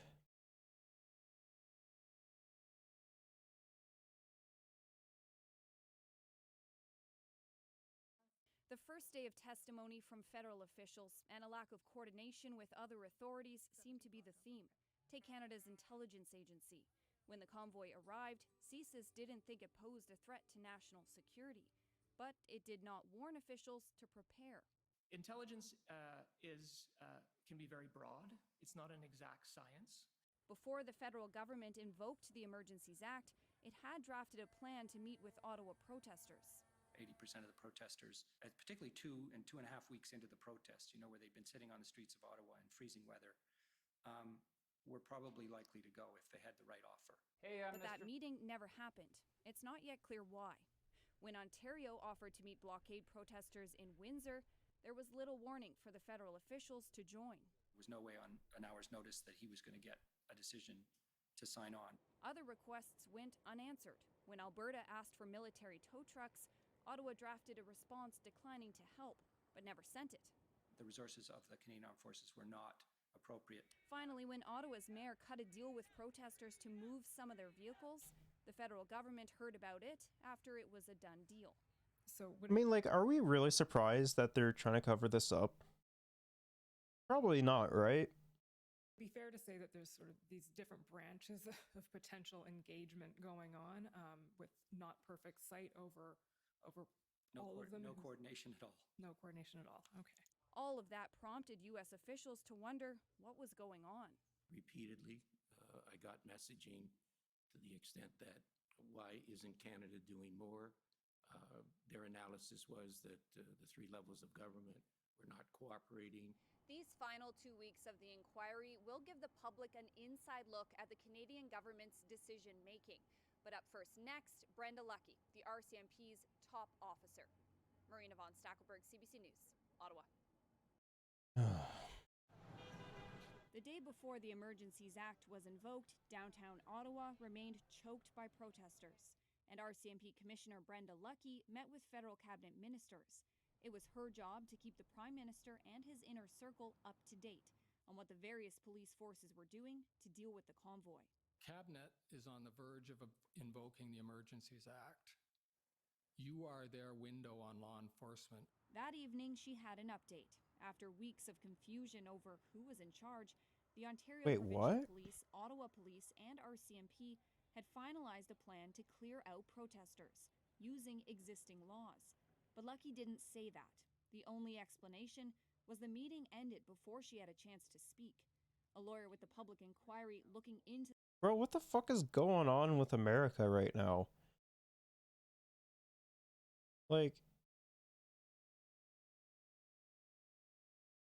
they just fucking announced that they're going to be ending, fucking the COVID-19 emergency declaration. Like, this is everyone who voted for and against it. Like,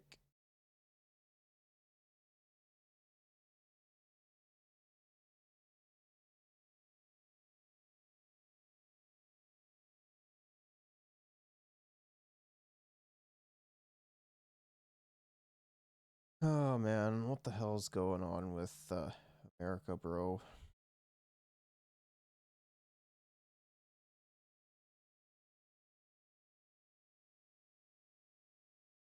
Wild, man. to the government's use of the Emergencies Act, pressed her on that. Your update to Cabinet as it is deciding whether to invoke the Emergencies Act is that the police now have a plan, they've pulled it together, and that you, as the Commissioner of the RCMP, consider that plan to be workable without the authorities of the Emergencies Act. And that doesn't get delivered. Your messages don't get delivered to Cabinet when they then deliberate on the invocation of the Act. Do you appreciate the significance of that scenario? Yes and no, because we had spoken about the fact that we had an integrated planning cell, that we were bringing together a plan. Lucky admits she failed to tell Cabinet that evening that police were ready to act. She says she didn't know they were on the verge of invoking the Emergencies Act. I guess in hindsight, yeah, that might have been something significant. Honestly, there was so much information going back and forth. In the days that followed, as police moved in on protesters in the capital, Lucky says the Emergencies Act was useful. In particular, it gave them the power to force tow companies to remove the trucks that occupied the streets. Marina von Stackelberg, CBC News, Ottawa. Okay. I don't recall people saying, you know what, we're losing confidence. It was my observation by the various comments about how come this is still going on? When is this going to end? How come it's getting bigger? So I was inferring from those comments, when is Ottawa Police Service going to do some enforcement? When are they going to deal with this situation? I could hear the impatience, I could hear the frustration, and from that, I inferred that they were losing confidence in Ottawa Police Service.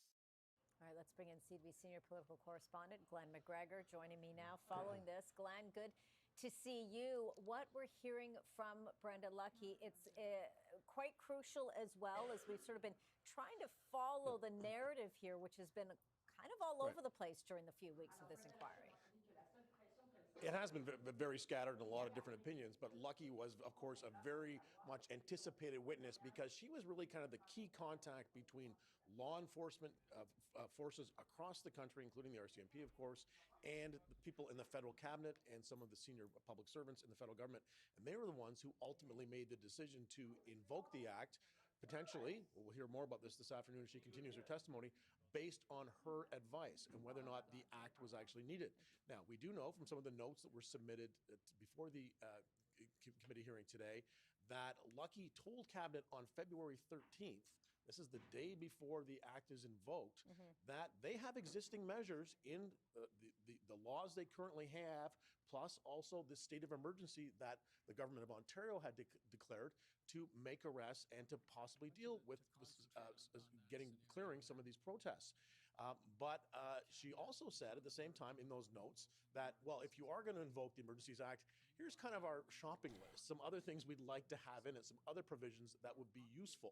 So it's hard to say so far from what we've heard from the commissioner whether or not she ultimately believed the act was needed, or whether, as her note strongly suggests, that the police already had the existing tools in the law and through the Ontario state of emergency to deal with this, not just in the occupation of Ottawa that had been going on for 3 weeks at that point, but also, of course, in Windsor and also in Coutts, Alberta. We'll hear from the Alberta commissioner for the RCMP. I mean, like, the Coutts stuff is, like, that's kind of like an automatic red flag, you know, when you have someone who's saying that, you know, they want to fucking kill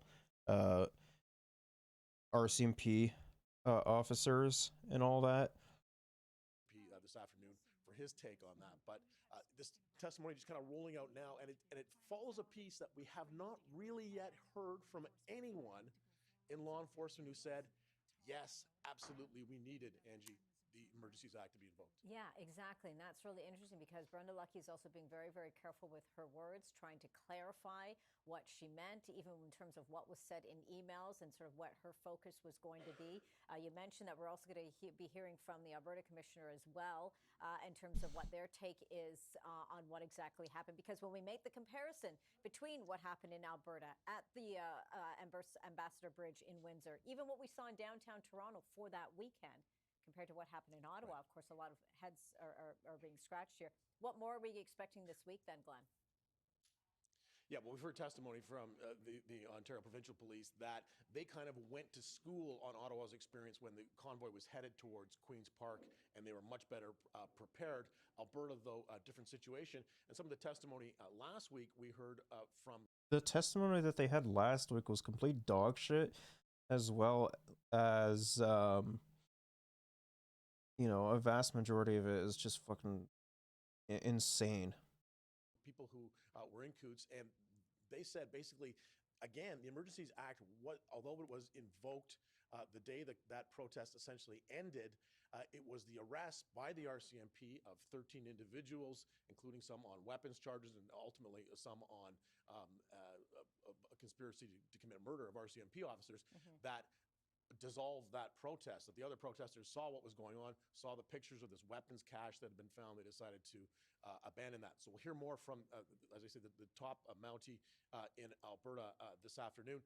Then next week, throughout the week, we're going to have more testimony from people involved with CSIS. The head of CSIS is going to talk about the intelligence piece, what their concerns were about what they call ideologically motivated violent extremism, the possibility that these protests could have attracted some far-right or extremist groups that could... We already know that there was like far-right and extremist groups there.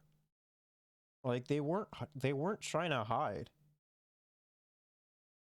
Have become violent. And of course, that is also one of the inputs that was being taken to cabinet, and that the cabinet, including the Prime Minister, ultimately had to make that decision on whether or not they would invoke the act. So we'll hear more from them. And then, of course, we'll get into the frontline cabinet ministers on this, Marco Mendicino, Bill Blair.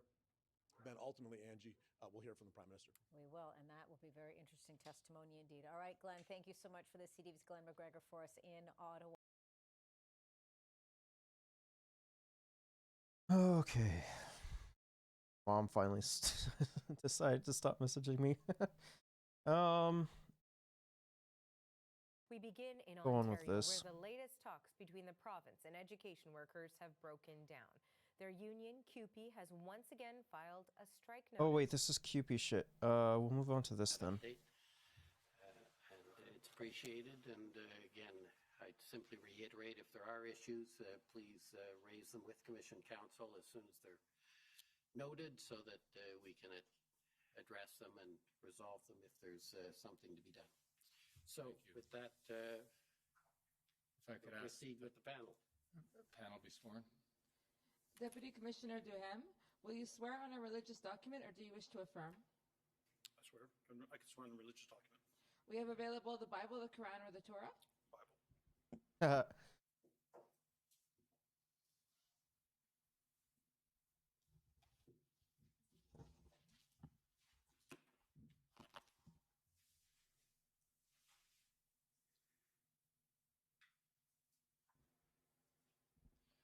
For the record, please state your full name and spell it out. Full name is Michael Robert Duhame. Duhame is spelled D-U-H-E-M-E. Do you swear that the evidence to be given by you to this commission shall be the truth, the whole truth, and nothing but the truth? So help you God. Yes, I do. Thank you. Commissioner Lucky, will you swear on a religious document, or do you wish to affirm? For the record, please state your full name and spell it out. Brenda Marie Lucky, L-U-C-K-I. Do you swear that the evidence to be given by you to this commission shall be the truth, the whole truth, and nothing but the truth? So help you God. I swear. Thank you.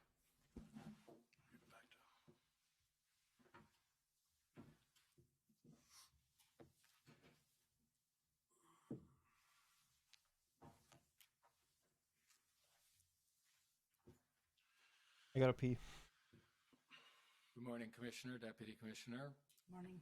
Morning. See you again, and I'll begin by reminding you that you met with Commission Counsel back on September 7th, and with you were a number of your colleagues, and you were interviewed, and a summary of that interview was prepared that has since been put on the party database and been made available to the parties. For the record, it's WTS 6069.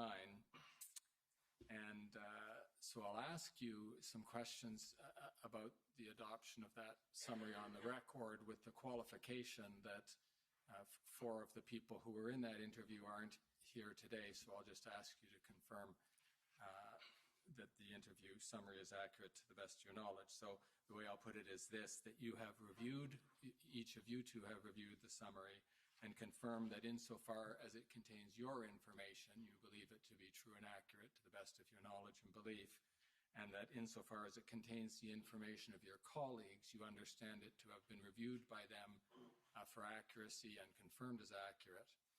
Is that true? Yes. True? Thank you. Now, Deputy Commissioner Duhame, we got another chance to talk to you later on October 11th, and there is a separate interview summary of that interview. For the record, that is WTS 6068. And have you reviewed that summary and confirmed that it's accurate? Yes, I have, and it's accurate. And you adopt it as part of your evidence? Yes. Thank you. Now, there is a third summary, and this is the summary of the interview of Ms. Ducharme and Ms. Vinette. And for the record, that is WTS 6067. And since they're in your division, Deputy Commissioner Duhame, I will ask you to confirm that that summary has been reviewed by Ms. Ducharme and Ms. Vinette for accuracy, and that it has been filed with the Commission as part of the RCMP's evidence? My understanding, it has been reviewed by the two individual. And it's adopted as part of the RCMP's evidence? Correct. Thank you. I mean, we're probably gonna hear the exact same shit from them like we always do, to be honest.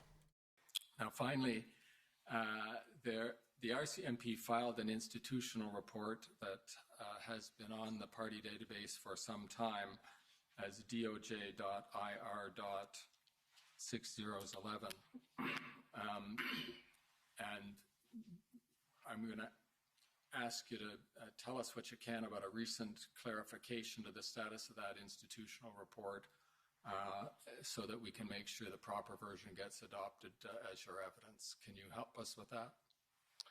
Yeah, I can. I don't have the exact page because I was given a copy this morning from council, from DOJ, but it does refer to police agencies and jurisdiction. And my understanding is that Commission Council had requested this information, and we did, when we went through the validation process, is what was written in there is a standing operating procedure that was not in force at that unit at the time. So we just wanted to clarify that. And so the institutional report that is about to be, or perhaps already is updated, in any event, will soon be updated to the party database. Will have that correction made in it? I'm assuming so, yeah. Yes. And so if I can put it this way, can you prospectively adopt that corrected institutional report as the evidence of the RCMP before? Based on the copy I was given, yes. Yes, thank you. And Mr. Commissioner, for the benefit of parties who may be concerned about a last-minute correction, I can confirm, and I think Deputy Commissioner, I'll ask you to confirm. This is a relatively minor correction to the currency of a version of a document cited in the IR that has in fact been updated, and that updated version will be reflected in the as-filed version, correct? That's correct. Thank you. With that administrivia out of the way, Commissioner and Deputy Commissioner, I'll ask you some overview questions just to get you to introduce yourselves to the Commissioner and to the parties. And so I'll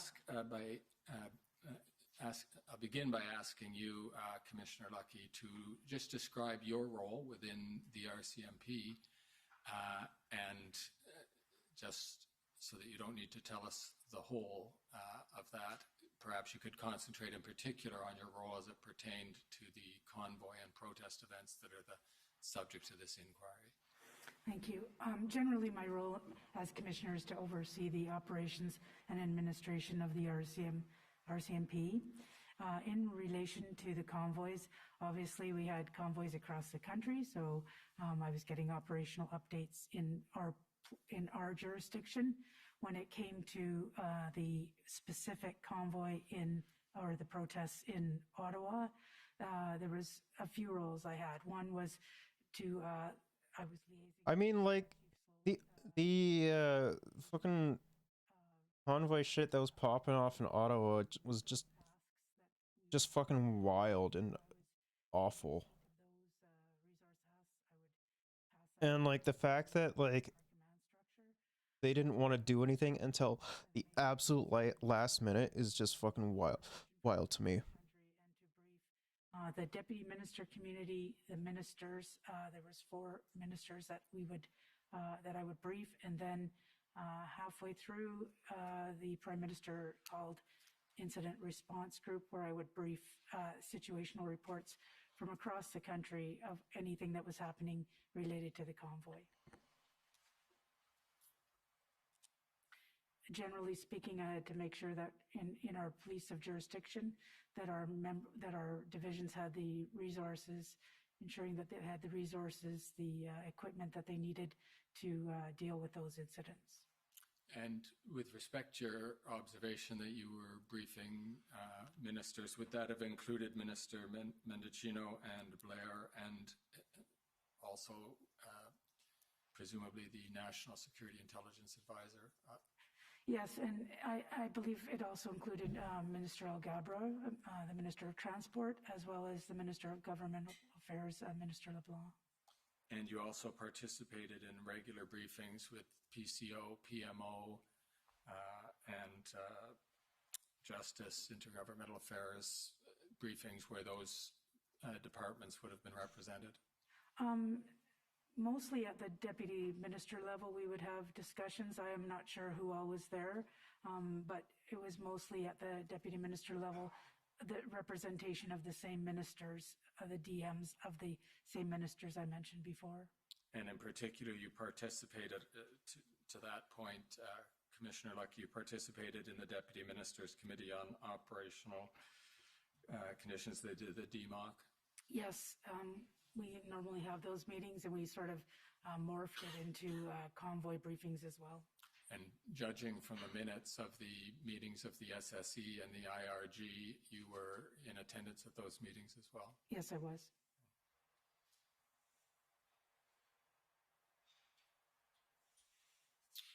And you mentioned that you liaised with then Chief Slowly, and presumably later on with Deputy Chief Bell.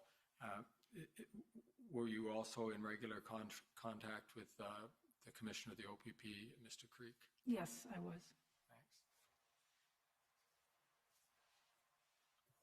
Thanks. And Deputy Commissioner Duhem, could you describe your role in the RCMP generally, and as it had particular application to the convoy and similar events? Yep, I'm responsible for federal policing. Federal policing program within the RCMP has about 5,000 people assigned to the program. Our mandate is to investigate national security, such as foreign actor interference, terrorism, ideologically motivated violent extremists.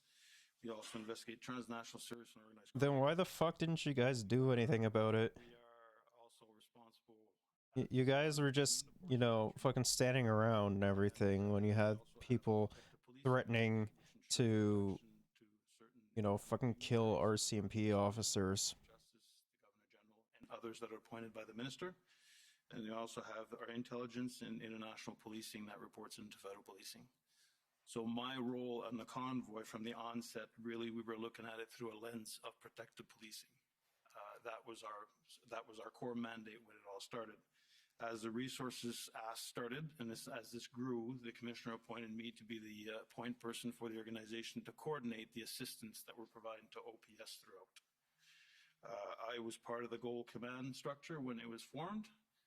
My responsibility throughout from the beginning was to ensure that the commissioner had the right information to brief up at the various briefings at the DM level, at the ministerial level, at the ERGs, and the coordination of resources from across the country that needed to be brought in. I had a team looking after that. So really the assistance to the OPS and support of resources, regardless of the skill set, was under my responsibility.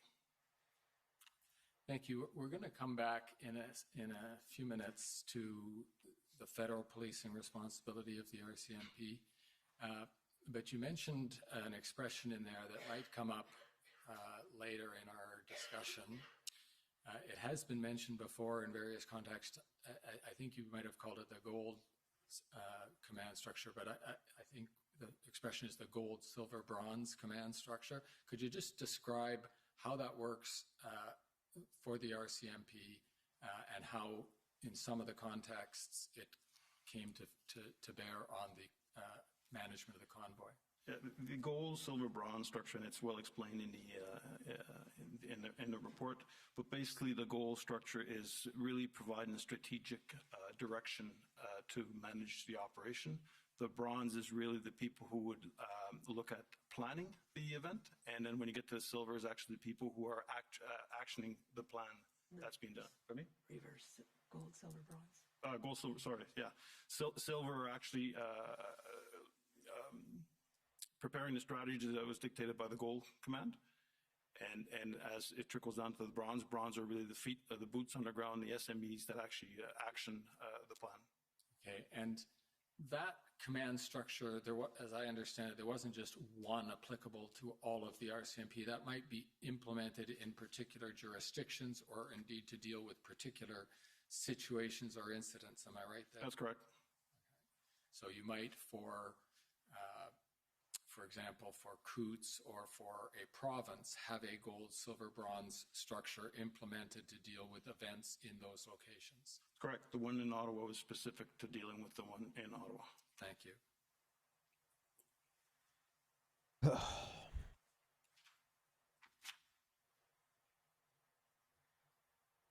Now coming to the RCMP federal policing mandate, this is the first, just to help you answer the question in context, the first of a series of questions I have to try to describe what the RCMP does with all of those 5,000 personnel in Ottawa compared to what it literally does nothing with the personnel it has in the provinces where it is police of jurisdiction under contract to the provincial governments. So with that overall picture in mind, federal policing in Ottawa, you mentioned some of the areas it covers, but with respect to the convoy, your particular concentration was on the RCMP's protective policing mandate. Is that correct? That's correct. And I just want to correct this. When I mentioned 5,000 people, it's not 5,000 in Ottawa. 5,000 federal police employees across the country and posted internationally as well. So not just uniquely in Ottawa. I see. I'll come back to a distinction there, but how many are in Ottawa, roughly speaking? National divisions composed about 700 people. And then when you add the component national headquarters, probably around, I'm throwing a guess here, 1,200.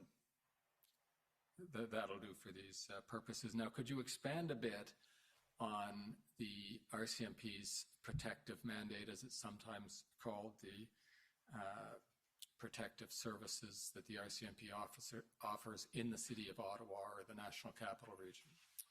Yeah, the protective mandate for the RCMP derives from the RCMP regulations. We are mandated to protect on a threat risk assessment base the Prime Minister, the Governor General, the Chief of the Supreme Court, visiting dignitaries, presidents from other countries it would fall under our responsibility, or any other appointed official by the Minister of Public Safety.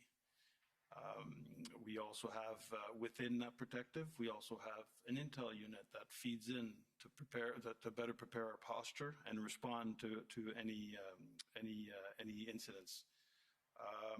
Here in Ottawa, we are looking at about 400 people that are assigned full-time. And when I say 400, it's all categories of employees assigned to protective policing. And if you can describe it. I wonder how many of those individuals are fucking convoy supporters. There has to be a decent chunk of them, right? Like, I'm not going crazy. What was the impact of that on the protective mandate of the RCMP? Well, one of the things, and I forgot to mention, the people that we protect is also elected officials that fall under responsibility. So it was bringing a coordination and ensuring the secure transport of the elected official to Parliament on the Monday 31st, I believe, was it 31st, to it, coordinating routes to get into the area. There was also concerns with demos that would creep up at Rideau Hall or at the Prime Minister's residence, which required us to mobilize additional resources to make sure that we had the right posture to address any incidents that would occur during the arrival of the convoy or while they were there. Okay, well, that's a helpful example. So if you expected to encounter protest activity as part of escorting and ensuring the safety of the Prime Minister or one of the other people for whom you're responsible, and you encounter this protest activity, sort of, if I can put it this way, in the way of your the path that you expected to take, your protective policing mandate, would that include dealing with those protesters on a public order management basis? Or would it deal with getting your protectees where they need to go safely?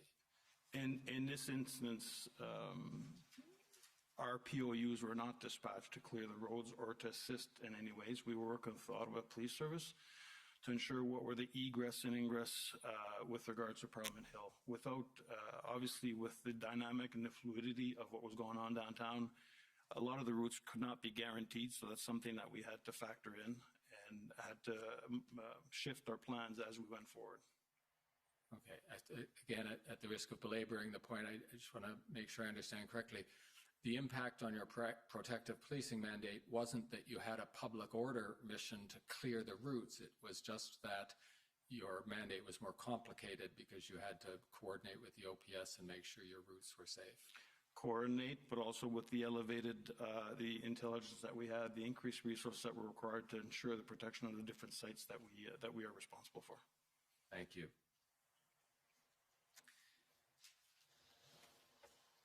Now, another part of your police work, I'll put it this way, because I'm not sure how it would fall into these mandates, certainly your federal mandate, was to collect intelligence as the convoy was approaching. Now, we're not going to spend a lot of time on that, and Commissioner, this is the point where I would footnote, so to speak, the witness summary that I referenced at the very beginning, because Commission Counsel did do an interview and filed the interview summary of Ms. Ducharme and Ms. Vignette, specifically on this point of the RCMP's collection of intelligence in relation to the convoy. So we'll just ask this panel a few questions about this. you did have an intelligence team analyzing the information available as the convoy was approaching, correct? Yes, we did. Can you just give a quick overview of who those people were? Yeah, there's several structures in place when it came to intel within the organization. So we had our ideologically motivated criminal intelligence team that were looking at it more from a national scope as to what was going on and providing strategic threat advisory bulletins. I think there's 8 in total that went out throughout the legal protests.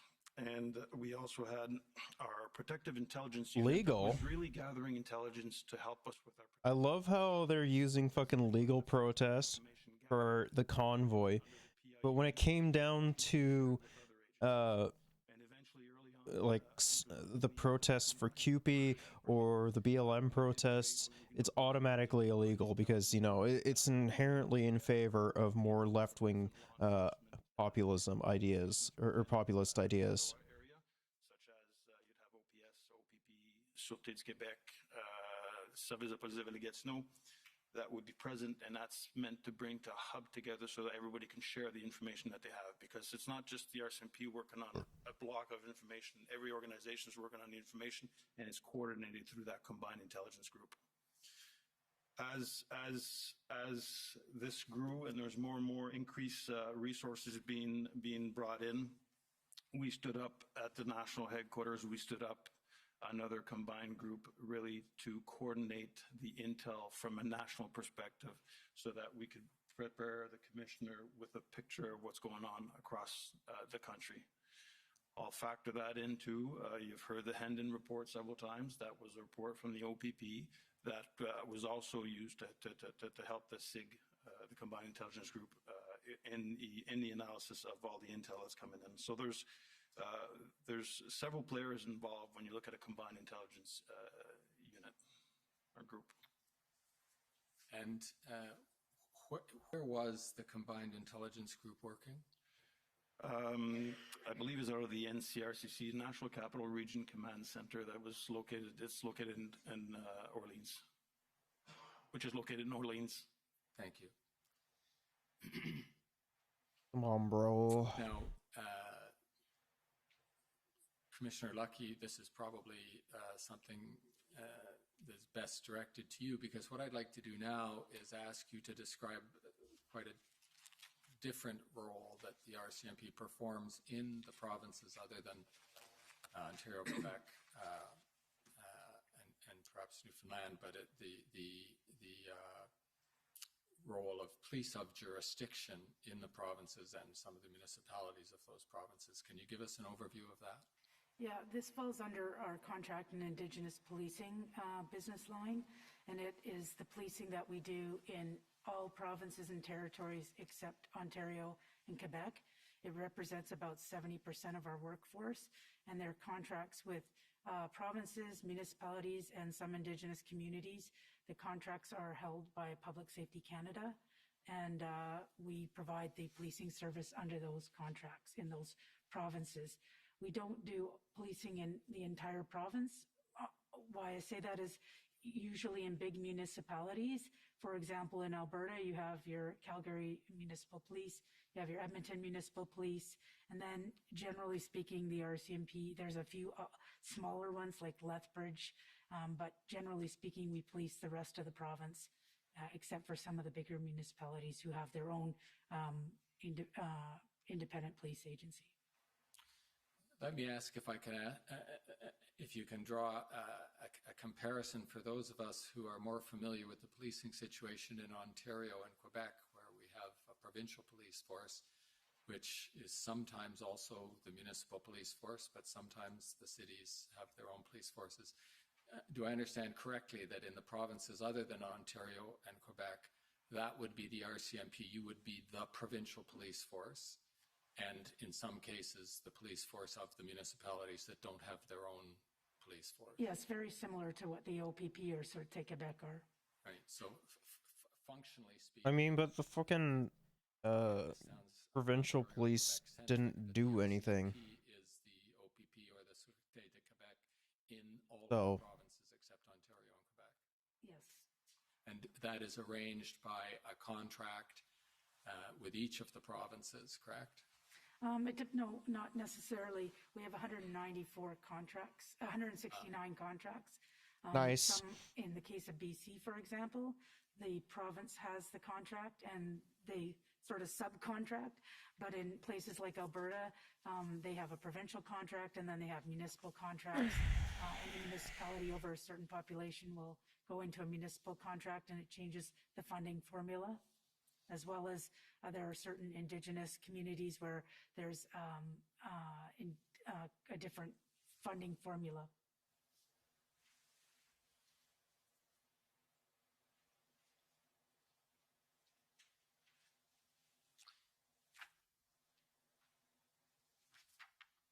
Now, when you two have left the stand, we're going to have Deputy Commissioner Zablocki here to describe the situation in Alberta in particular. But before he gets up to describe that situation, perhaps Commissioner Lucky, you could describe the way in which the contracts you have with the provinces, either a single contract or multiple, as you just described, allow you to move resources within a province to areas where they are needed, or between provinces when there are higher demands in one province than another. Yeah, this is the beauty of our model, in the sense that under the provincial policing service agreements that we have, we can move resources. It's called an Article 9. So in the case of Alberta, Bro, this is so boring. He can move resources from within Alberta as he wishes, just advising the province of that if we're doing any big movements of resources. And then again, under a different subsection of Article 9, we can request up to 10% of resources in any other province. And so what we do is we normally, if it's urgent matter, we move the resources and then ask for permission later, because we'll never compromise the safety of Canadians. But generally speaking, when we know big events are coming on, we will prepare those letters in advance. The letters go from myself to the minister to the applicable policing jurisdictions. And it's always based on a cost recovery. Right. Which is to say, if one province borrows a bunch of your officers from another, there's a financial arrangement to compensate for that. Yes, and that's exactly what ended up happening in Alberta during these convoys. We do also have access to federal resources, like Deputy Commissioner Duhem was saying, across the country. Those don't fall under those agreements. They're federal resources. Right. Now, let me ask you, are there advantages from an operational point of view if you are bringing in officers from, say, British Columbia to Alberta, or from northern Alberta down to southern Alberta, etc., in having officers with the same equipment and the same training and the same command structure and whatnot? Does that offer you an advantage that you might not have been able to achieve, for example, when you were coming in to assist in Ontario? Absolutely, because we have the same more or less training standards and service standards across the RCMP, and that flexibility allows for, especially in extended events where you have to provide relief and you can't sustain things like the forest fire in Fort McMurray, the manhunt in Manitoba. You can bring those resources in seamlessly because they have the same level of training and the same equipment. Thank you. Now, moving a bit closer to home, at least insofar as it pertains to the events in Ottawa, I would like to ask, and these are probably questions for you, Deputy Commissioner Graham, but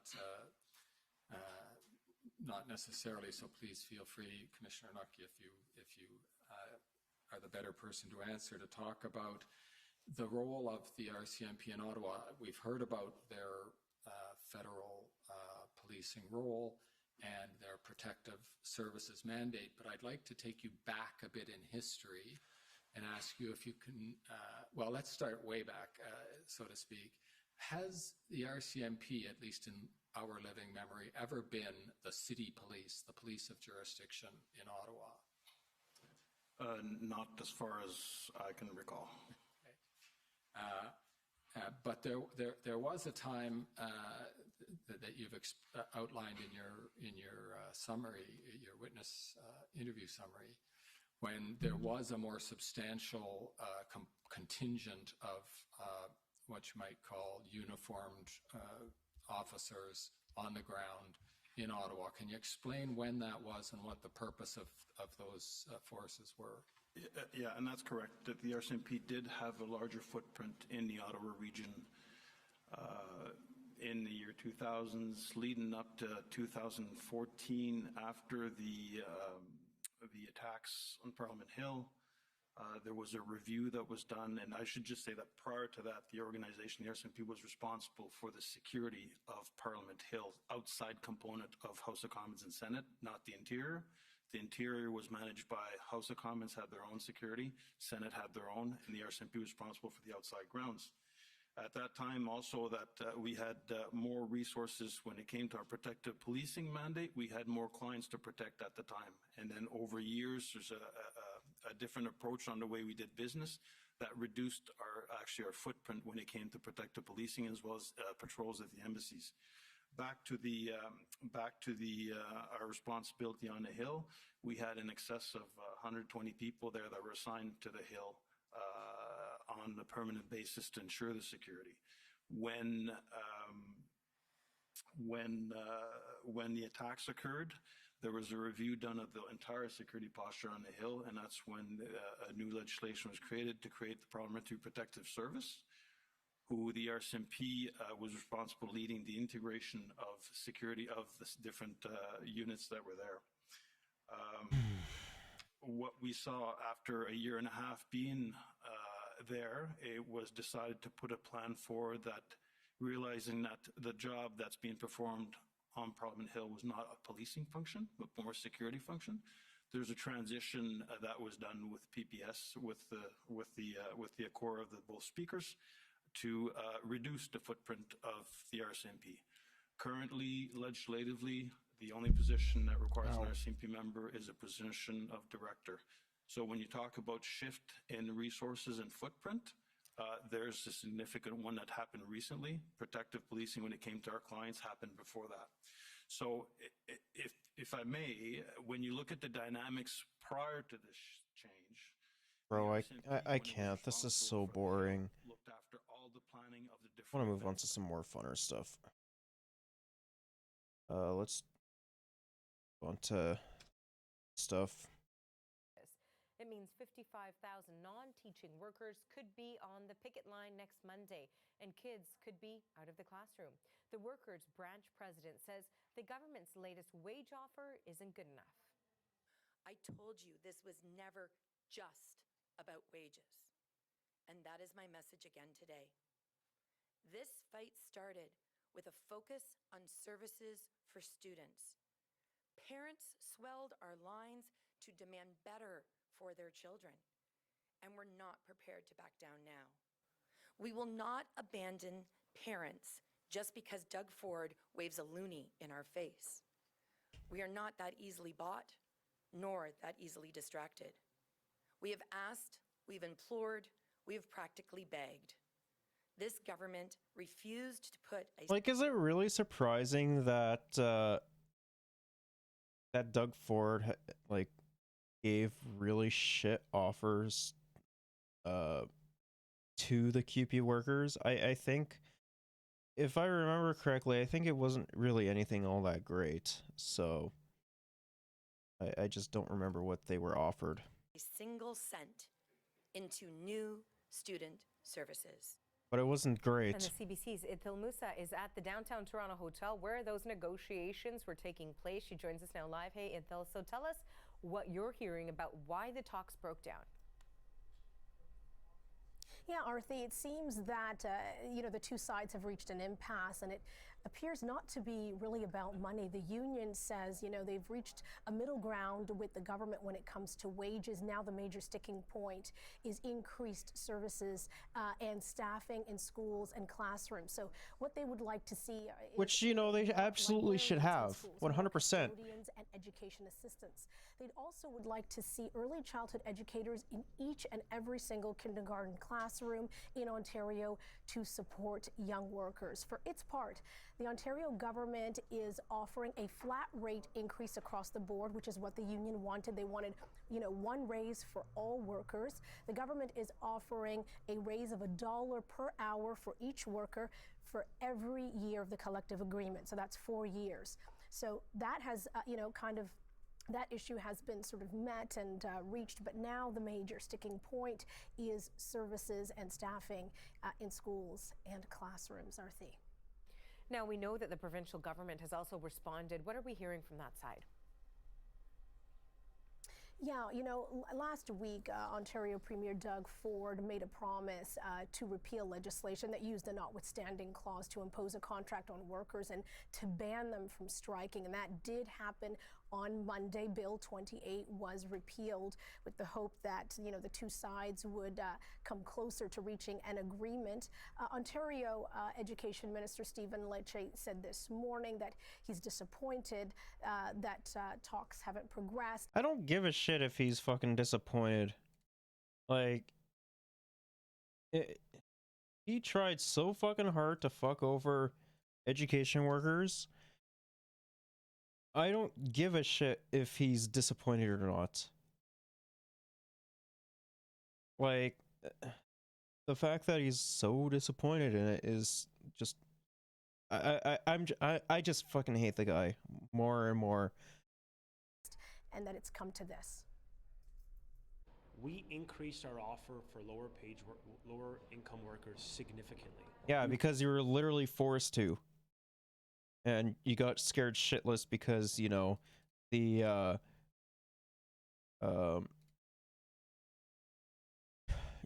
workers actually went on strike and everything. And, you wanted to look like you cared about kids and shit, and then you fucking, you guys backed off. We repealed the bill. We've been at the table in good faith, demonstrating no, you have not. To the lowest paid workers and a commitment to parents to keep their kids in school. And yet today they have decided again to put the province on a 5-day notice to a strike. I think it is entirely... Well, maybe if you would actually negotiate in good faith and be like, yeah, I think we should hire more fucking workers in the education department. They wouldn't go on strike again. Unfair to children. It's unnecessary. We should be having these discussions at the table to get a deal for her members and for our kids. But you don't want to have those discussions, though. We're all very disappointed that this is the path the union has taken, but this government will stay resolved and stay focused at the table to get a deal. Ontario Education Minister Stephen Lecce is urging CUPE to call off the threat of a strike. The union, for its part, says there is still time to reach an agreement. However, I don't think that he will, though. Met workers will go on strike on Monday. That's 55,000 workers. They include, early childhood educators, custodians, librarians. They say they will all be on the picket line and they will stay there for as long as it takes. Arthi? Thanks for this, Ethel. That is the CBC's Ethel Musa in Toronto.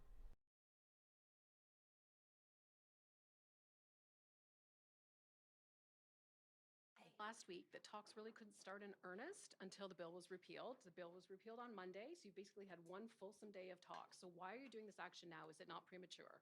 It's not premature. I mean, when you're talking, even if it's not in earnest, I mean, let's be honest, everybody was sizing each other up.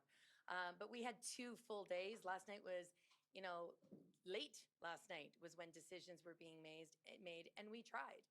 We tried everything we possibly could. But what they want to do is give us the deal that they gave us back in 2019 with $1 on it and call it over. And we're saying, listen, we know that kids need services. Why are you not investing in those?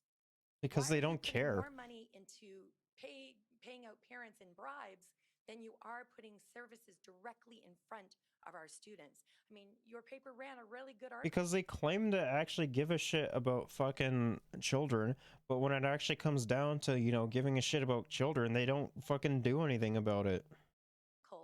on private tutoring that says this isn't working. And yet we just need them to put the money in place so that people could have more EA support, more ECE support. And they're saying no.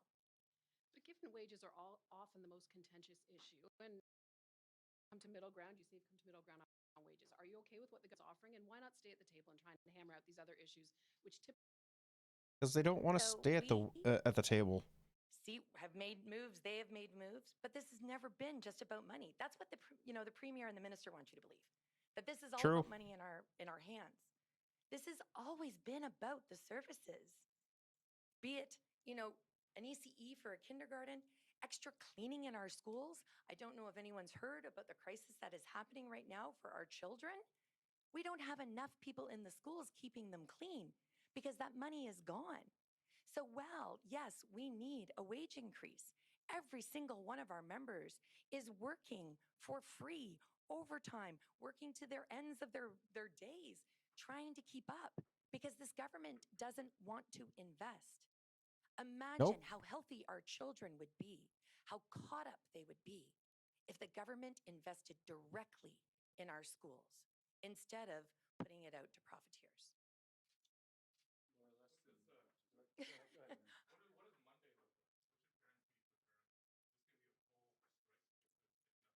It will be a full strike on Monday. But our goal is to get a deal done. I think it's unfortunate that you have to serve notice before anyone believes you're serious. You shouldn't have to remove your services for someone to value them. And I'm not sure why every single time we're in negotiations, we have to get to this point before the government understands. They have had 100. Because they don't want to fucking take any actions and actually make the quality even slightly better comparatively to what it is now. 167 days. Why are we holding out?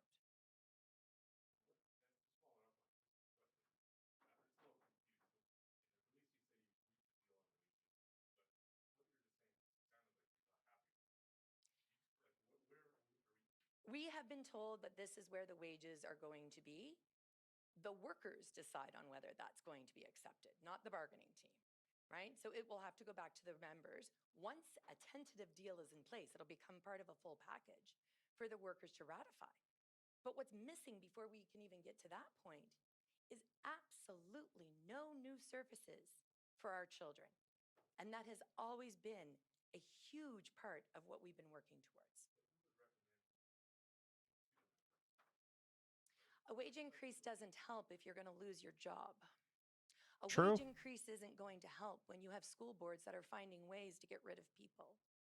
A wage increase isn't going to help if your hours get cut. It's a full package. That will be determined by the members. But in terms of what your bargaining committee is going to recommend, We aren't recommending anything. We don't have a tentative agreement. Can you just elaborate a little bit on the services? What are you talking about exactly here? This is the impasse. Describe to me what the issues is. Absolutely. I can't wait to actually describe it because I can go into great detail. Let's start with our youngest learners, those little ones that are 4 and 5 years old in our kindergarten classes, who literally the majority of their life has been under a pandemic. There are kindergarten classes that don't have a DECE in them, which is the cornerstone of the play-based learning structure that we have, because it saves money to do an SK1 split. We need an early childhood educator in every single class in this province. Let's talk about EA supports. Just today I had got received from a mom, an update that she is still sitting outside of a school in Toronto Catholic District School Board because there's yet to be an EA provided to her daughter who requires personal care supports in order to attend school. So that mom is sitting outside of the school so that her daughter can text and say, hey, Mom, can you come in and help me eat? Hey, Mom, can you come in and help me use the washroom? What dignity is there in that? And why are we not investing in EAs? Why are we investing in private tutoring when there are multitudes of EAs and other staff that can do those supports? Let's talk about custodians, maintenance, trades.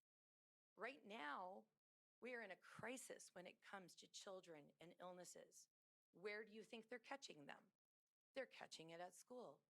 Did you know that the money for the What? enhanced cleaning is gone?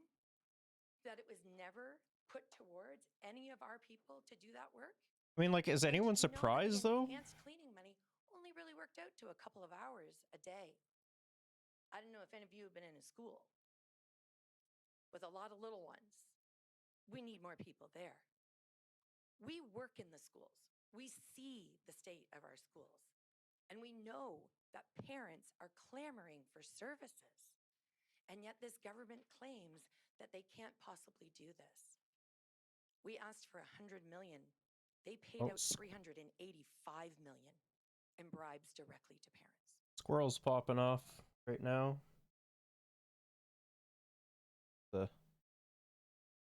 Oh, like sanctions. Well, we can probably talk about that.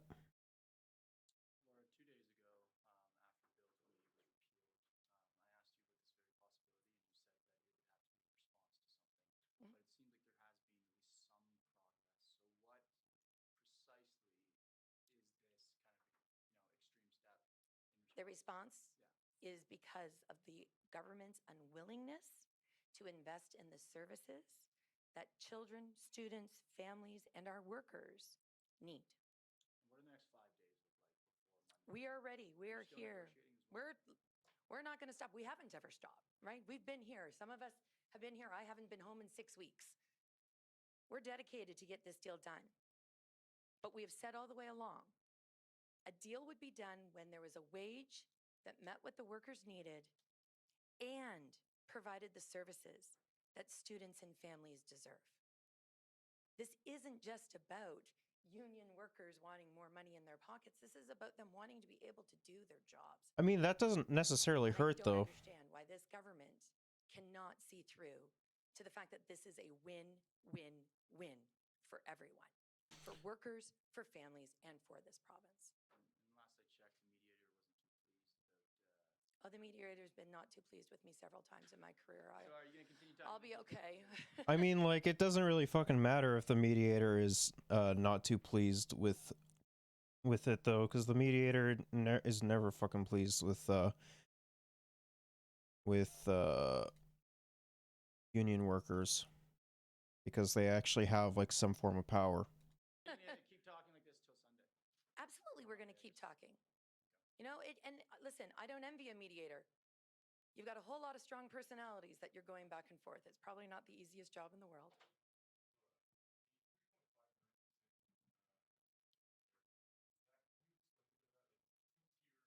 No, it's a flat rate of $1. $1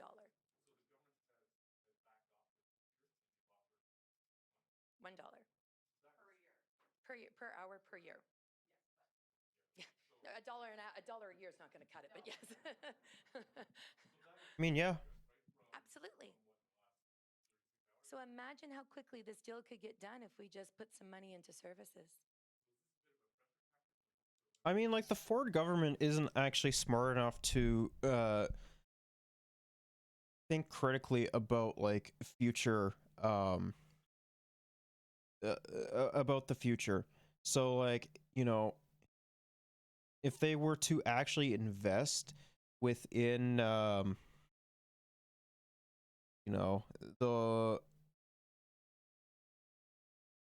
if they were to actually invest in you know, like early education workers, custodians, librarians, and all that, things would be like I think the education system would be significantly better than what it is now. But we see that time and time again, they just don't fucking care. There's always going to be pressure tactics when you're negotiating. So unions like CUPE have to actually, you know, enforce some fucking pressure on the government in order to do so. Obviously, there's not enough right now, or else it would be done. This could have been settled last night. We could have been standing in this room today announcing that there was a deal we were going to be taking to our members.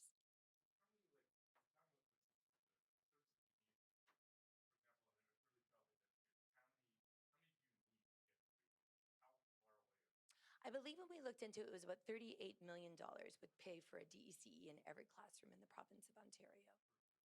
Yep. And it changes every year, right? Depending on how many little ones come in. Laura, you've been saying all along that this is not just about the money, and we hear that often with negotiations, and it's a lot of times it's just posturing. But by you not accepting this raise of 3.59% and looking out for the children, I really think it goes to the credibility of you and your bargaining team. What? When you are prepared, given that the majority of your workers are the lowest paid, 2/3 are women, most likely struggling, most likely with children, some of them perhaps single moms, some living in marginalized communities, but you're so concerned about your kids that you're prepared to walk away from the dollar aspect of this.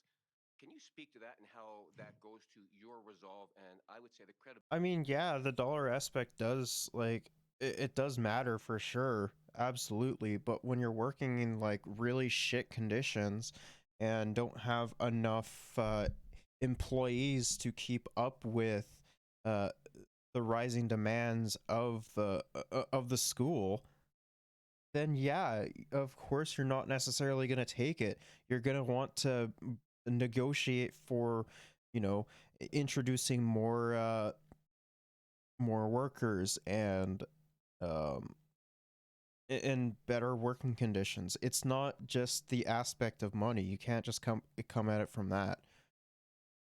Credibility of your union when you sit down at a negotiating table, because you could put the money in your pocket, out the door you go, but the kids are still suffering, and that's not enough for you. So can you elaborate on that? Absolutely. I mean, I think it speaks to not just the bravery of this group behind us, but the 55,000 people back at home who understand that our working conditions are children's learning conditions.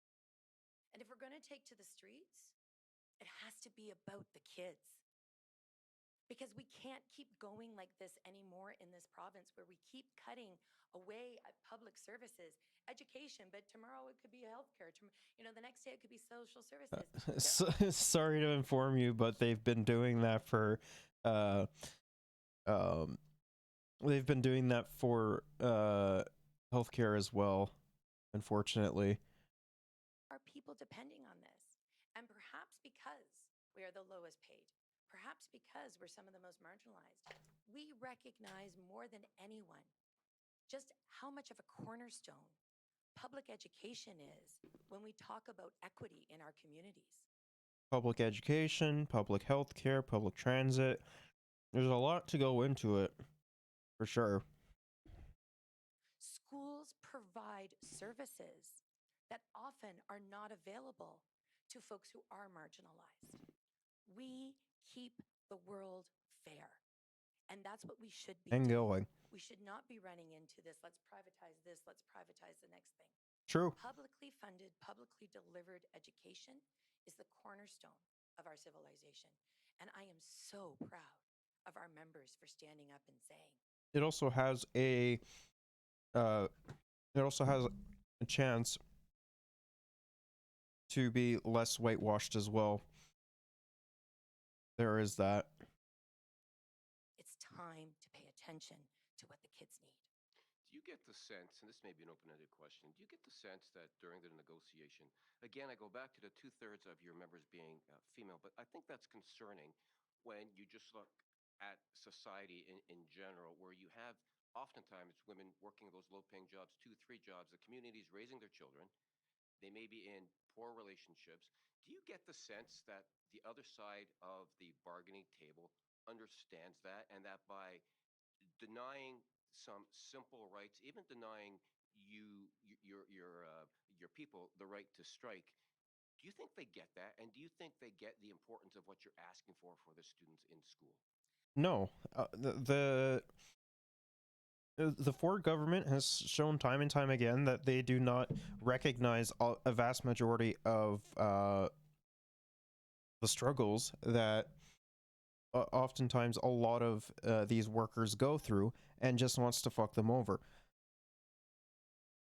They're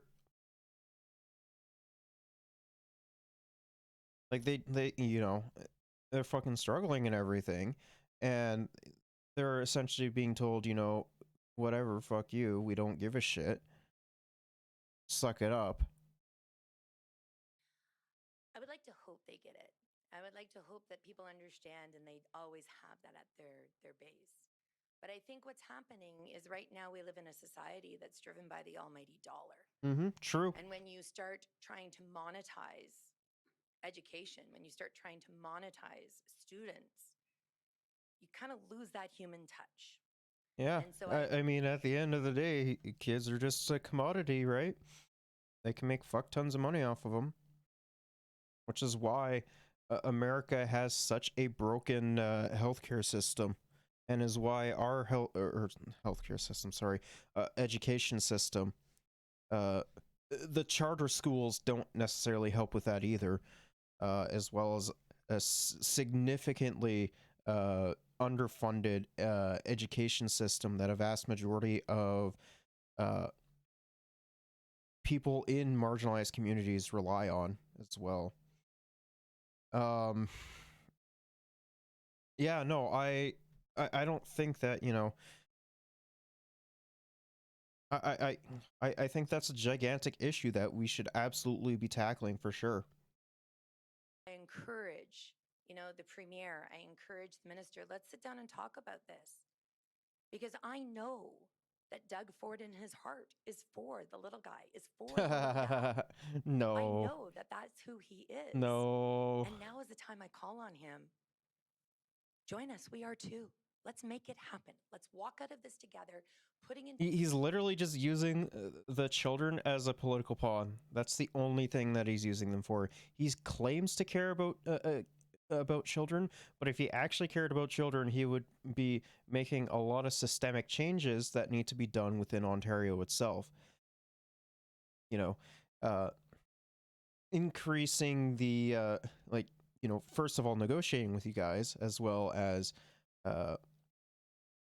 putting more funding into education, housing, so kids don't have to fucking live and die on the streets. Healthcare, like as we've seen, they frankly don't give a shit about the children that are being hospitalized due to massive outbreaks of influenza A and the other what was it, like RTV or RSV or something like that. We see that they don't care. So, and like, what does he do for families, and especially like single moms that have kids for them? Like, they don't get any fucking subsidies that they desperately need. So sorry, the Ford government doesn't care about them. Into the history books, real services that are going to work for students. I heard a lot about Bill Davis when I was in the House the other day. Bill Davis did have a legacy of actually working for public education as a conservative premier. Yeah, but that was a long time ago. Doug Ford can be the same.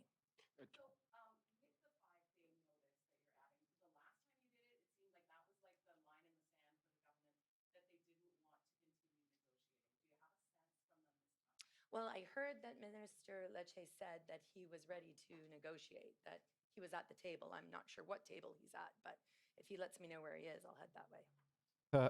Laura, just very quickly to clarify, rotating strike on Monday or permanent? Full out. Full out strike. Yeah. And can I ask you one last question with regards to that notwithstanding clause? Your 55,000 members pushed back.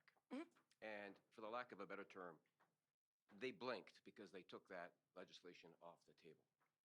If that legislation is to be implemented because of the defiance of the legislation, it requires for heavy fines on the lowest paid workers, number one. If government does that, you look like a bully.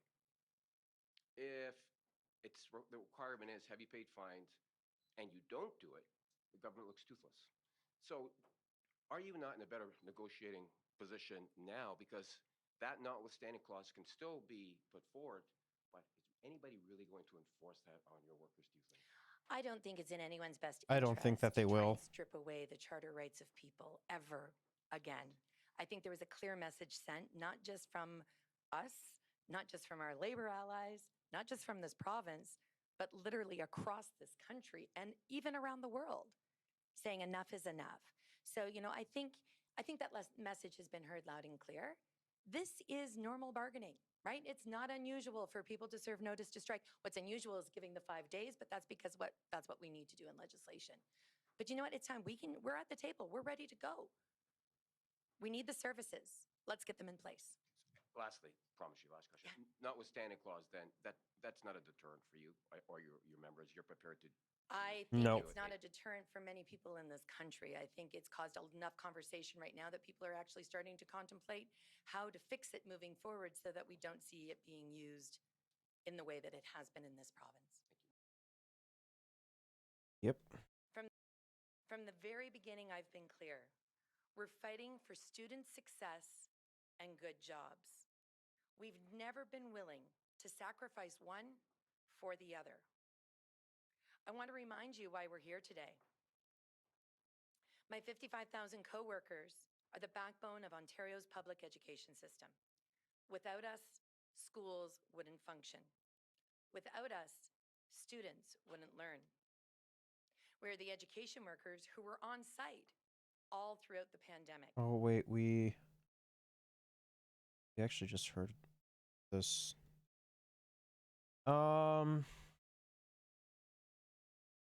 Yeah, so so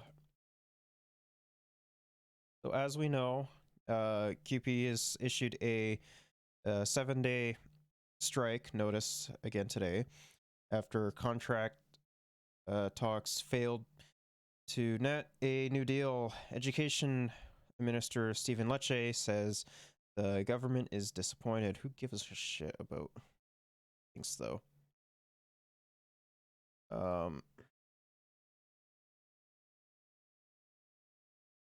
Here's a statement. We are disappointed that only a few short days after talks restarted, QP has filed a notice to once again shut down classrooms. Since resuming talks, we've put forward multiple improved offers that would have added hundreds of millions of dollars across the sector, especially to lower income workers. QP rejected all these offers. We are at the table ready to land a fair deal that invests more into lower income workers and keep kids in class, which, I'm honestly not fucking surprised in the slightest that, that was going off. The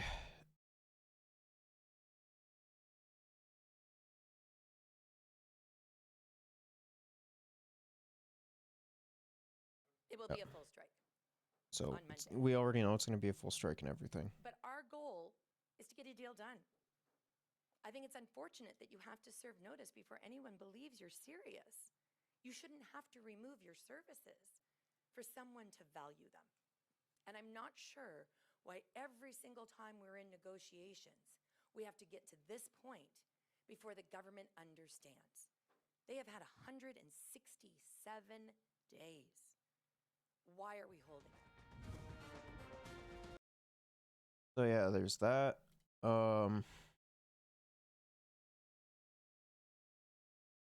The QP workers have said, or the 55,000 QP members have said that they are grateful for the amount of support.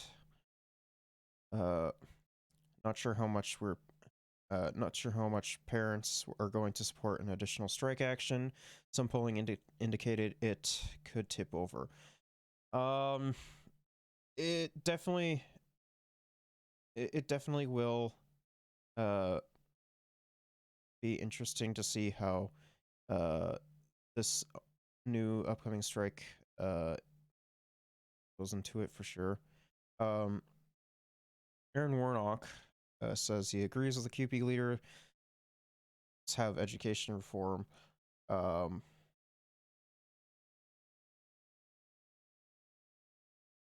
Make it easier for parents to opt out of systems that treats their children's class time as a union bargaining chip. The funny thing about this is, the funny thing about this is that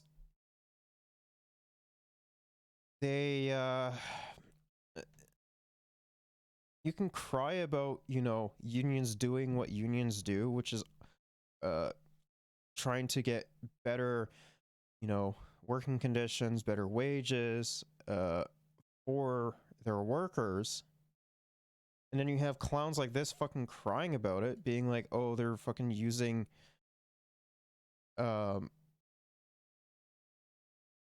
using them as bargaining chips. Well, the exact same fucking thing happens from the dumbass, conservative Ford government.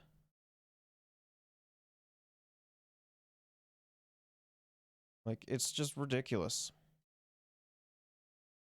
Stephen Lachey also fucking tweeted out this as well. And the question fundamentally, when we've repealed the bill, we've increased the wages, we've done a flat rate, and we're asking for no concessions by the union is, what is this strike about? Why are we here? Why are kids potentially out of school? And so we are urging the union to stay at the table, work with the government and the mediator to get a deal that keeps kids in class. I love it when, you know, they say that CUPE isn't wanting to stay at the table, but they didn't want to come to the table in the first place. And CUPE is actually taking a fucking stand, being like, no, we're not taking your shitty ass offers that you provided us. You know, it's just silly.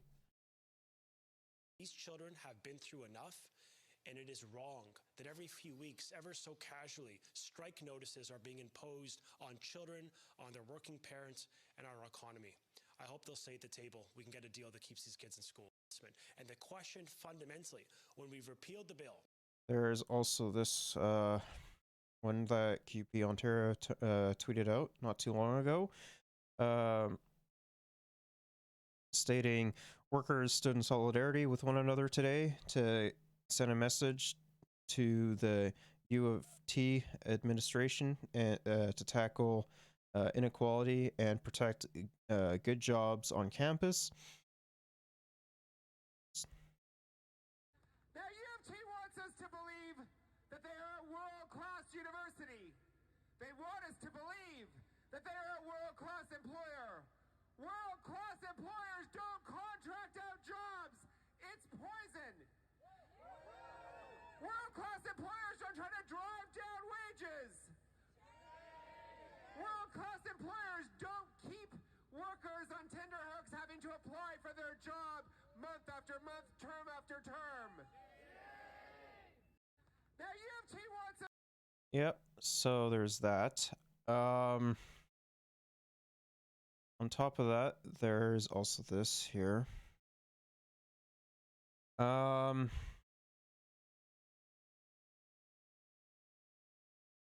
Mom is up now at the OBS CU CSCO press conference, notes that education workers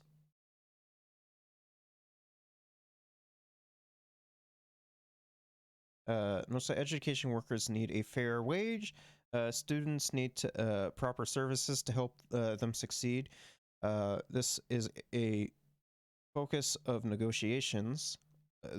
Focus of negotiations. We are the workers.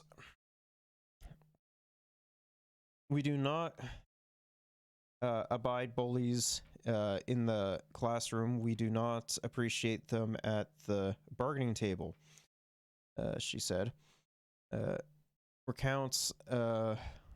Walton recounts the tremendous pushback of Bill 28, workers and families forced the government to back down. The majority of Ontarians want good schools and fair wages. The government offered a 3.59% raise, which isn't enough to be a fair wage, but it is more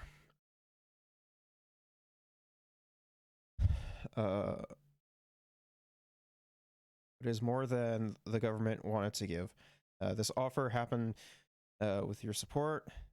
This was never about wages. Students need to serve services like early education educators in every kindergarten class, better EA support, and better EA supports.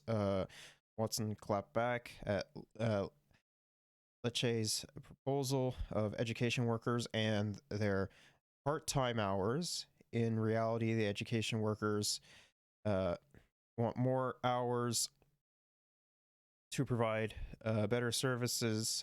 Parents know it's CUPE workers that have shown up to schools during the pandemic to help us help students.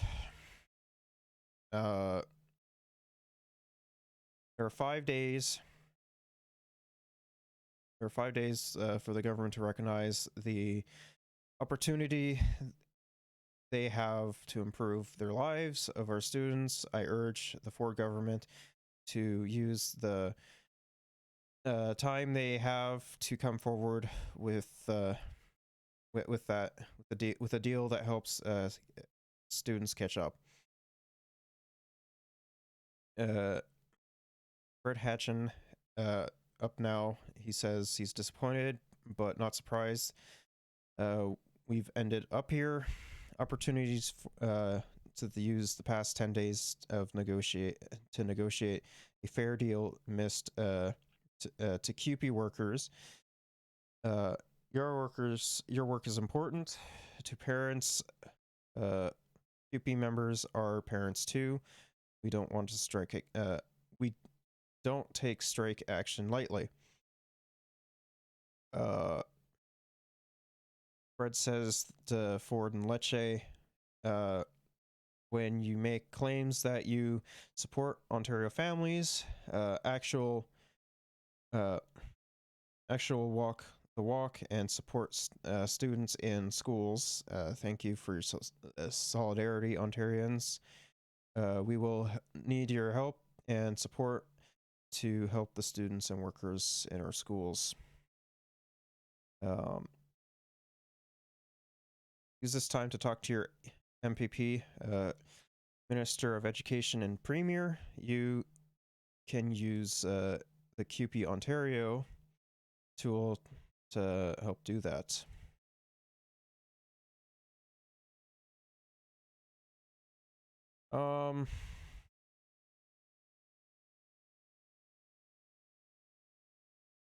Let's just do this. Reporters asks why take this action now? Watman notes the effort was made, but the government hasn't offered enough student support in the deal. We need this government to invest into the schools. Watson notes this fight has always been about service. ECEs in every K class. More EA supports. More EAs to support students, more custodians. This government is unwilling to invest in our schools. She clarifies it will be a full-on strike on Monday. Watson notes before we get a deal. that can be voted on, more investments in the class need to happen. A wage increase isn't going to help if you're going to lose your job and or your hours get cut. Watson details the issue. ECEs should be in every K class instead of SK1 split. More EAs, so students are required who require support don't need to have their parent camp outside the school to help more custodians to keep the schools running and clean. She also notes it's the government's unwillingness to invest in the services that the students will need that have led us to this impasse. The deal is done with a living wage and services to help students succeed. Still looking for the service is to make this a win-win for all. She also notes they'll be at it all the, or she also notes they'll be at it for the all the way to Sunday to arrive at a deal. A flat rate for $1 per hour has been offered to all members. Now we just need to invest in better services and deal with will get done. This deal could have been settled last night. $38 billion would pay for an ECE in every classroom. Watson notes. Reporters notes it shows the character of the CUPE members not take the money and run, but fight for better school conditions for students. Watson and CUPE working coordinations are student learning conditions. Schools help provide equity in communities, fund them, definitely. Do you get the sense of the other side of you get the sense the other side is not of the bargaining table understand what CUPE members who are some of the lowest paid members go through? A reporter asks. Watson notes that monetizing schools and students is not the right approach.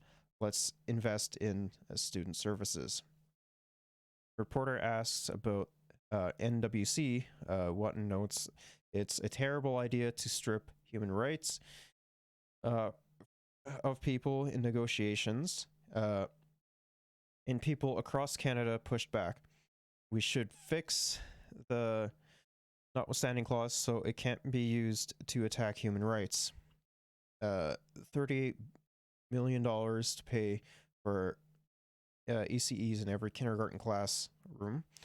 Sorry for misunderstanding the context above. Great summary from the CUPE asks to support student success. Pass over. Education workers are fighting for guarantees of 1, enough educational assistance so all students get the support they need, and so schools could stop sending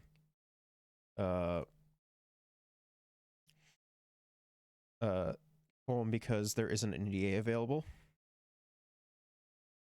2, an early education, an early childhood educator in every kindergarten classroom, so every 4 and 5-year-old would get to play-based learning support. That's especially necessary now after 2 years of pandemic isolation. 3, enough library workers to make sure school librarians or school libraries are open and reading opportunities are available to kids all the time. 4, enough custodians to keep the schools clean and enough maintenance workers and tradespeoples to begin to tackle the $16 billion of repair backlogs, and number 5, adequate staffing of secretaries in school offices and enough lunchroom supervisors to keep it safe. So yeah, that's that. So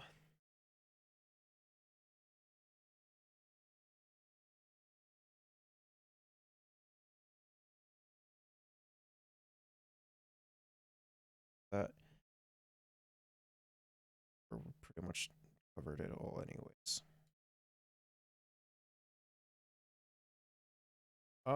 So yeah, we'll move on to some other stuff real quick.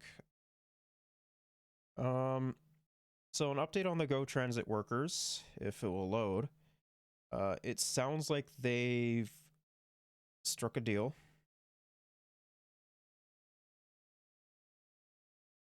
Going on.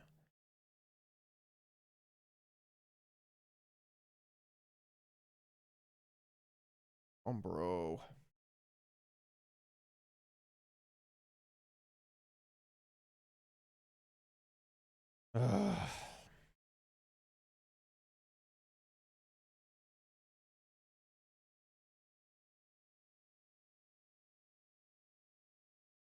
Guess while we're waiting, we'll do the squirrel one. Squirrel kind of popped off. Whenever you see anyone advocating for sanctions on a country, know that they are advocating for economic terror and mass murder, which particularly targets the most vulnerable in those societies: the poor, children, disabled, marginalized minorities. What makes it especially grotesque is that they do it under the cause of humanitarianism. We have to stop suffering by killing the most vulnerable people in that society. And of course, it's always selective, never targeting regimes the CIA approves and approves of and funds and arms. Here is Katie Porter, a progressive, advocating for the Biden regime to tighten its already murderous and genocidal economic terror it has waged against Iran for years, because Trump, the fascist, tore up Obama's Iran deal. By the way, where are her calls for sanctioning Israel? It's a very good question. Oh, awesome. Katie Porter and other scum like her claim to believe that human rights abuses by a government warrants the U.S. Infiltrating a genocidal economic terror campaign on the most vulnerable in that society. Okay, then why not Israel? They killed a journalist. Where are you, Kate? It's a very good question. Oh, right, of course. If you call for that, your career is over. If you just say that the US should stop arming and funding Israel, your career is over, let alone sanctioning it. So Katie is quiet as her own regime that she is a member of engages in genocide all over the world.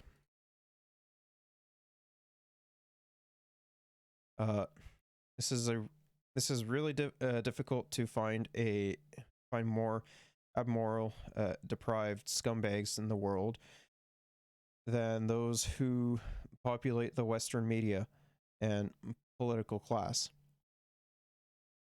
They're just the most disgusting creeps imaginable. See the thread for a destruction of sanctions propaganda.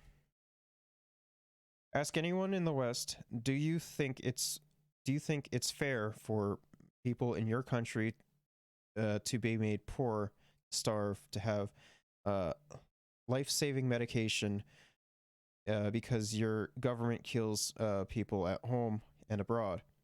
No? No, but you see, Westerners are humans.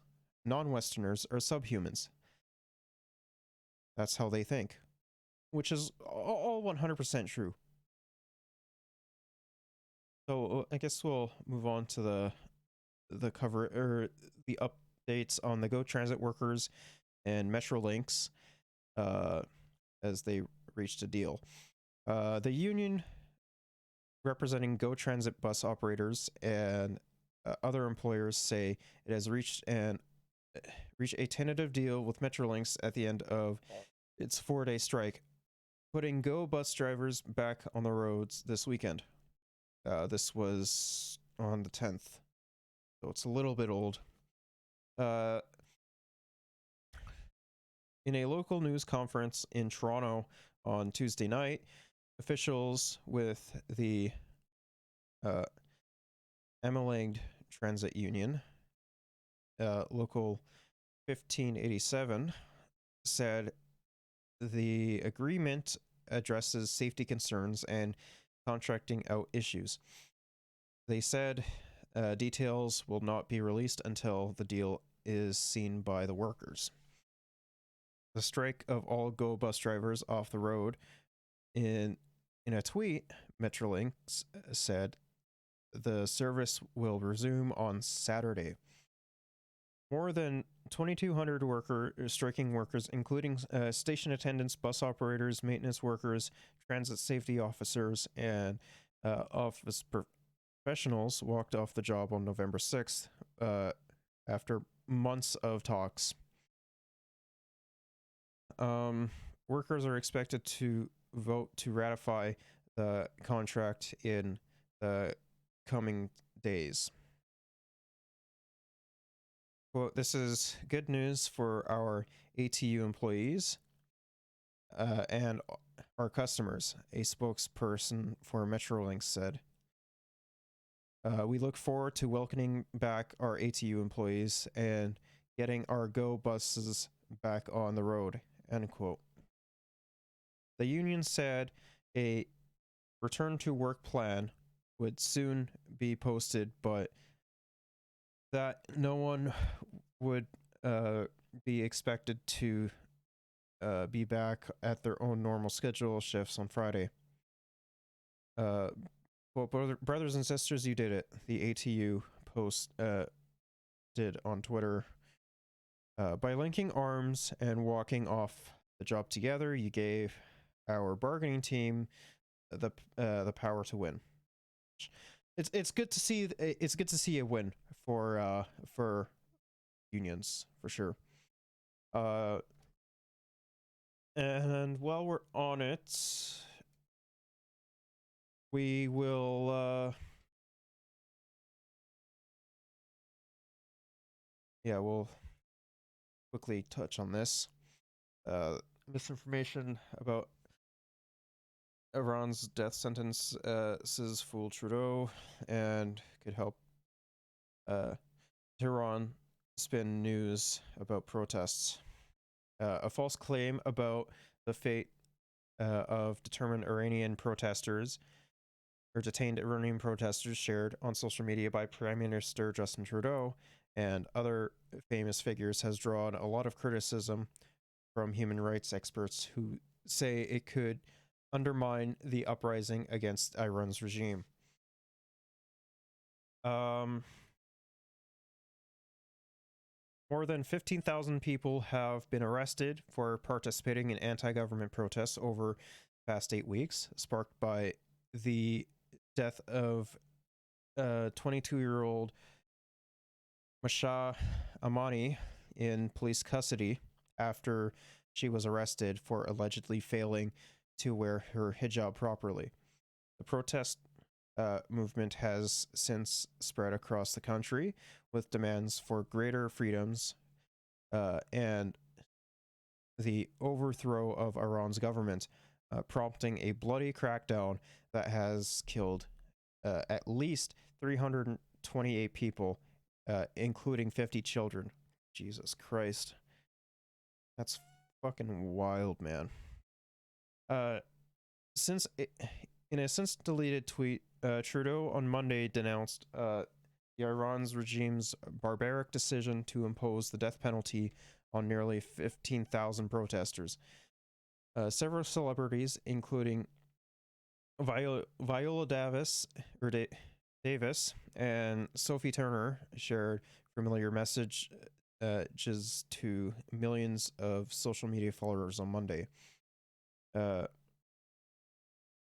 figure Trudeau cited has been described as false information. Like, it's just fucking funny because, like, even like you would think that like libs would have like some baseline understanding about it, but they're just as susceptible to fucking false information about countries like Iran and what the hell's going on. Like, I don't even want to know what the fuck they think about places in like South America. According to official news sources in Iran and external observers, upward of 2,000 people have been charged over their alleged involvement with the protests, including at least 20 who were facing charges that could carry the death penalty. A total of 5 protesters now face the death penalty, including 3 protesters who were sentenced Wednesday. Iranian state media and foreign news outlets reported two others were sentenced on Sunday and Tuesday. Jesus Christ.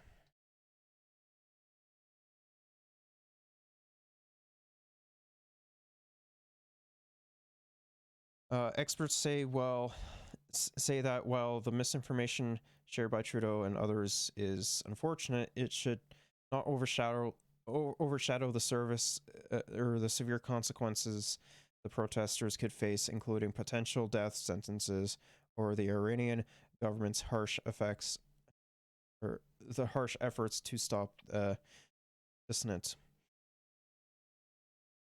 I do not think there's any need for us to try to speculate or get ahead of what the Iranian government is capable of doing, because Iranian security and judicial officials have been committing extremely serious human rights violations over the past 4 decades,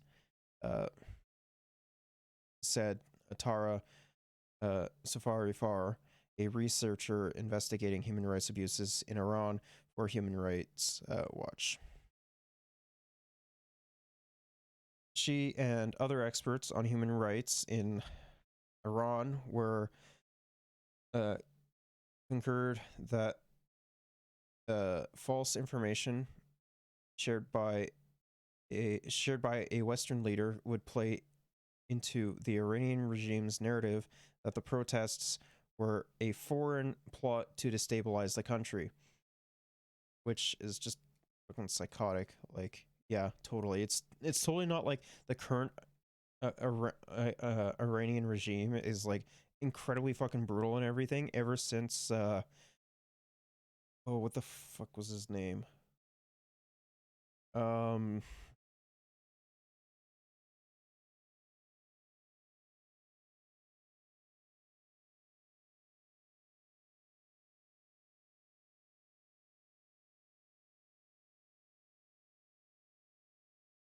What the hell was his name again?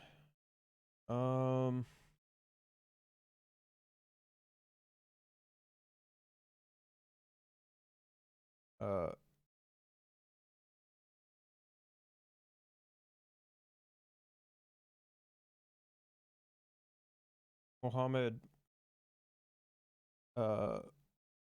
Mossadegh, I believe name is. ever since the coup d'etat in Iran, like Iran's just been incredibly fucking brutal. We know that the Iranian government would love to find one case of a mistaken statement and use that to discredit all information about the violence they're committing. Hadi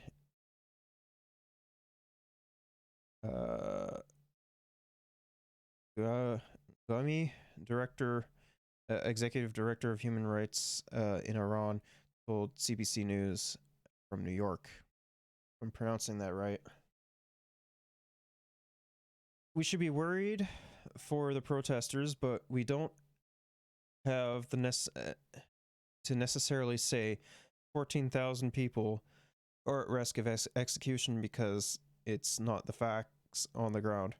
And yet, even one execution is too many. Completely agree.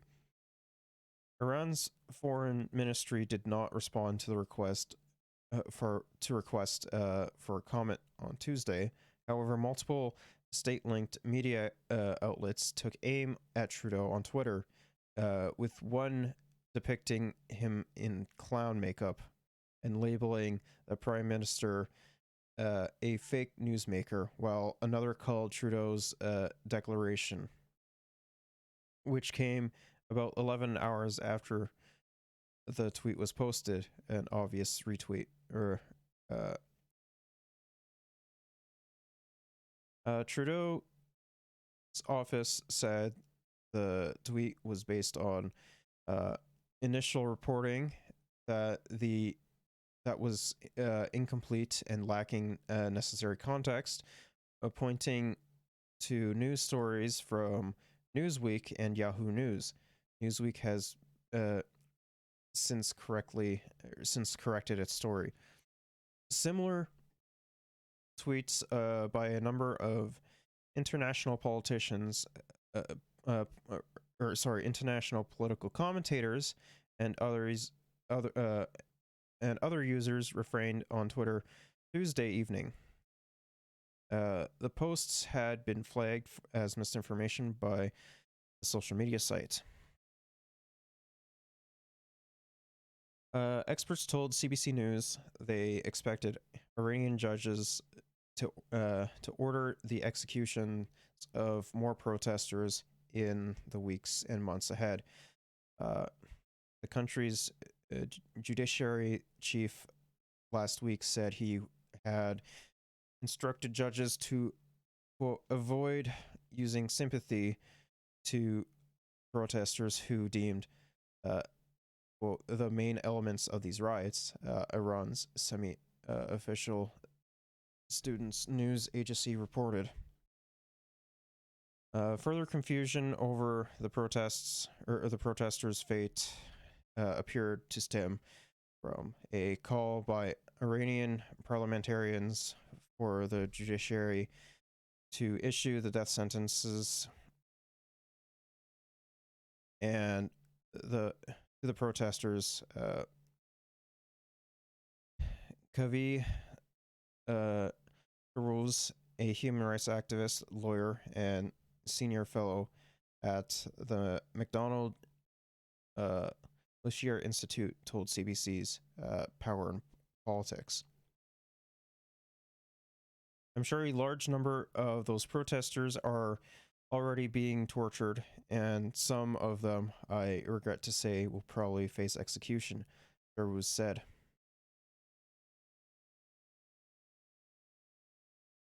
This is a regime that knows nothing but bloodshed, that knows nothing but brutality, and it will attempt to show its power or attempt to demonstrate its strength by trying to be violent towards the protesters as a way of scaring them, end quote.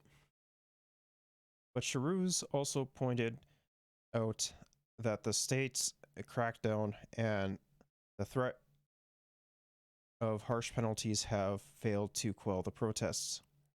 On Tuesday, Iran saw fresh demonstrators and labor strikes, marking 3 years since the unrest that came to be known as Bloody November. That's when violent protesters over fuel prices, led to the government shutting down the internet and its forces killing hundreds of people. Although some sources put the number of dead to be above 1,500. Well, the government will try to create fear by detaining people, torturing them, executing some, unfortunately. But I do not think this is going to work. The Iranian people seem unafraid at this point, Sharuz said. Later this month, the United Nations Human Rights Council will hold a special session on the human rights situation in Iran at the request of dozens of countries, including Canada. Human rights organizations hope the UN would investigate the treatment of the protesters and hold the Iranian government accountable for its actions. Without such an investigation,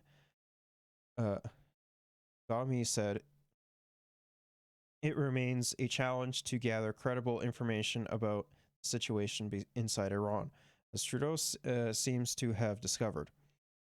But he said that anyone can make a mistake. Therefore, I give the benefit of the doubt to any of us outside who are bringing attention to Iran, end quote. Yeah, it's fucking wild what's going on in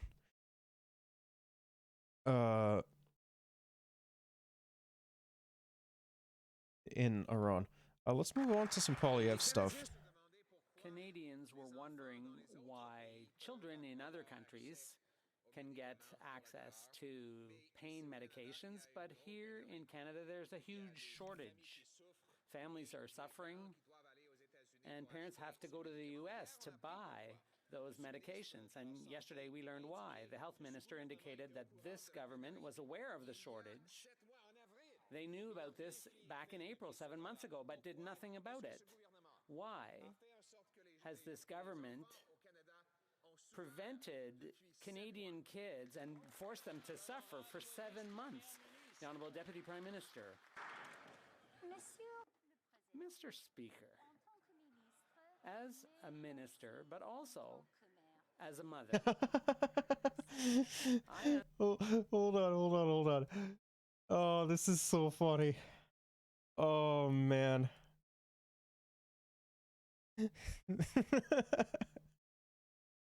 Oh, that is so fucking funny. I love that, bro. That's so funny. Understand the stress that families and children are going through.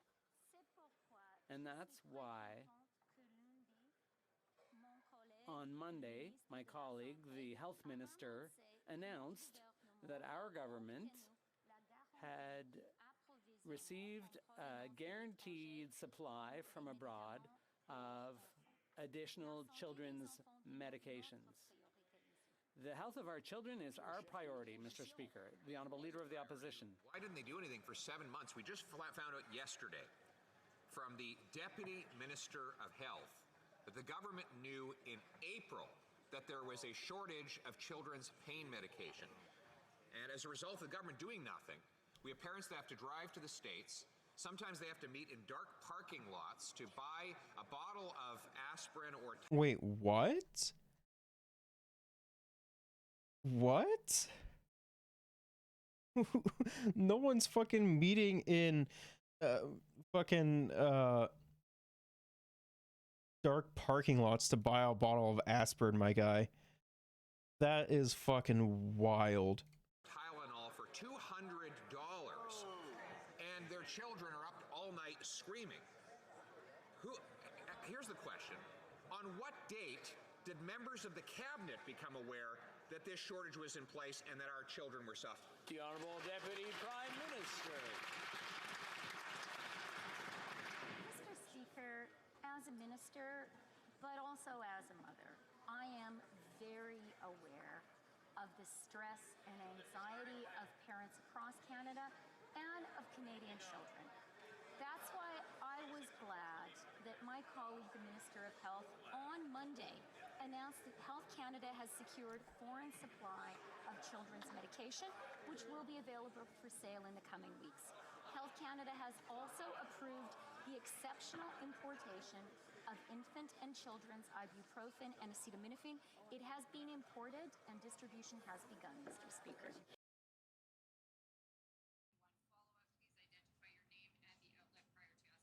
So let's see what. Bonjour, welcome- Monsieur Poilievre. Christian Noël de Radio-Canada. Hello, question from Radio-Canada. Welcome to Vancouver. We'd like to see you more often in Ottawa. You have a very controlled media strategy. This is the first Yep. time you have called the press together in over 60 days. At a press He's very, very afraid of like the actual press because they don't actually fucking or because his strategy is to try and get the fucking psychotic right-wing media that's already that's more right-wing, I should clarify, than the current media as is now, to, you know, essentially fucking have do all of his shit. press conference. Well, that's not true. That is not true. Please correct me then. I did have a media availability in Toronto a few days ago as well here in Vancouver. I took 40 minutes of questions. Yeah, sure. So I did have availability for the media. I had a very lengthy interview with a journalist from the National Post. So I have had media availabilities. It's not true, then. You must have the facts. If you're going to ask questions, you need to have the facts straight. Thank you. The end of my first question was about the press conferences with the Ottawa Press Corps. Some people say it's because you're not brave enough to do so. True. Well, I am here. I'm taking questions here. Yeah, for the first time in 60 days. It's not just the parliamentary journalists who control the agenda. So I would like to thank you, and I ask you to please correct your facts, because you're wrong. You're wrong to say that I have not had media availabilities. I have. I took questions from journalists. But it's not just journalists on Parliament Hill who are allowed to ask questions. Well, yes. First of all, the question had factual errors. The questioner was saying that I have not had press conferences. In fact, I've had press conferences in Toronto, in Vancouver, and I've had one-on-one sit-downs with journalists. So the facts were wrong. I am speaking to journalists, and I remind you that there are journalists right across this country. It's not just the parliamentary press gallery that gets to control the agenda. We get to talk to journalists across the country and to Canadians. That's how we reach out. Fair enough. Thank you. Mon suivi, juste pour dire que les My faits follow-up? n'étaient pas complets parce que je n'avais pas terminé ma phrase, mais merci I hadn't de finished my d'avoir sentence, corrigé ou de but thank you for préciser. correcting Ma me deuxième and question, clarifying. la directrice des Second communications question. de votre parti pense que Communications director of your party believes that the World Economic Forum is controlling governments across the world. What message do you think that sends to Canadians? For Canadians, for the people of this en français. Moi, je In travaille French, pour please. le vrai monde ici, pour les I'm citoyens working du for the real Canada, people here. et Yeah, the citizens of Canada. sure he is. mes priorités sont de réduire l'inflation, My réduire priorities les are to taxes, reduce équilibrer le inflation budget, and contrer, taxes, la balance crime the budget, violente, and et fight celles violent sont crime. mes priorités, celles sont les priorités. Those are my Yeah, priorities. no. And those are the priorities I of my don't think entire he's team. going to. Yes. The federal government is set to release a new strategy on China and the Pacific. It says it wants to work with China on issues like climate change, nuclear proliferation, non-proliferation, but also challenge Beijing over threats to Taiwan, free speech in Hong Kong, the treatment of Uyghurs. What's your response to that new strategy from the federal government? Well, I have to see the strategy. So far, there has been no strategy. When it's published, we'll comment on it. Bro, that's literally better. Like, with the what the liberals have been fucking offering comparatively to like this clown has been like instrumentable. Like there's just so much. It's just so much better than whatever the fuck he was trying to push. I think it's very troubling that the Prime Minister has known about allegations of foreign interference in Canadian elections since last January, and he hasn't taken any action. I haven't seen any evidence of action from this government to protect our democracy from that kind of foreign interference. Oh yes, because you would totally do so, right? Why he knew and why he did nothing. We need to protect democracy for Canadians. No foreign government should have any influence over our elections or our future. That should reside in the hands of Canadians, and so far that has not been the case with the Prime Minister. He has failed to protect our democracy. On a more global level, we need to be a government. We need to have a government that stands up for human rights and for freedoms and defends Canada's interests in an increasingly dangerous world. Thank you. En français, s'il vous plaît. Oui. Merci. Thank you. Selon les reportages de cette semaine, according to this week's reports, the Prime Minister was aware of political interference in our elections by a foreign government. He'd been aware of this since January and did nothing about it. There are 2 elections where there are allegations of foreign interference by a foreign government. The Prime Minister had the information and did nothing about it. So we are proposing that the government should be taking action. And I'll repeat it in English after. The Conservative Party will call a committee to conduct an inquiry into the allegations that were published by Global News. There should be news in a few minutes, and this would be news of a meeting of the Proceedings Committee. The aim would be to conduct an investigation into this. For meetings to investigate the allegations of interference by the Chinese Communist government in our elections. We're pushing for these meetings to happen at the Procedure and House Affairs Committee. We believe we have enough signatures to make those meetings happen, and we can get an investigation going into what the Prime Minister knew, what he's going to do about it, and how we're going to protect our democracy from foreign interference. Bro, how the fuck do libertarians like this guy? He's so fucking boring. Like, he's so fucking boring. He has absolutely no plan. Like, it's just like, how do I just don't understand how people like this guy.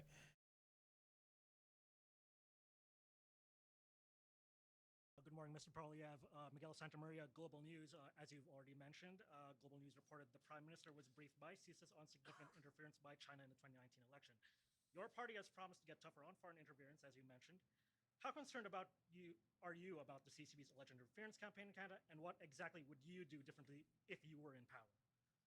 Literally nothing. Make things fucking worse. Allegations that came to light that the Prime Minister was briefed of foreign interference in our democratic process as early as January. There have been widely publicized allegations of interference in 2 consecutive elections now, and nothing done.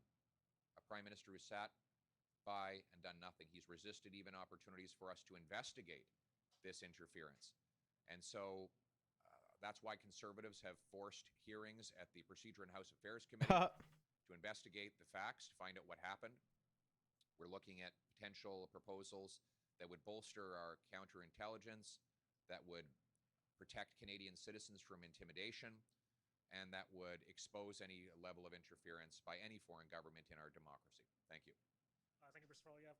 Another question. We have heard extensive testimony at the Emergencies Act inquiry, including concerns from police and national security agencies about elements inside the convoy.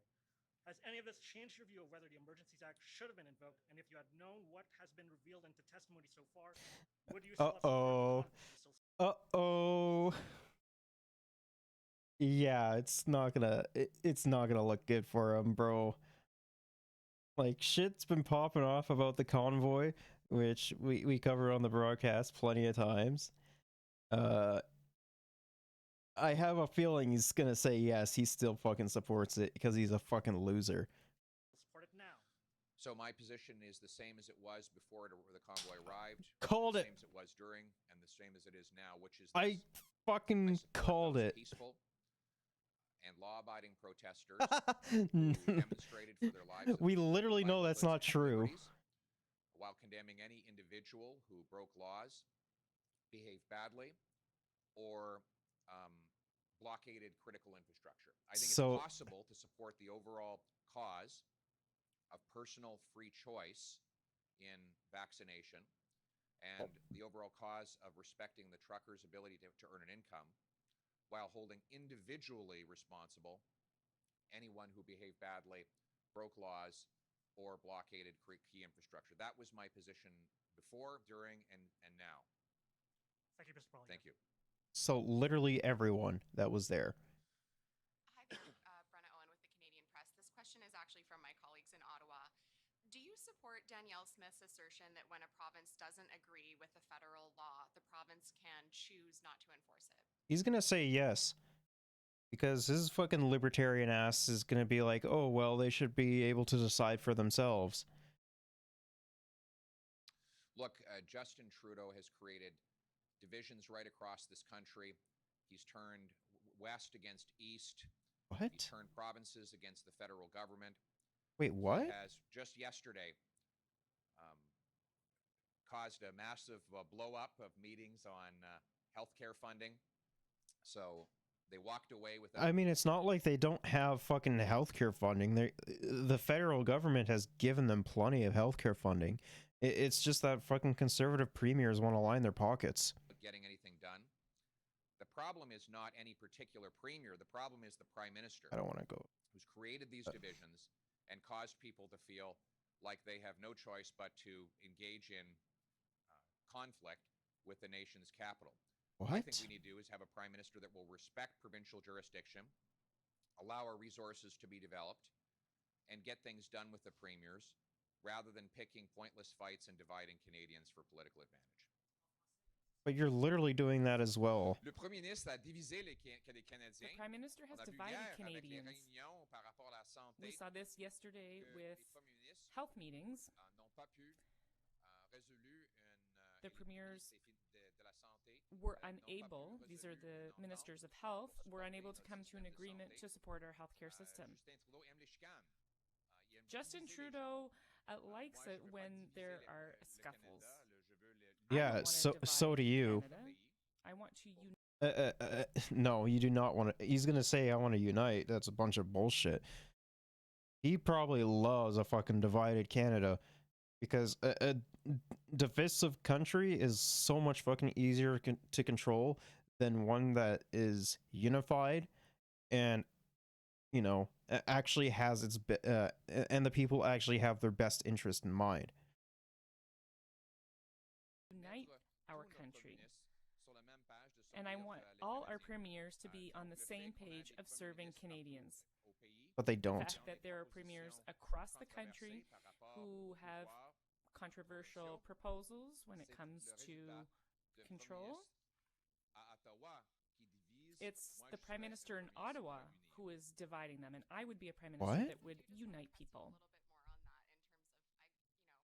I suppose under your government, how might you approach a province that was choosing not to enforce a federal law or expressing opposition to it?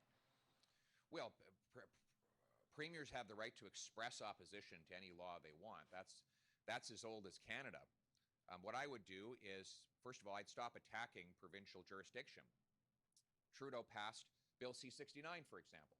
Well, the courts have found that C-69, which attacks our energy sector, is unconstitutional. Now we'll see. No, it's actually how not. that plays out in the appeal to the Supreme Court. But He's it's not wrong just on that. Premiers that are saying that the Prime Minister's laws violate provincial jurisdiction. It's the courts. He's lying. So whether it's his carbon tax, which he's imposing He's on lying. provinces against their will, or it's his attack on our energy and resource sector, or it's his obsession with going after law-abiding, vetted, trained firearms owners, duck hunters, sport shooters. Yeah, he's literally not going over that. He's going after them. He's going after the fucking the psychopaths that are, you know, threatening to take over Ottawa. He constantly attacks provinces and people rather than working together to get things done. In a Poilievre government, you'll have a prime minister who will respect provincial jurisdiction and avoid these unnecessary fights. Mike Hager, Globe and Mail. Yes. Mr. Poilievre, what's your assessment of the evidence at the convoy inquiry so far? And you mentioned that He doesn't care. There's a few individuals. How do you estimate how large a group those individuals were as part of the larger convoy?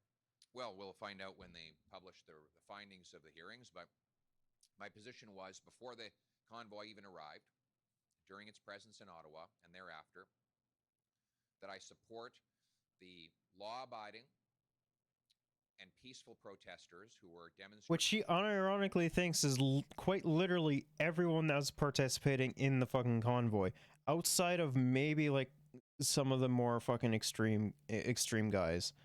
You know, like fucking Pat King, for example.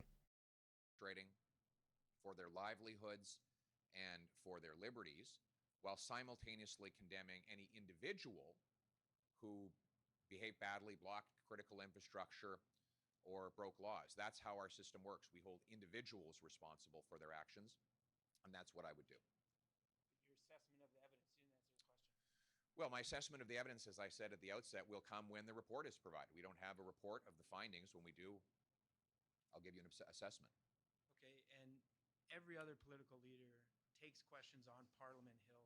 These newsers you spoke of, we didn't get any advance notice, I hear from colleagues. Why don't you take questions from the media? Well, I'm taking questions right now. Because he is afraid of answering tough questions. He likes being thrown softballs. Because, you know, the media can actually give fairly tough questions that he doesn't want to answer. That's why he'll go to fucking, like, I don't know, Rebel News or some shit like that. He's just too afraid. Because, you know, if people find out, like, his actual fucking positions, they're not going to vote for him. Parliament Hill regularly like everyone else. We'll take questions. We'll also, remember, it's not just the parliamentary press gallery that controls the agenda. And I think that's what's going on here, is that the press gallery believes that it should dominate the political discourse. I mean, but like a vast majority of the press gallery is where people get their fucking news from to interact with or to see what the hell's going on within fucking Parliament. You know, like CTV, CBC, Global, CP24, you know, etc. City. I believe we have a big country with people who are not necessarily part of the press gallery. Multicultural media. I've held multicultural media press conferences to reach out to new voices who are often shut out of the political debate on Parliament Hill. So fascists. That's the point. You're there in Ottawa most of the time. I think that part of the problem is that you know, we're all too obsessed with Parliament Hill. We need to be out in the real world to talk to real people on the ground, everyday people. Who are and guess what? In the real world, when you interact with real people, they fucking clown on your ass like no tomorrow.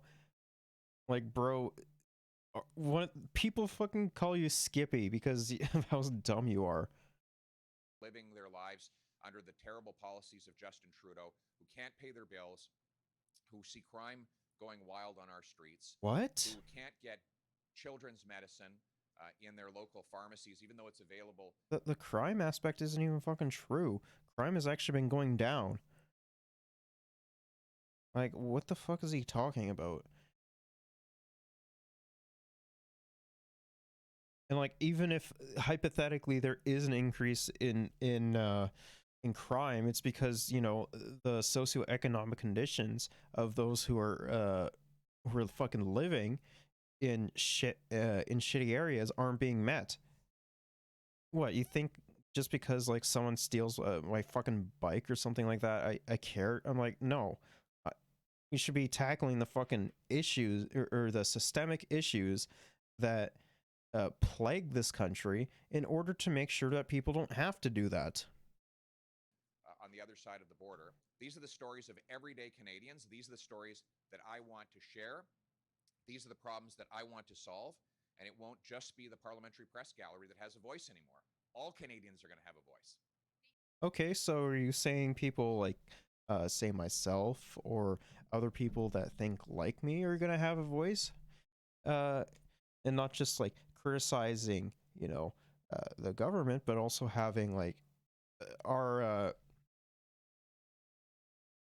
our point of view as well, or like my point of view as well? No, probably not. Chances are very good that you won't. So, thank you. 2 years ago, we were a great nation. Trump is back, baby. We will be a great nation again. Well, there you go. It's official. Donald Trump is making another bid for the White House in 2024. He made the announcement tonight in Florida in front of a crowd of supporters. Was this during Mar-a-Lago? So now what? What does this mean for his party on the heels of midterm elections that did not measure up to Republican expectations? Let's bring the band back together. Washington Post correspondent Karun Demirjian is in D.C. and Kelly Jane Torrance, an editor at the New York Post, is in New York, of course. So Karun, let's start with you. Here we go again. What was your gut reaction to the announcement? Well, look, Trump is back in the place that he loves to be, which is the center of attention. The speech was really reminiscent of many of the rally speeches that he gave during his 4 years as president and in the run up to his first election as president. And he seems to be trying to, make the Trump campaign happen again in similar ways to it happened before.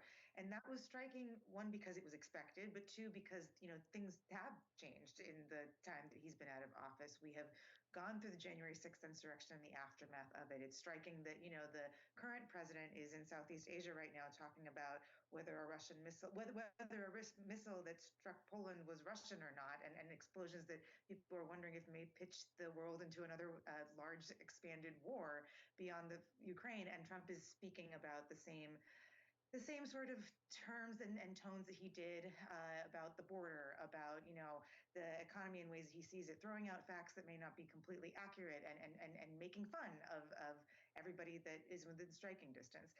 So this is a return to what he considers his glory days that he wants to resurrect, and the GOP has to decide whether they are in lockstep with him and want to bring Trump back again to define the Republican Party politics heading into 2024.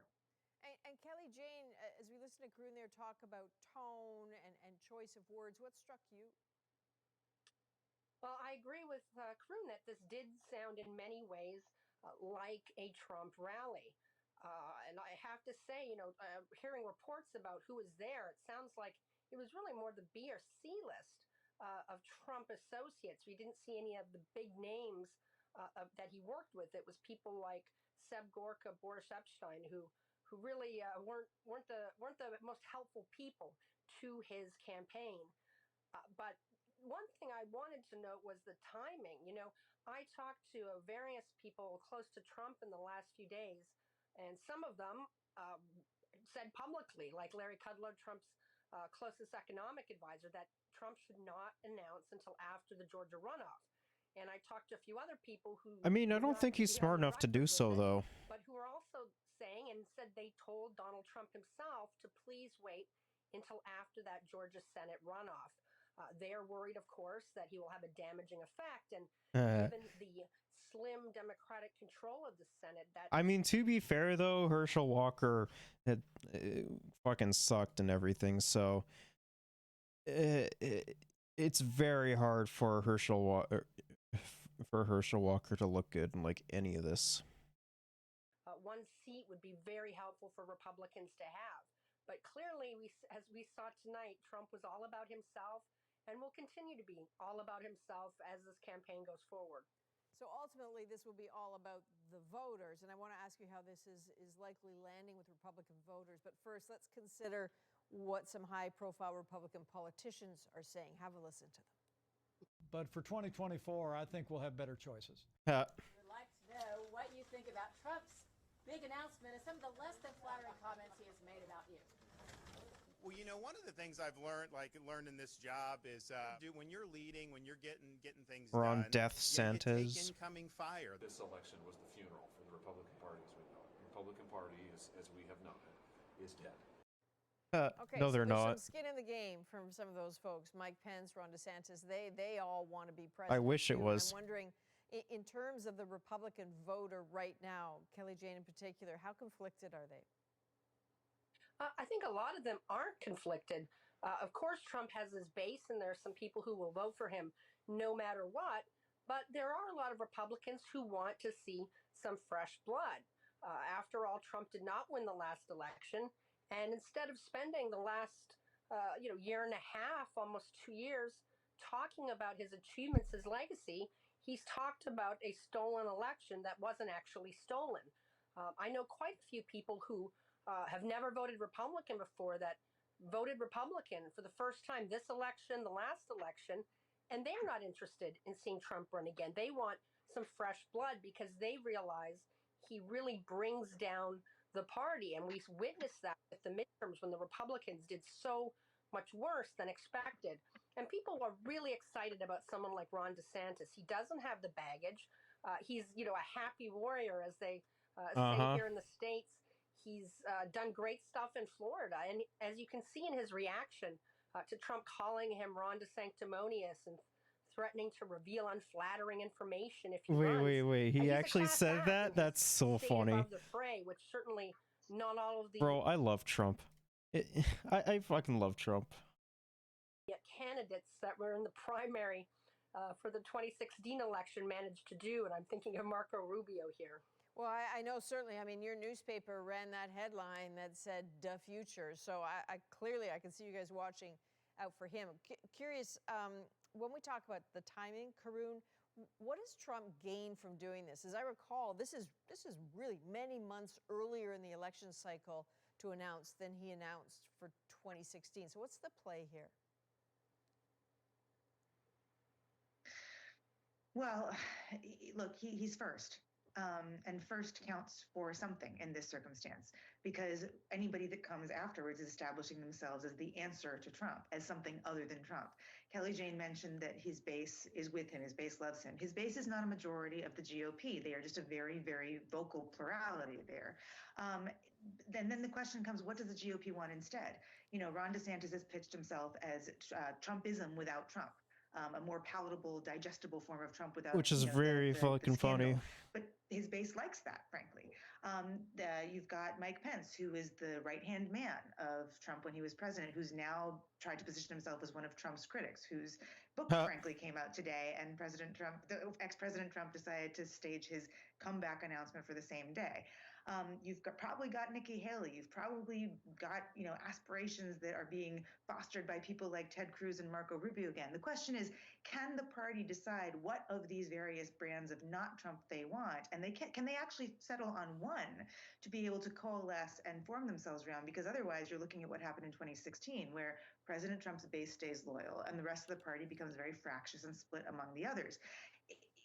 The fact that now Trump has made himself the person that has to be everybody has to define themselves against, and the rest of the party has to choose what not Trump definition they actually want, means he's got some control here, and he may maintain some of that control for the next several weeks or several months until others decide if they're going to throw their hat in the ring, and until the GOP, tries to weed out the number of other people that throw their hat in the ring. Otherwise, if it's a whole gaggle of people, they can't possibly best that very, very devoted base that former President Trump has. And last question to you, Kelly Jane. If you're Joe Biden right now, I'm wondering what's he weighing, and what about the party at this point? Will they worry that maybe he's not the one to challenge Trump again? Well, I think they're in a difficult position right now because though they did very well, much better than expected in the midterms, a majority of voters in the exit polls, even those who voted Democrat, don't think Joe Biden should run again. And so while I'm sure they think that Donald Trump would be a great guy for Biden to run against again, he's already proven he can win against Trump. And Trump, unlike when he was running in 2016, Trump doesn't have that outsider, I'm not a politician status. We've seen him play political games the same as other politicians have played them. So, the Democratic Party probably would like a repeat of 2020, but Joe Biden is going to be older. He's, underseen a pretty bad economy. Even, voters that voted for Democrats, they are still concerned about the economy. So they're in a difficult position. It would have been easier if I mean, like, what realistically, what's their other fucking option? Voting Republican? Like, they won't vote Republican because Republicans are just awful. They'd actually done worse in the midterms. They have an argument getting rid of Joe Biden. Now he doesn't look so bad. All right. Okay. Listen, Kelly Jane. All right, let's watch Donald Trump's return. Watch this sexy man.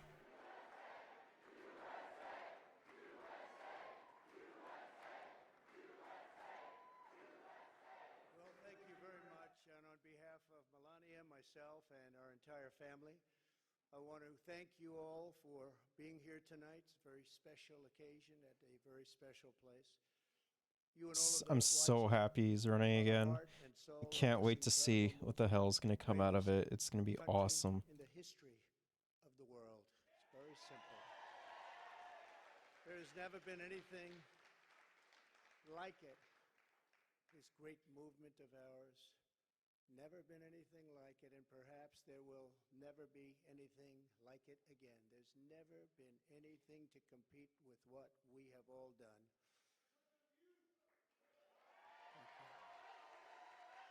Ladies and gentlemen, distinguished guests, and my fellow citizens, America's comeback starts right now.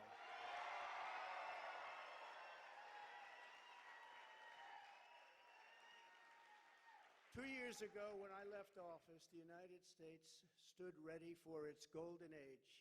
Our nation was at the pinnacle of power, prosperity, and prestige, towering above all rivals, vanquishing all enemies, and striding into the future, confident and so strong. In 4 short years, everybody was doing great. Men, women, African Americans, Asian Americans, Hispanic Americans, everybody was thriving like never before. Totally.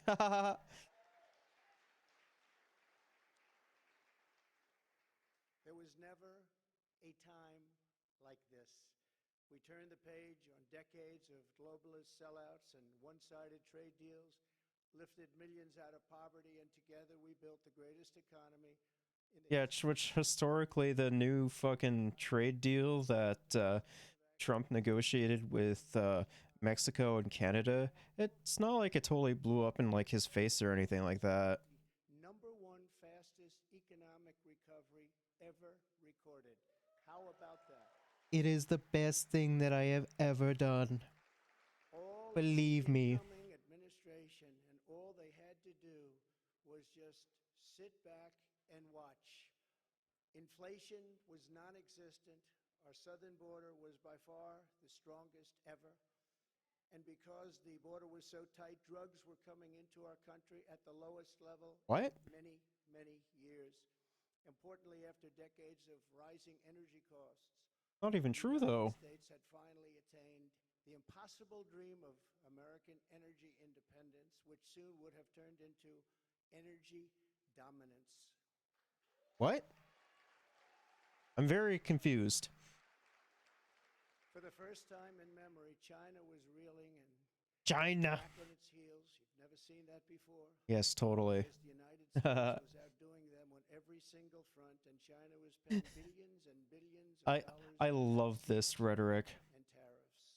The farmers know that because they got 28 billion of it. I love the rhetoric that he thinks that he did such a great job with China. Oh. And we were getting hundreds of billions of dollars. Many people think that because of this, China played a very active role in the 2020 election. Just saying, just saying. Sure, that didn't happen. Jobs and factories I can almost guarantee it, right? For the first time ever, leaving China for America. China. Businesses were pouring back because of our historic tax and regulation cuts, the biggest in both categories in history. bigger even than what Ronald Reagan was able to produce, and he produced a lot. I mean, Ronald Reagan was just dog shit all over. Iran and North Korea were in check and respected. They respected the United States, and quite honestly, they respected me. I knew them well. They respected me. Believe me. I knew them well. They were my best friends. No president was able to conquer. I love Russia and North Korea. Believe me. In less than 3 weeks, and al-Baghdadi, its founder, was hunted down and killed. North Korea had not launched a single long-range missile since my summit with Chairman Kim Jong-un nearly 3 years before we That's not even true, though. Didn't he do so, like, a couple months after? Like... My opponents made me out to be a warmonger. Because you are. A terrible person who would immediately go into war. They said during the 2016 campaign that if he becomes president, there will never be a war within weeks. And we will have wars like you've never seen before. It will happen immediately. And yet, I've gone decades. I can just smell... Or I can fucking smell what it's like in here. And I'm not even there. And I wasn't even there. Like, I can just smell it. It does not smell good. America was prospering, and our country was on track for an amazing future because I made big promises to the American people, and unlike other presidents, I kept my promises. I kept my promises, believe me.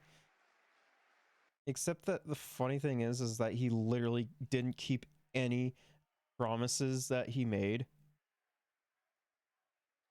Like, all of his fucking promises were complete dog shit.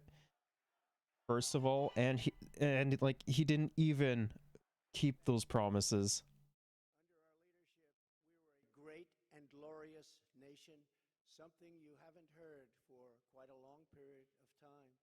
We were a strong nation, and importantly, we were a free nation. But now we are a nation in decline. We are a failing nation. For millions of Americans, the past 2 years under Joe Biden have been... Despite the fact that, like, all my criticisms, like, against Joe Biden are very fucking valid and everything,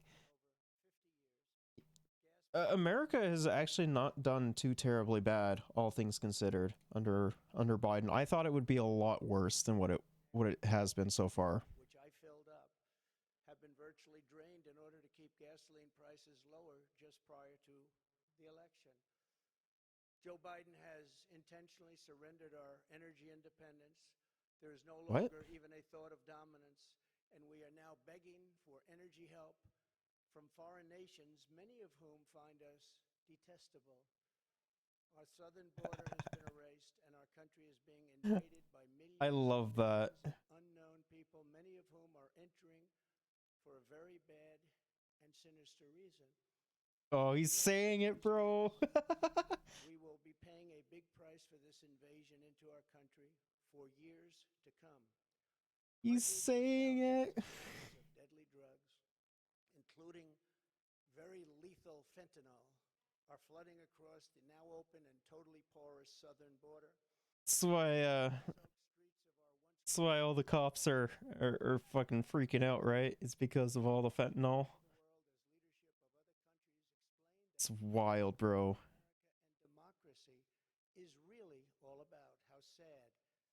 The United States has been embarrassed, humiliated, and weakened for all to see. The disasters in Afghanistan, perhaps the most embarrassing moment in the history of our country, where we lost lives, left Americans behind, and surrendered $85 billion worth of the finest military equipment anywhere in the world. And Ukraine, which would have never happened if I were your president. What? Wait, what? That is awesome. He literally said Ukraine wouldn't happen if he was president. That is awesome.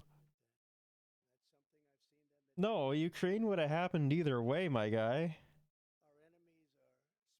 And I fucking love him. Laughter and derision because of those two events. But there are many more. Even just today, a missile was sent in, probably by Russia, to Poland, 50 miles into Poland, and people are going absolutely wild and crazy, and they're not. They're going wild. Very, very angry.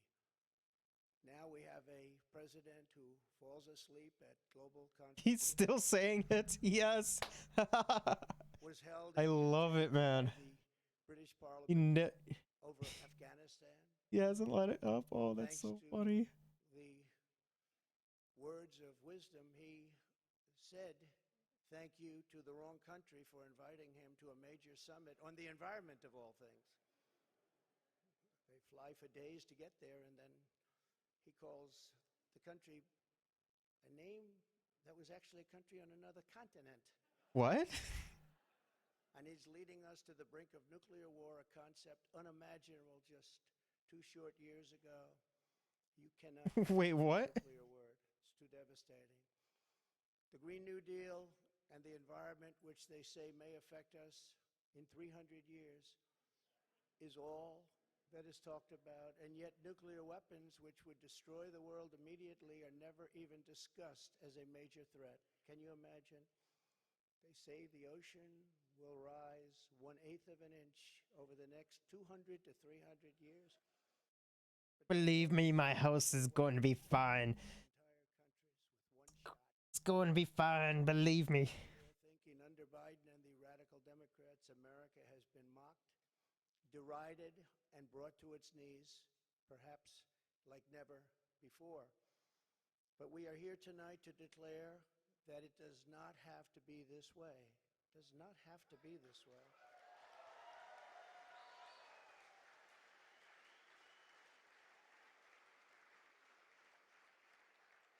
Two years ago, we were a great nation, and soon we will be a great nation again.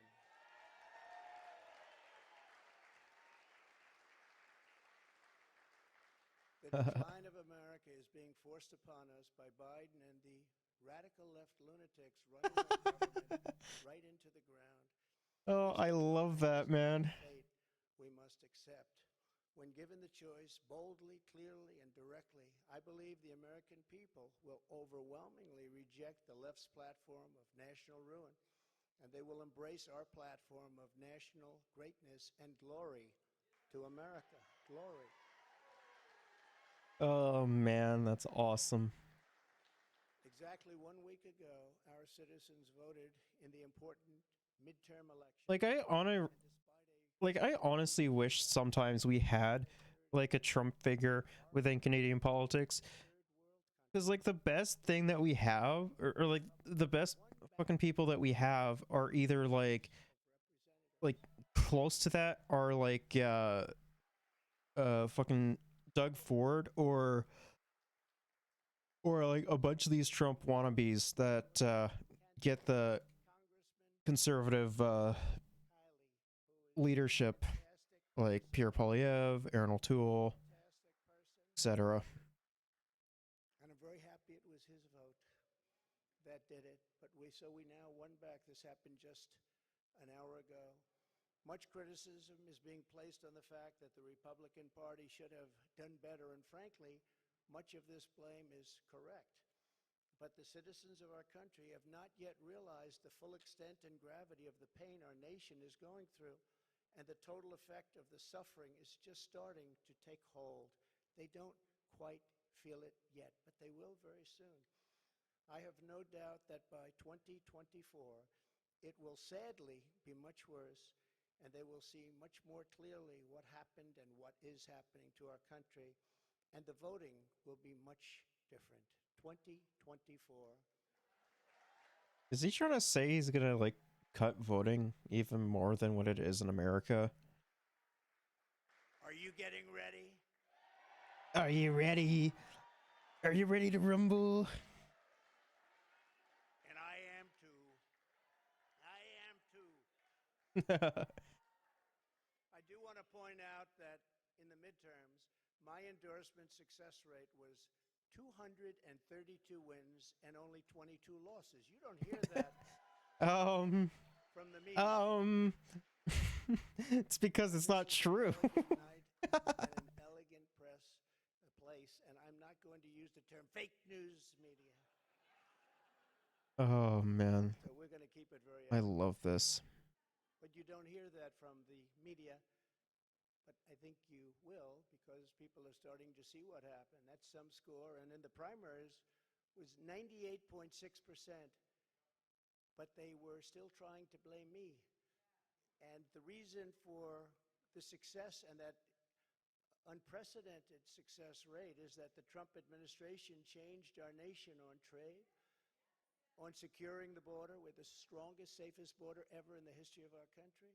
On Islamic terrorism, we had practically, just about, not that I can think of, no Islamic attacks, terrorist attacks during the Trump administration. And in fact, we got along very well with the various countries. What? Including I mean, to be fair though, you did like impose like huge fucking sanctions and shit on them, so which was fucking psychotic. Any time in the history of the world, there's never been an economy like we had just 2 years ago. Despite the outcome in the Senate, we cannot lose hope. And we must all work very hard for a gentleman and a great person named Herschel Walker, a fabulous human being who loves our country and will be a great United States Senator. Herschel Walker, get out and vote for Herschel, and he deserves it. Herschel is dog shit. He'll be an even better senator. Get out and vote. Bro, he can't even fucking string together a sentence without like having a mental like breakdown from having to try and think.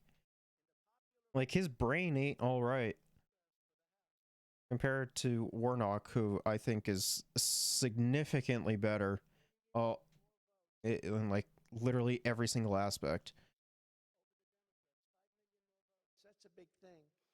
Breaking the radical Democrats' grip on Congress was crucial. So in other words, because of our great congressmen and all of our great congressmen and congresswomen, we have taken over Congress. Nancy Pelosi has been fired. Isn't that nice? What?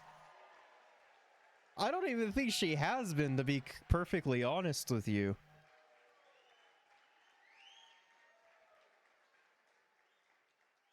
I told them, I said, if you just keep a little bit lower standard, you're going to have a big victory. They said, let's win by 40 seats. Let's win by 50. I said, just lower your standards. Believe me, it'll be okay. Right now. She's been fired. But we always have known that this was not the end. It was only the beginning of our fight to rescue the American dream. And it's a word you don't... American dream. I don't want to be Joe. It's 2 words, American dream. Wake up, Joe! Good what he did. There are a lot of bad things, like going to Idaho and saying, welcome to the state of Florida. I really love it. I mean, the first problem is you're going to Idaho. That's already an L right there. Let's go!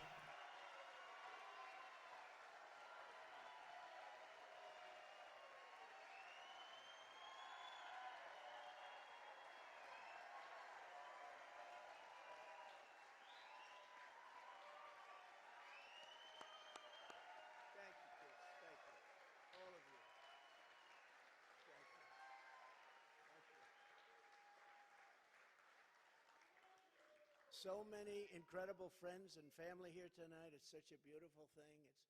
Some people say, how do you speak before so many people all the time? When there's love in the room, it's really easy, if you want to know the truth. It really is. You ought to try it sometime. Together, we will be taking on the most corrupt forces and entrenched interests imaginable. Our country is in a horrible state. We're in grave trouble. This is not a task for a politician or a conventional candidate. This is a task for a great movement that embodies the courage, confidence, and the spirit of the American people. This is a movement. This is not for any one individual. This is a job for tens of millions of proud people working together from all Millions and millions of people. life, young and old, black and white, Hispanic and Asian, many of whom we have brought together for the very, very first time. What? If you look at Wait, what? If you look at what's happened with Hispanic, with African American, with Asian, and just look at what's happening. This is a party that has become much bigger, much stronger, much more powerful, can do much more good for our country. This is a job for grandmothers and construction workers, firefighters, builders, teachers, doctors, and farmers who cannot stay quiet any longer. You can't stay quiet any longer. You're angry about what's happening to our country. Our country is being destroyed before your very eyes. It's a job for every aspiring young person and every hard-working parent, for every entrepreneur and underappreciated police officer who is ready to shout for safety in America. The police are being treated so badly. These are great people. They can straighten out the crime. They're the ones that know. Totally. We have to give them back their respect and their dignity. Totally. Yeah. It's totally not like, you know, This will not be my campaign. they were very fucking violent or anything. Our campaign altogether.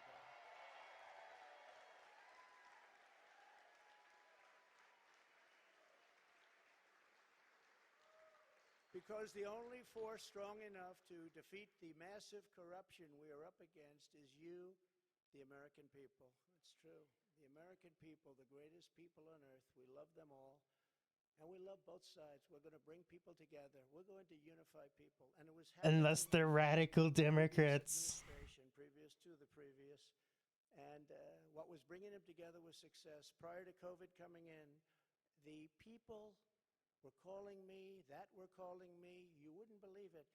People that were so far left, I figured they'd never speak to me and I would never speak to them. But our success was so incredible, like never before. And then COVID started coming in from China. We call it the China virus. Oh my God. He said it, boys. They built it back and did an incredible job. But He said it. people say Republicans or Democrats or liberals or conservatives, I say we can all get together. And we were doing that. That was happening just prior because the success was greater than this country has ever had. We were leapfrogging China and leapfrogging everybody else. And everybody Wait, wanted what? a piece of it.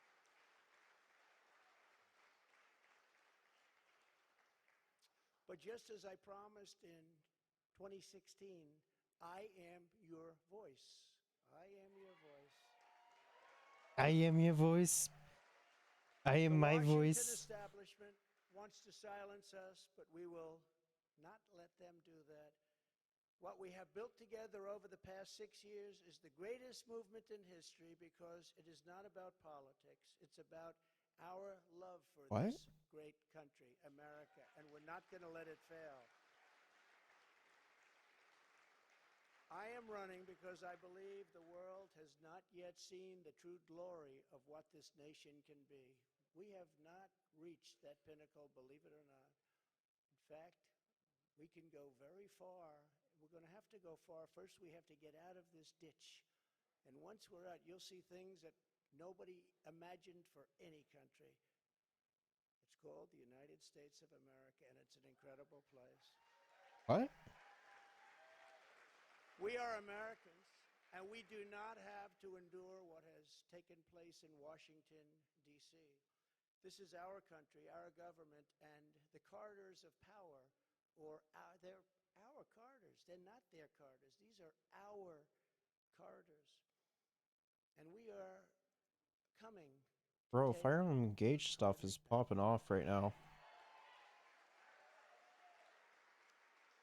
So from now until Election Day in 2024, which will come very quickly, will go. Look at how time flies. Look how fast it's all going. I will fight like no one has ever fought before. I'll fight like hell. We will defeat Believe me. radical left Democrats that are trying to destroy our country from within, and likewise protect us all. We want to protect us. We have to be protected from all of those nations out there that are looking to destroy us from beyond our shores. There are lots of nations that hate us gravely. And that's the problem when they look at us in disarray like we are right now, when we go to them begging for oil and we have more liquid gold under our feet than they have or any other nation has. What? And we don't use it because we're going to them. It's crazy what's happening. We can't let it continue. Joe Biden It's not even true, though. of left-wing failure and Washington corruption. He had a big G20 dinner tonight. Everybody flew over to wherever they flew over, and guess what? He never showed up. They're still looking for him. What's going Bro, he's so salty that he didn't get invited to G20. That is so funny. I didn't get to see my friends. Like Xi Jinping. Trust me, he's my best friend. I love it. I love him, man.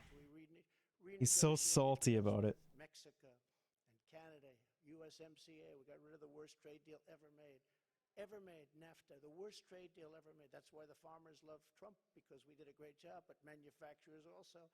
And we did a deal, we restructured our terrible deal with Japan, and I did it with Prime Minister Abe, a great man who unfortunately is so sad. He was a great friend of mine, but a great man, loved his country so much, but we restructured and made it a really terrific deal. And with Trump is a weeb confirmed. the best of all was what we did to China. We made an incredible deal, but after COVID, I don't even bother talking about it because the devastation that caused for the entire world was too much to bear. He still believes it's a fucking conspiracy. I love it, man. 4 more years in 2020. Can't do it.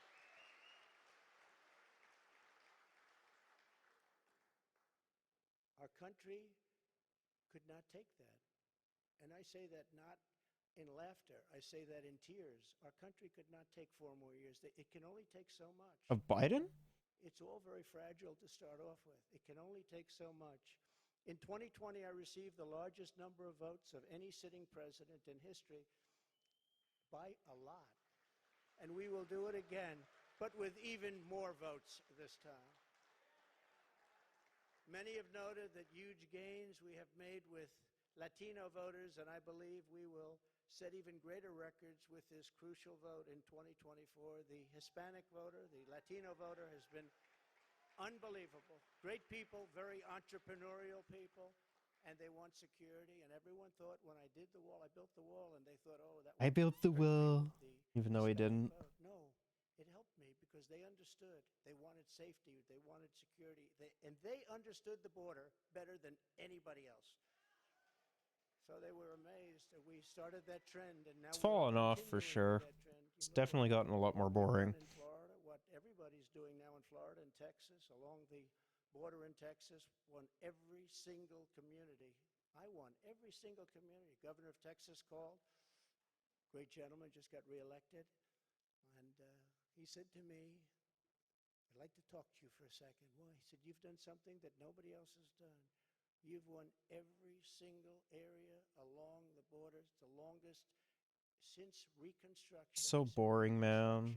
I guess you call that the Civil War. That's what I call it. That's what I call it. Governor Abbott, very good man, and he's working hard, but it's horrible because what's happening is they're just sending hundreds of thousands of people right through his state, right through Arizona, right through all of the states. What's happening is they're coming up all of the states. And we can't have it anymore. This campaign will be about issues, vision, and success, and we will not stop. We will not quit until we've achieved the highest goals and made our country greater than it has ever been before, and we can do that. We can do it. We'll make it great again. Our victory will be built upon big ideas, bold ambitions, and daring dreams for America's future. We need daring dreams. It is not enough merely to complain or oppose. We don't want to be critics. We don't want to be complainers. I never wanted to be a critic.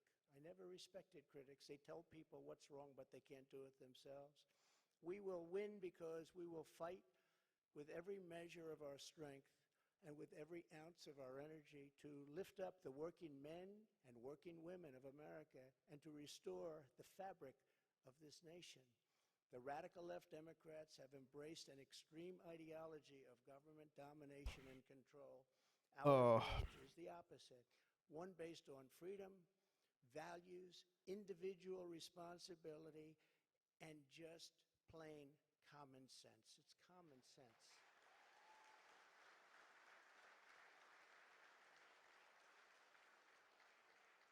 In 2 years, the Biden administration has destroyed the U.S. economy. Just destroyed it. What? With victory, we will again build the greatest economy ever. It will take place quickly. We will build the greatest economy ever. And if you remember, I did it twice. I did it before COVID and then handed off something where the stock market was higher than just prior to COVID coming in. And we did it twice, and we will do it again, but this time we'll do it bigger, stronger, better than anybody can even imagine. Wait, what?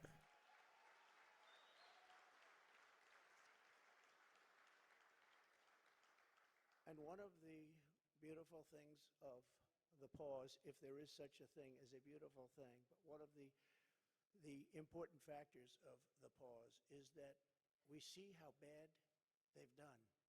So we will be able to do it properly, and it will be much easier. Everybody will agree with us because everybody sees what a bad job has been done during this 2-year period, and it will be a 4-year period. Everybody sees that. It will be much easier for us to do what has to be done.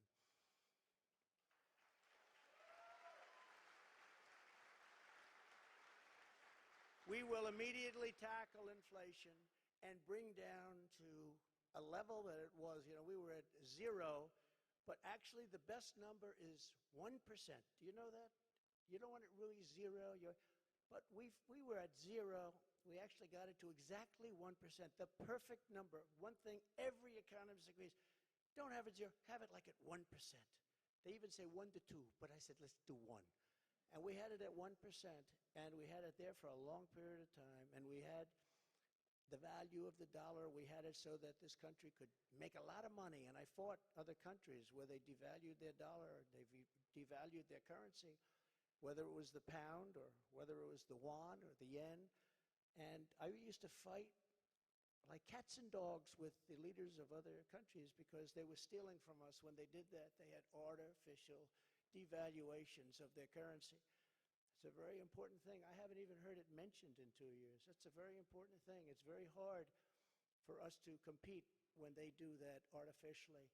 And they had to pay a big price when they did it. And they never really did it for very long. I said, we're not going to do business with you anymore as a country. And they believed me. It just sounds like he's talking and talking, doesn't even know where he's going. As the Biden administration has done very, very openly and bravely, because I can't imagine saying, let's put America last. I think it takes courage. We will again put America first.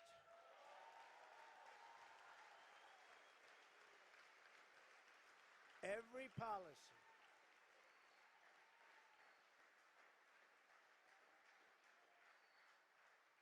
Thank you very much. We do love our country, isn't it? That's why we're here. I didn't need this. I had a very nice, easy life. I didn't need it. I was perfectly fine. I just wanted to play president again. We have to take care of our country. We have to save our country.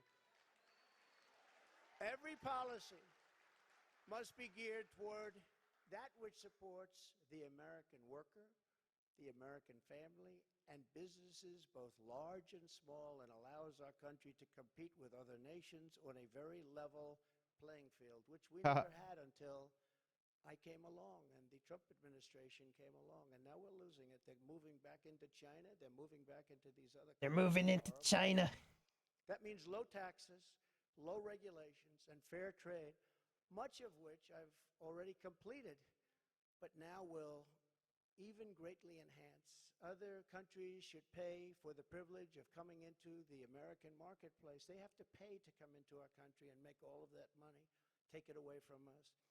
And thanks to What? the Trump administration, still the best and the biggest country in the world is what we have. We have the best and the biggest. If you remember, for many years, you can Literally none of that is true. Like maybe economically, America is the biggest, but like landmass, there are at least two countries that beat you there. Um, and the best, I don't know. Uh, I said, yes, you are I the don't know about that one president there. for life. It's the same thing. But I said, President, you can't do these things. You can't. Remember, they had China 25. That means What? China was going to take over virtually the whole world economy by 25. I said, that's not a nice sign. I don't want that sign. They took it down. They took down the whole slogan. Probably Wait, what? back at some point in the near future. But I found it very insulting. I said, I find that very insulting. On day one, we will end Joe Biden's war on American energy. I love that he thinks And you Biden's will in see front of it when that happens, or you will responsible see for it. energy costs come down. And because energy is so big and so important, you will see inflation dropping. You will see it come down. It's a thing of beauty. And you wouldn't think it's that complicated. Now, what has been complicated a little bit is what's happened to so many other things. I believe originally started by this energy disaster. We were $1.87 a gallon for gasoline, and now it's hitting $5, $6, $7, and even $8, and it's going to go really bad. The socialist disaster known as the Green New Deal, which is destroying our country, and the many crippling regulations that it has spawned, will be immediately terminated so that our country can again breathe. Oh man, that's awesome.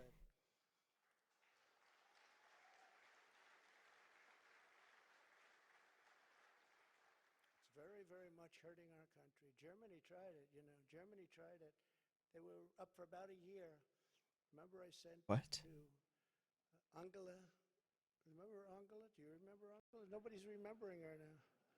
Angela Merkel, I sent her a white flag of surrender. She said, but why do you send this to me, Donald? I said, Angela, I sent it to you. Why do you send this to me, Donald? Don't send me the white flag, Donald. And when that happens, history I is love proven his not good for Germany. interpretation of fucking Angela Merkel. What I didn't know would take place so fast.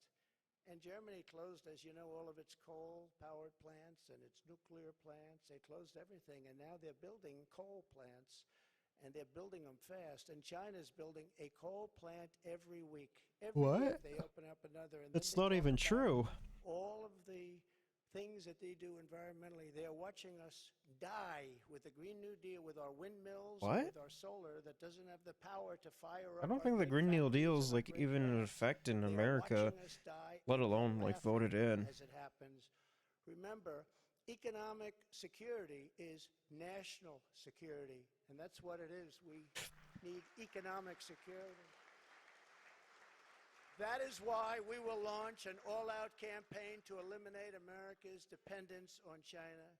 We will bring our supply chains, which are a disaster right now. You can't get anything, and good luck getting a turkey for Thanksgiving. Number one, you won't get it, and if you do, you're going to pay 3 to 4 times more than you paid last year. Oh no. But we will bring our supply chains and manufacturing base back home. Heaven forbid you don't have a turkey, and heaven forbid, you know, like isn't like American like Thanksgiving just like mostly for the fucking finale of the Super Bowl and like Black Friday shit? Please sit down. I feel so guilty having you stand.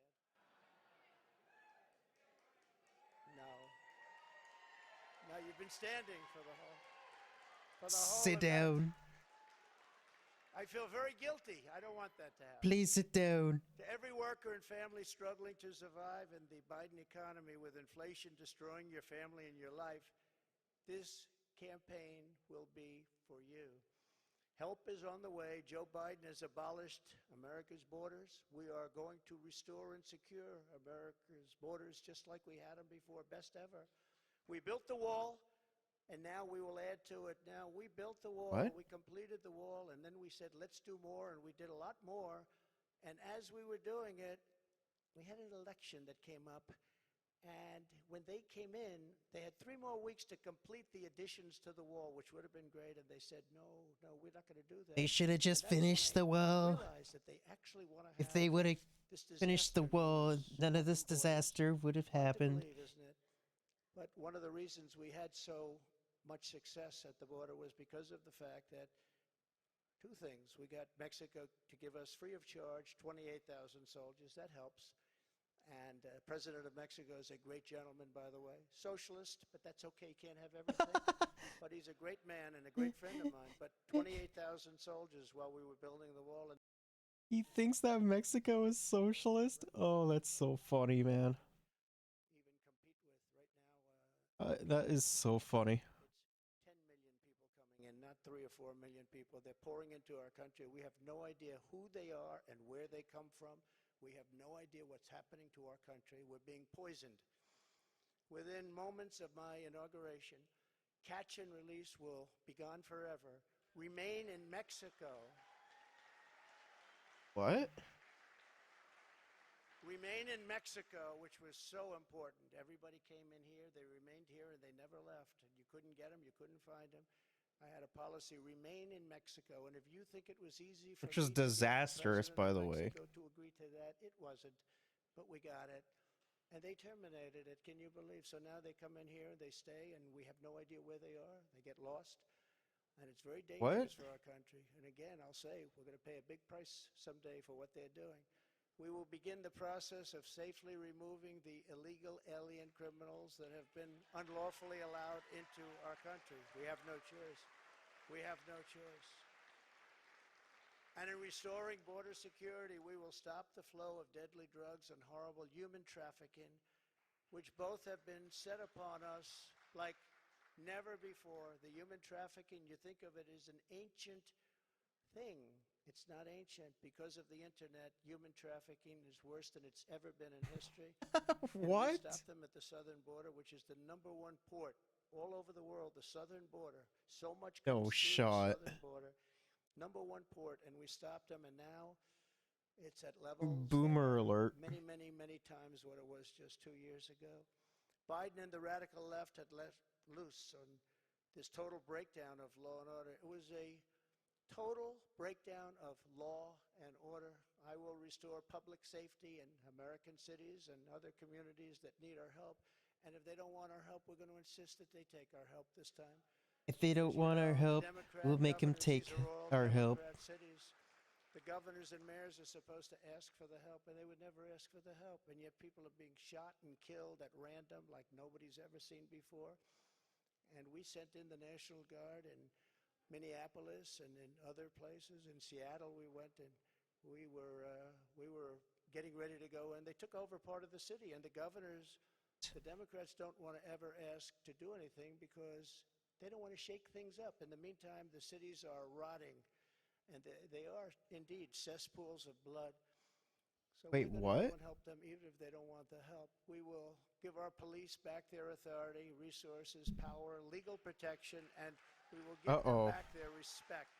The funny thing is that like none of that actually happened, and like Biden funded the police even more.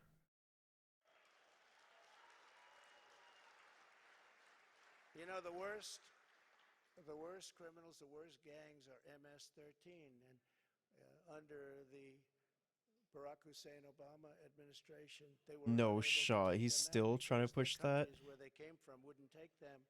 And I learned about that in my first day, I actually say. But I learned about it, and I said, which countries? And it was Honduras and Guatemala. It was El Salvador, some others. And I said, how much do we pay them? Sir, you pay them $750 million a year. That's a lot of money. I said, all right, stop payment. We're not paying them anymore, because they wouldn't accept them. They would put planes on the runway. So when our plane would come out with these gang members from MS-13, What is the plane going couldn't on, land man? because other planes were on the runway. The buses weren't allowed to get through their borders because they had stronger borders than we did by far. They had borders. We don't have borders. They had borders. Other countries that we What? defend have borders. We defend other countries' borders, but we don't defend our own. But these countries, and I got to know all of the presidents and prime ministers, I got to know them all. And I said, all right, stop payment of the $750 million a year. They won't take them. And you could not get anybody back in because they sent them out. They didn't just come out. They sent them out. They don't want the bad ones. They want to keep their good ones. They don't want the bad ones. These are gang members that will kill, and they like using knives because a knife is more painful than a gun. You've read the stories. MS-13, these are savages. They say, oh, please don't use that name. They're people. No, they're not. These are savages. And so we went along, and I said, stop payment of the $750 million. And I get a call the next morning from the presidents of every country that we're talking about. Sir, there seems to be a misunderstanding. What's the problem? Is there anything we can do? Yeah, you're not taking your MS-13 gang members back that you sent to us. In the caravans, I love the name, I came up with it. I love the name. The He came. caravans, thousands and thousands No, of you people. did And in not. those caravans, you have some rough people. I said, you're not taking them back. Well, we didn't know that this was a problem, sir. Is there anything we could do? I said, yeah, take them back. We would be glad to take them back, sir. They took them back. I still didn't give them the 750, but that's okay. And by the way, now Biden wants to give them $4 billion. They were happy with 750, and now they want to give them $4 billion. It's not even true. Somebody someday is going to explain that one to me. It actually makes you rage with anger when you hear that. They wanted 750 so badly, and now they're getting $4 billion. We will wage Totally. war upon the Totally. cartels and stop the fentanyl and deadly drugs from killing 200,000 Americans per year. And I will ask Congress for legislation ensuring that drug dealers and human traffickers, these are terrible, terrible, horrible people who are responsible for death, carnage, and crime all over our country. Every drug dealer during his or her life on average will kill 500 people with the drugs they sell, not to mention the destruction of families. But we're going to be asking everyone who sells drugs, gets caught selling drugs, to receive the death penalty for their heinous acts. Yes, because that would totally solve the problem. It's the only way. Definitely. We don't need any more blue ribbon committees. We don't need, I don't like to say this, and I don't even know if the American public is ready for it. And a lot of my people say, please don't say that, sir. That's not nice. They kill 500 people each on average. And if we don't do this, in China, when I was with President Xi, I said, President, do you have a drug problem? No, we don't. He looked at me like I didn't know what I was doing. Probably because you didn't. No, we don't have a drug. How come you don't have a drug problem? He said, quick trial. What is a quick trial? I sort of knew. What is a quick trial? That's where Sort of knew. drugs, you have an immediate and quick trial, and by the end of the day, you're executed. What? That's not even true. But they have no drug problem. The only drug problem they have is they make the fentanyl that comes into our country, and I had him stopping it. And then when I was gone, nobody ever mentioned it to him again. We were stopping it. That was way down, that number. But they send it in. But they don't have a drug problem. Other countries, like Singapore, has no drug problem. No drug. You ask them, they don't even know what you're talking about when they say drug problem. They don't even know what you're talking about. They have no drug problem. Now, why should they sell there and risk their lives every time they sell when they can come to the United States and nobody even cares? They can do whatever they want to do and become rich. It's a disgrace. So if you want to get rid of that and also It sounds so sad. Probably 75 or 80%. I think he needs a hug. That's the only answer. No more blue ribbon. I refuse to create them anymore. It was just a joke. It was New York people wanting to be on a committee for publicity reasons. No more blue ribbon committees. That's the only way you're going to solve the problem. And I hope politicians are listening because they should do it quickly. Joe Biden has also proven that he is committed to indoctrinating our children, even using the Department of Justice against parents who object. It's a terrible thing. It's so sad what's happening. What? When I'm in the White House, our schools will cease pushing critical race theory as they were. Oh, there it is, boys. Radical civics and gender insanity. Or if they do that, they will lose all federal funding, but we'll get them to stop. And I will be the president who finally fixes education in America. We were doing great. I mean, what was stopping you beforehand, my guy? Starting to really If get it right. We will if you not wanted to let solve the men, problems, as why an didn't you example, do it? participate in women's sports. Is Oh, that he's okay? using the fucking trans argument. What the hell? What? He's literally using the fucking, you know, trans women or men. Sir, that's politically Just incorrect to psychotic, say. I said, man. that's okay. I'll say it anyway, if you don't mind. I mean, things definitely did We've had pick up a little bit. tremendous problems, and you know, it's very unfair to women, just very, very unfair. We will defend the rights of parents, and we will defend the family as the center of American life. But who would think, standing up here 10 years ago, 15 years ago, that a politician, and I don't like to think of myself as a politician, but I guess that's what I am. I hate that thought. But that a politician would be up saying, we will defend parental rights. Of course you're going to defend it. Who What? would think that we even have to mention this? Who would think it even should be a subject to be talked about? We have to defend parental rights. Can you believe this? As commander-in-chief, I will get Biden's radical left ideology out of our military, and I did. I did. And in the first day, they put it back. They signed an executive order, and they put it back. It was gone.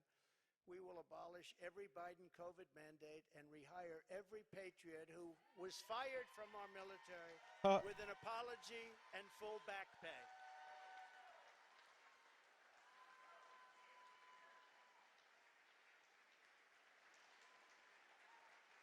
Thank you. And they deserve an apology, and they deserve full back pay, and they'll get it. And unlike Biden possibly getting us into World War III, which can seriously happen, I will keep America out of foolish and unnecessary foreign wars, just as I did for 4 straight years. I mean, like, the only thing he can actually credit that he did is, like, he didn't start any new fucking wars and shit. Like, outside of that, like, his foreign policy and everything was just complete dog shit. Nuclear weapons and hypersonic missiles, the United States must also build a state-of-the-art next-generation missile defense shield. We need it. The power of these missiles and the power of a word that I refuse to say, nuclear. We have to have it. We need a defense shield. Bro, you threatened to use nukes so much. Have the technology, and we're going to build it. Just as I rebuilt our military, I will get this done. I rebuilt our entire military, which nobody talks about.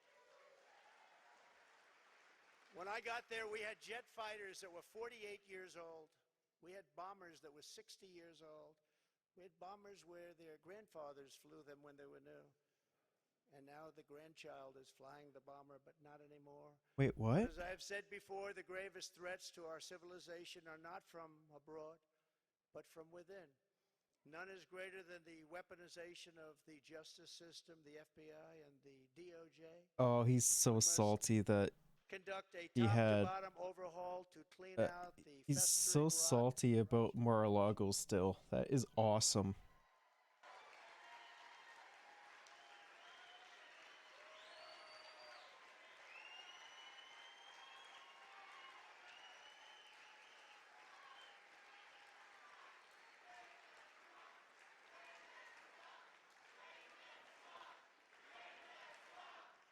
Yay, yay. Thank you. And I'm a victim, I will tell you. I'm a victim. Think of it. The FBI offered $1 million to Christopher Steele, who wrote the fake dossier, if he will lie and say that the fake dossier was true. And he refused to do it, so it had to be really fake. And then they hired somebody, Demchenko, for $200,000 a year to focus on Trump and to get Trump and other things, including the raid of a very beautiful house that sits right here. The raid of Mar-a-Lago, think of it. And I say, why didn't you raid Bush's place? Why didn't you raid Clinton? 32,000 emails. Why didn't you raid Clinton's place? Why didn't you do Obama? Yeah, why not? Why didn't you, bitch? We will dismantle the deep state. You should have. Government by the people.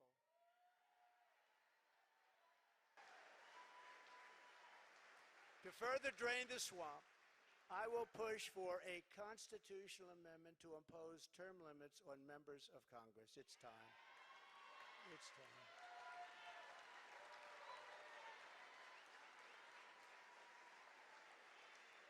And I will ask for a permanent ban on taxpayer funding of campaigns, a lifetime ban on lobbying by former members of Congress and cabinet members. Okay, but that's like actually good.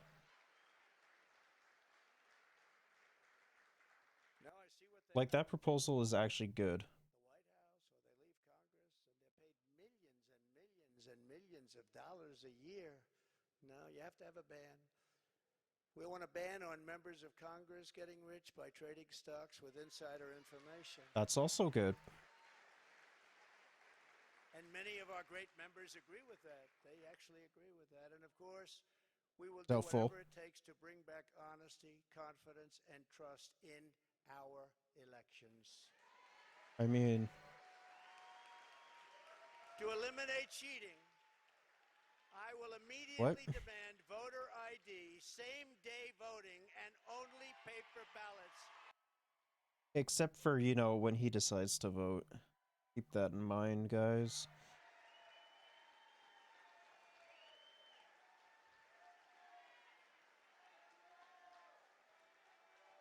Only paper ballots.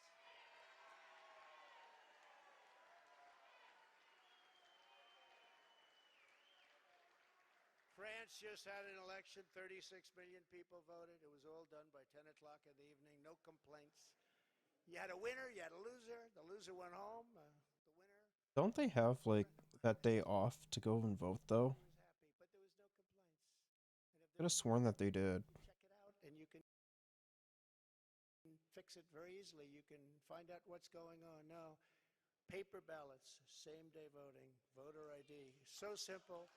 I mean, don't they use paper ballots and already, though? we want all votes counted by election night. I mean, that's not how elections work.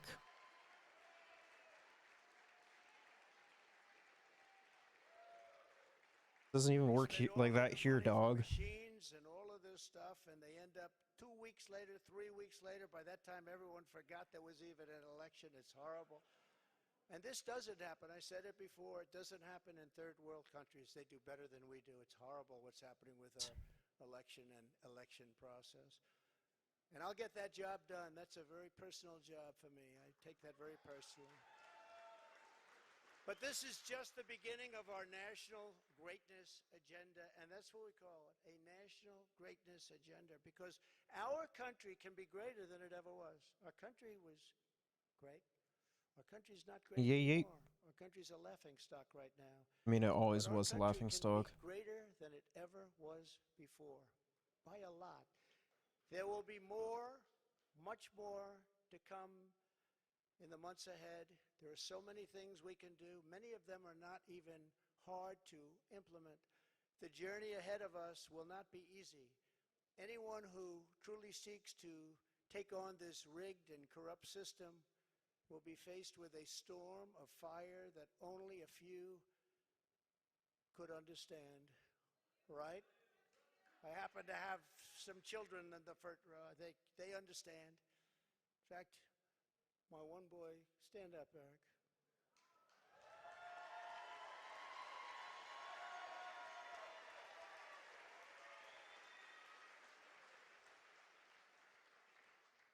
I think he got more subpoenas than any man in the history of our country. So unfair. What? Al Capone, you all heard of the Al great gangster? Al Capone got far less. Billy the Kid got almost none. Jesse James, The fuck does Al Capone have to do with that? Subpoenas. He's a PhD in subpoenas. They come from Congress.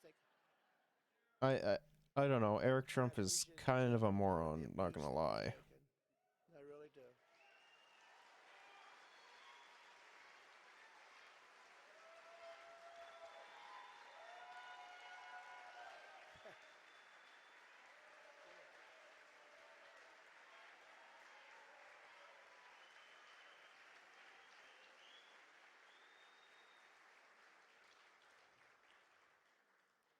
And it hasn't been a joyride for our great First Lady either.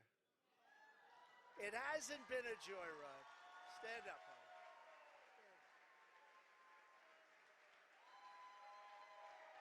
honey. Ugh, I can smell the room so badly. It's so gross, bro. I go home and she says, they do love her. I go home and she says, you look angry and upset. I say, just leave me alone.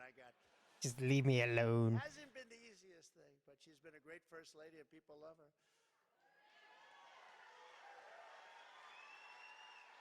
Hogs are going off, bro. We will be resisted by the combined forces of the establishment, the media, the special interests, the globalists, the Marxist radicals, the woke corporations, woke the corporations, power of the federal government, the colossal political machines, the tidal wave of dark money, and the most dangerous domestic censorship system ever created by man or woman, the most dangerous system we've ever had. We will be attacked, we will be slandered, we will be persecuted just as I have been. I mean, I have been, but many people in this room have been.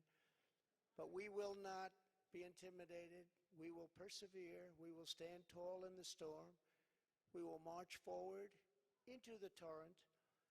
And we, in the end, will win. Our country will win. We will win. We will win, believe me. My fellow Americans, we will join together and reverse this staggering American decline, and it is staggering indeed, and we will again restore the spirit of our nation. And then we must build and raise up a legacy that will stand without equal in the entire history of the world. With your help, we will create communities where our children will grow up safe and strong, and a nation where they will grow up free, prosperous, and well. We will reestablish the principles of hard work and merit and end the scourge of homelessness that is plaguing our beleaguered Democrat-run cities. We will heal our divisions and bring our people back together through incredible... There are like a lot of homelessness and crime in like Republican cities too. We will expand the frontiers of human knowledge and extend the horizons I can almost guarantee it. Achievement. And we will plant our beautiful American flag very soon on the surface of Mars, which I got started. Oh no. But we need everyone involved. Can you just join Elon and like not come back? We need to be friends, and we need every patriot on board.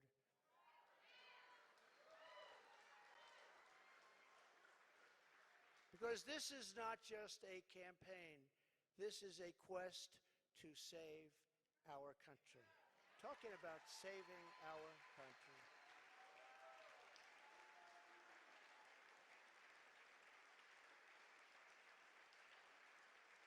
Thank you. Thank you very much. Thank you very much. I am asking for your vote. I am asking for your support. And I am asking for your friendship and your prayers this very incredible but dangerous journey. If our movement remains united and confident, then we will shatter the forces of tyranny and we will unleash the glories of liberty for ourselves and for our children and for generations yet. I want to hear him say it. America's golden age is just ahead. And together, we will make America powerful again. He's doing it. We will make America wealthy again. We will make America strong again. We will make America proud again. We will make America safe again. We will make America glorious again. And we will make America great again. Thank you very He said much. it. God bless you all. Let's go. All right. Gotten kind of late, so call it there. So yeah, thanks for everyone stopping by, and tomorrow we'll be moving on to more Three Houses again. Till then.